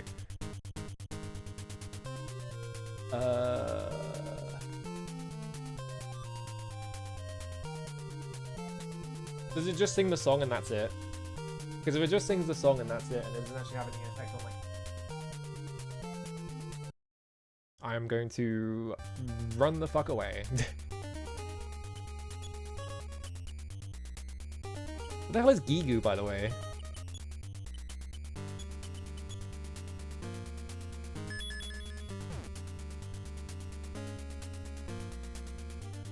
I'm out of here. Fuck off. Leave me alone, Omega Borg. I'm busy. Alright. ESI. Life up. Beta.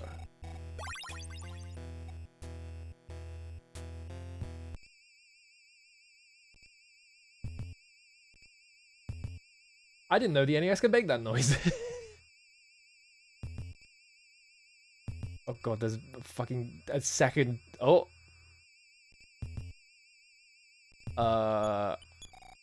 Nope. Are you sure? Nope. Are you sure? Can I telepath this?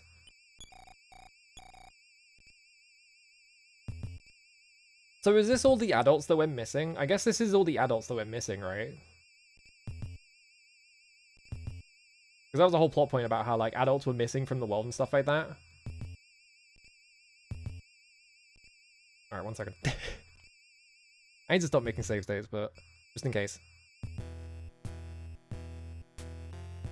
Oh, can I talk to one? Hang on. Hang on. What the fuck is going on in the background? I'm just restoring state real quick. I didn't think to try to talk to one. You're right. Well, it's a good thing I made that then.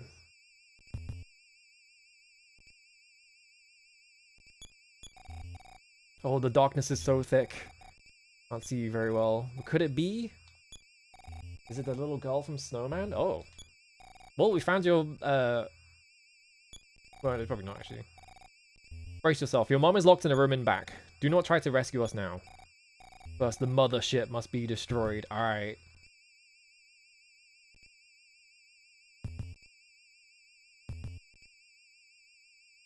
Now let's see that beautiful graphic. The mothership title drop! They said the name of the game! Someone said the word mother.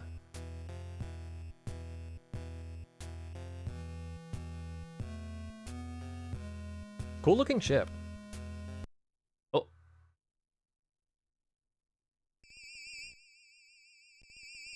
Oh, it's Gigu. Oh. Well.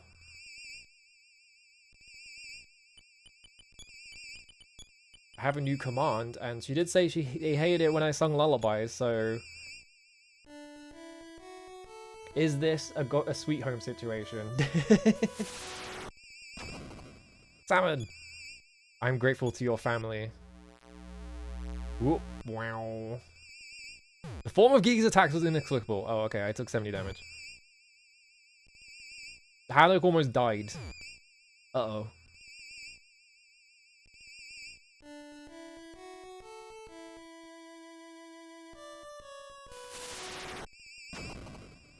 Yeah, sing the song. Is it dealing damage? It's making a sound effect as if it is. Alright, so this is not good, because Haddock took like a shit ton of damage, and Tuna is gonna die, probably. But I think I have to sing to it repeatedly. My great-grandparents, George and Maria, raised me.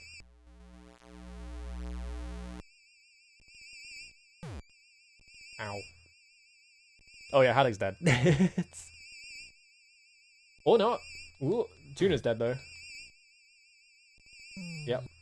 I just need to heal up.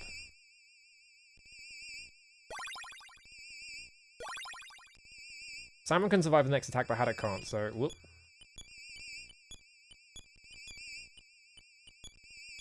Do this. George stole vital information from our planet that can be used to betray my people. Oh. That's your problem. Wow. Exactly? Really? You did exactsies? Come on. I lost the battle. Where does it put me if I die? My friends are gonna be dead as well. Okay, back in the house. Alright. Still stay. Get back in there. So do I just have to sing to it?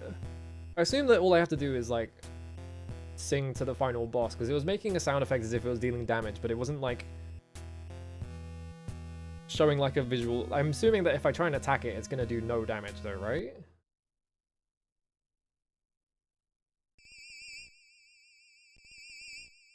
I like how this is the final boss theme as well. It's just like this weird like noise. Alright, I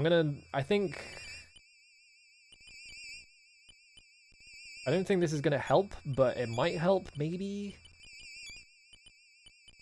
Try this. Maybe this will make us take less damage from all this stuff.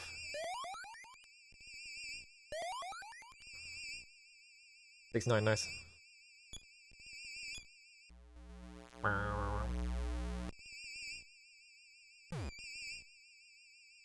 No. It took more damage.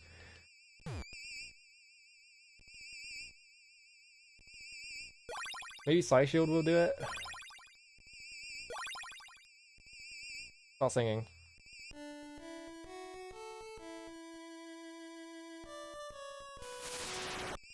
Problem is, it's only doing like the first 2 bars and not even the full first 2 bars. I don't know if that's like important or not.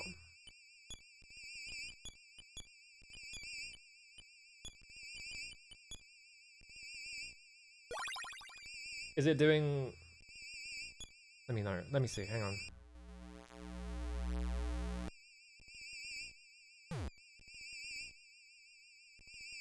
Ooh, Side Shield is doing it. Okay, yeah. So I just need to Side Shield. Alright.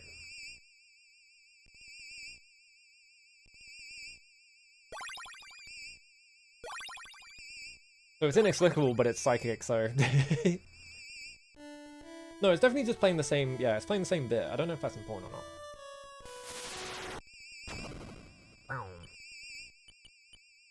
So I should just be able to sing and life up every turn. And if the Side Shield expires, which I don't know if it does, I could just reapply it.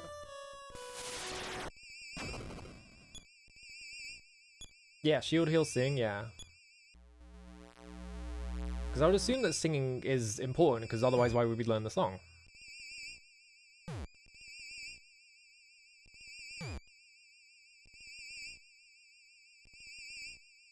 Alright, heal. Because I'm healing more than it's dealing damage to me, so...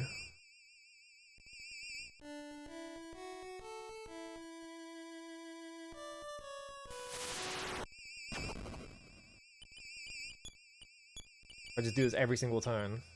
As long as I don't run out of PP somehow. Now, one of his descendants is obstructing our plans and must be stopped. Simon, I'm talking about you! Oh, the diary, of course. What did the diary say? The diary said a bunch of, like, inexplicable stuff, though.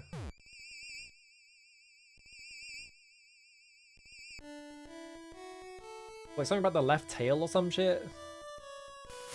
It wasn't very, like, comprehensible.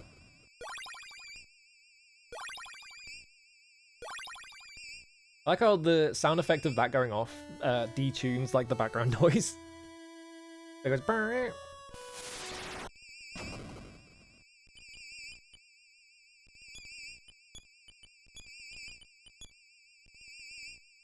Alright, start singing.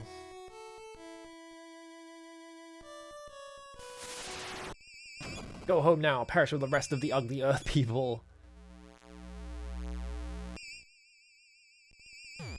Wow. Do Side Shields expire? I guess we'll find out. It doesn't seem to be expiring. If I'm near full health, I can just reapply it. Hopefully.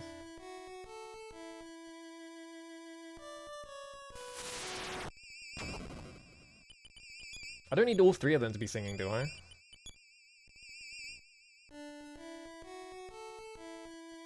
I'm assuming it's just like you have to sing the song a certain amount of times. If you have all three singing, it probably takes less time.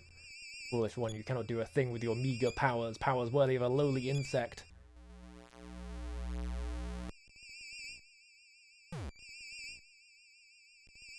Yeah, I'm still only taking like 30 damage.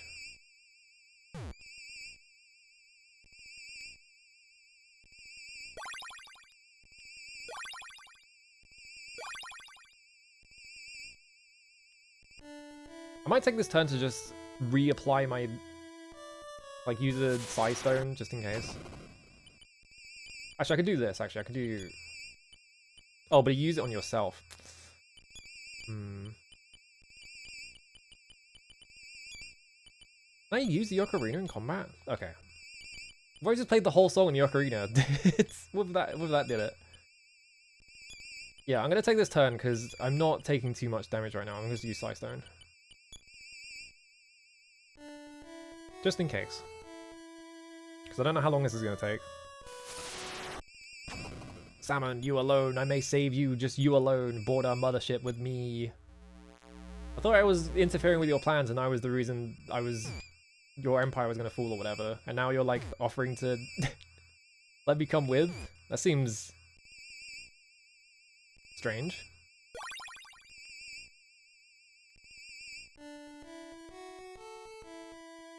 I don't think you thought this plan through. I thought I was the problem.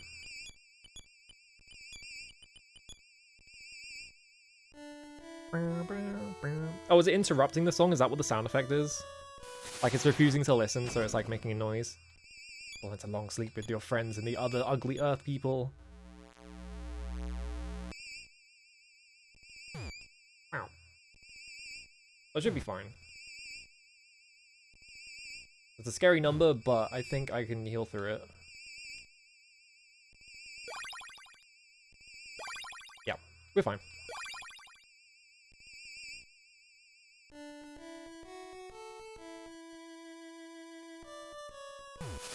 Yeah, he's like, oh, he said stop singing. All right, here I go. Yeah, he's their grandson, so I guess he got attached, but also he was also like, oh, you're the one with the plans, and so you're the one that's going to ruin everything. Not thinking his plan through. Oh, just let me sing the whole thing. Oh! Well, I got pretty far into it. He's not happy about it. Does it not do anything until he stops talking? I mean, it's fine. I'll just keep singing.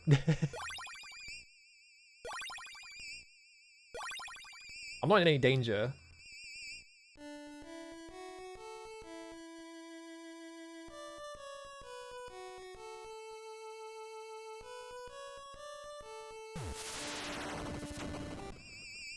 So is he letting, like, one bar through each time now? Sounds like it. Oh, he went first. What the fuck? He's getting faster. That's not good.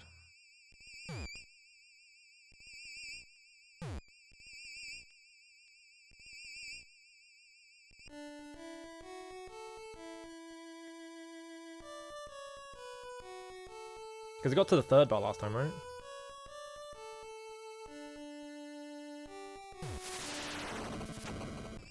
Okay, so now I just have to get 3 more and then I win, I think? Because if it's getting 1 bar longer each time... Yeah, the next 2 should just win me it. Maybe I just sing as Haddock as well. Yeah, so he's gonna do the next bar. You puny little earth bug, stop, shut up and stop singing. Alright, here I go. GG, shake my hand.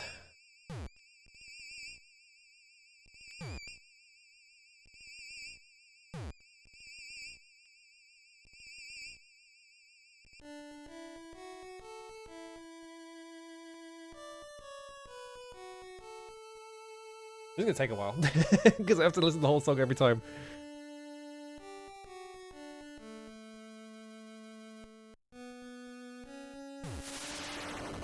The song.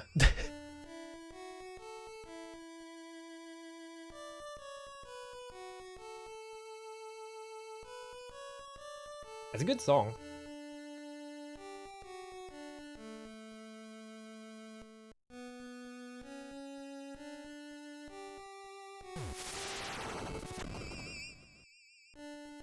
Oh, was it one more? Did I miscount?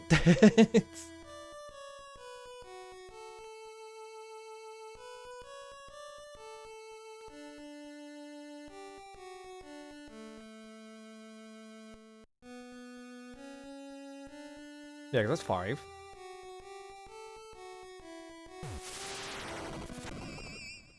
Okay, it sounds like I got like to the 7th one, but he interrupted it, so I'm not sure. Oops. Life up. Thing.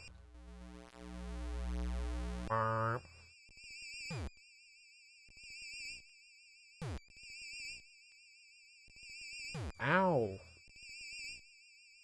Stop it, I have to cast a spell now, I can't just sing at you.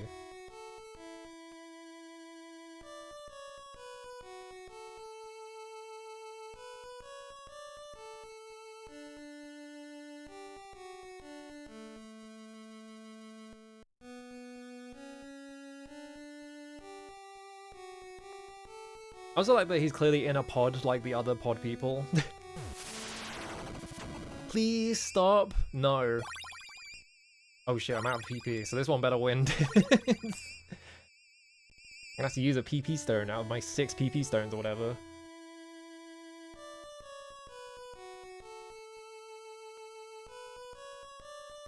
I guess the idea is that the aliens are putting all the humans in the same pods that they're in and stuff like that. I have no idea what everyone's typing exclamation marks.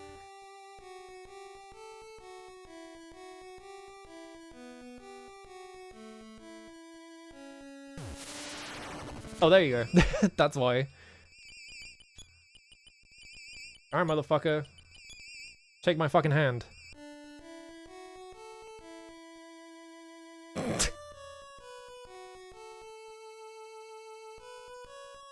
This like strobing effect is kind of hard on my eyes.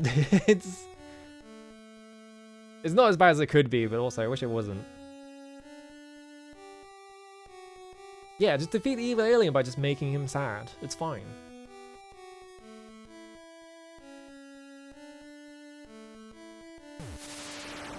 Dot dot dot dot dot. Oh my god. It's fine. How could I be defeated by a song like that? Doesn't he even have drums in it? I will sometime. Salmon, we shall meet again. Oh, he's out of here. Oh, I got a full heal. You didn't refill my PP though. I need that. Oh, goodbye. How am I gonna get off this mountain with no PP?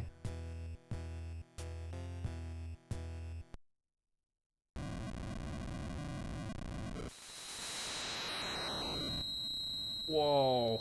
Awesome. Yeah, I need that PP.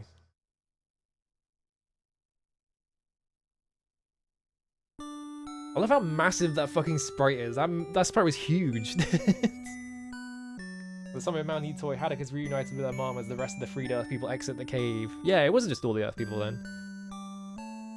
It was all the people that got kidnapped. Place his health fully recovered, now sings daily at the live show. Oh, fuck yes. He's going crazy. Oh, he did a big jump. He's Bon Jovi. Kidnapped grown-ups return to their lonely children in Youngtown. Yeah, Place who did not die. Can you like skip Place? Because it seems like you don't even need to get him. So like, if you skip him, he's just not in the credits. I promise I won't forget you, so... Oh. I did read it, I just didn't read it out loud. Tuna returns to a hero's welcome at Tinkle Elementary School. Oh shit, they're doing crowd surfing. Alright, everyone walk away. Leave him up there. Son, your sisters and I are so happy to see you back in one piece. How unbelievable that you are not hungry. I am actually hungry. Yeah, it seems like it might be possible to get him if you go all the way up the mountain, do the Eve stuff, then leave, come back to get Place, and then finish the game with him. Oh, the thought bubble in black and white. That's nice. Well, now the Earth crisis is finally over, I think I'll just lay down for a moment and...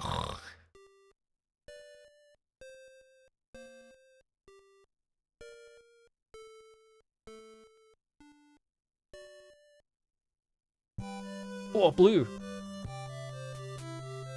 Ooh. She's escaped the confines of the game. Is it just going to be a run of every single sprite in the game?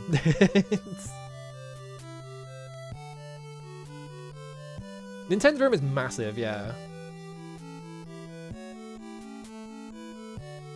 I did beat the game, yeah. I think so. Or I'm assuming I beat the game because it's running, like, characters running across the screen.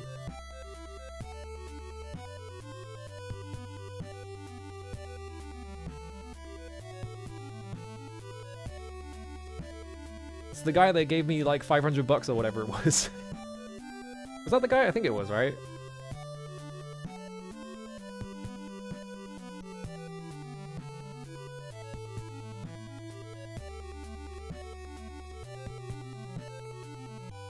That's the guy that gave me the item that I never used a single time. Because I was like, I don't know what this does.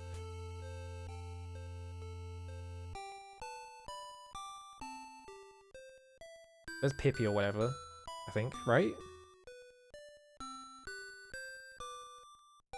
There's the guy who I crashed his tank. Oh, the fucking penguin! If you never found the monkey cave, do they not show up or something, or does it just play it?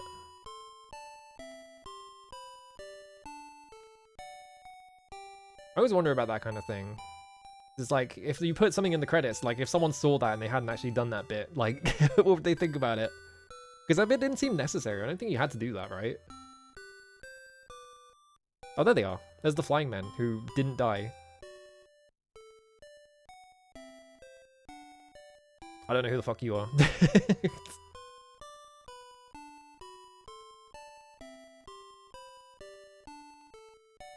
Yeah, the flying men who did not die. They're still alive. Only one of them died, and it was out of curiosity, right? Yeah, credits.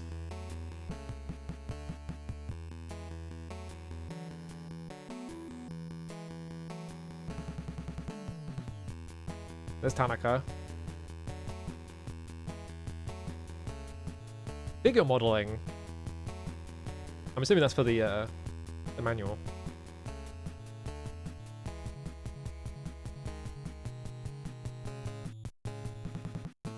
Coordinate. Video game credits, especially for Japanese video game credits, they're always just like, what is a coordinator exactly?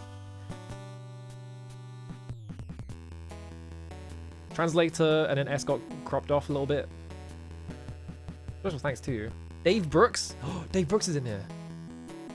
What else is Dave Brooks in? He was in the Wario Land credits, right? Yamoji. Player. Oh right. I think this is when I named the guy in the cat, like the trash can was like, what's your name? And I didn't understand him, so I just typed the main character's name because I was like, I don't want to change that. Ape.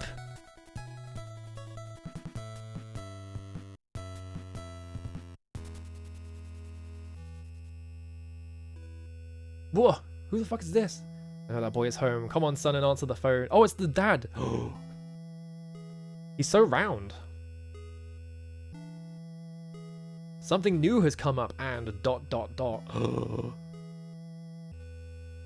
Sequel hook. They're never going to make a sequel, though. It'll never happen. It's Deep Throat, yeah.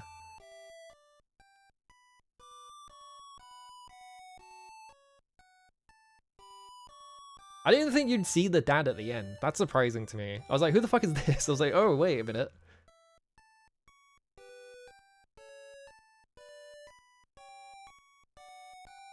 Well, unfortunately, they never made a sequel to Mother because they didn't make a Mother 2, so it'll never happen. What a good ass video game, yeah. The mountain trolled the shit out of me. I got trolled multiple times on the mountain, but I could get over that. Yeah, they made Mother, it was weird. They made Mother 3, but they didn't make Mother 2. They kind of just skipped a number for some reason. I don't know why.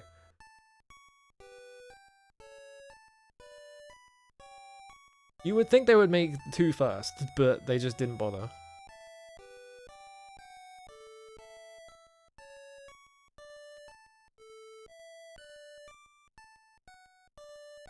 Yeah, I was like, is it gonna finish anything after the 8 melodies? But I think it's just... Yeah, he just went on and made Earthbound. It wasn't even a sequel. Now I'm officially allowed to cry. That is true. Was that the Mother 1 tagline, though? I know that's the Earthbound tagline, but I don't remember if they thought up no crying until the end. Yeah. Because I would believe that he did think of it for Mother, but I don't remember. Was it for this game? Okay. Did Earthbound have a different one? Was Earthbound just like, okay, you can cry in the middle of it, it's fine. I made this game sad, it's alright. Yeah, damn, what a game. What a good ass video game.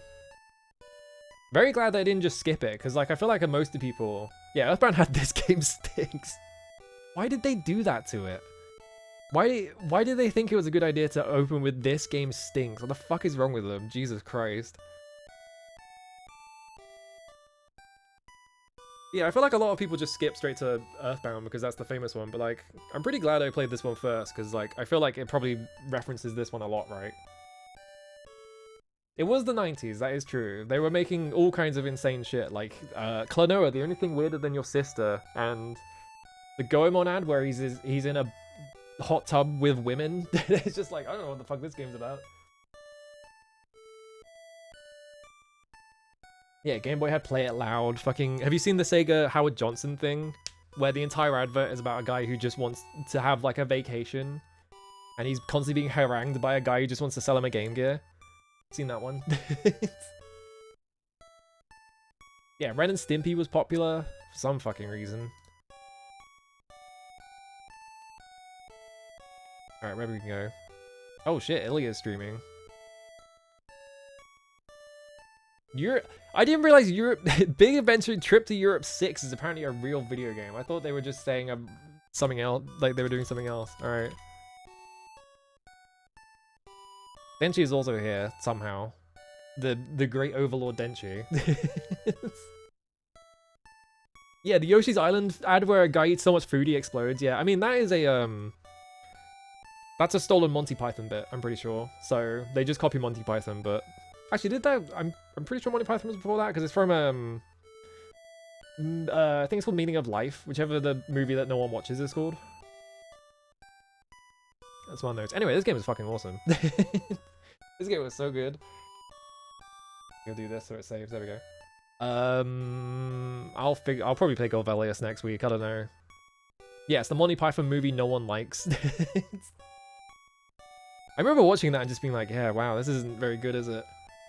And that was back when I actually liked Monty Python because I was a teenager. Anyway, am I doing anything next week? I don't know. I'll play something. I'll figure it out. I don't know. I gotta think of stream plans. I'll think of something. But yeah, this game was awesome. I had so much fun with this. even if I was like grousing about the fucking mountain, but that's fine. Yeah, I can't think of anything. I'm out of here. I'm off to eat food. I'm hungry. Bye.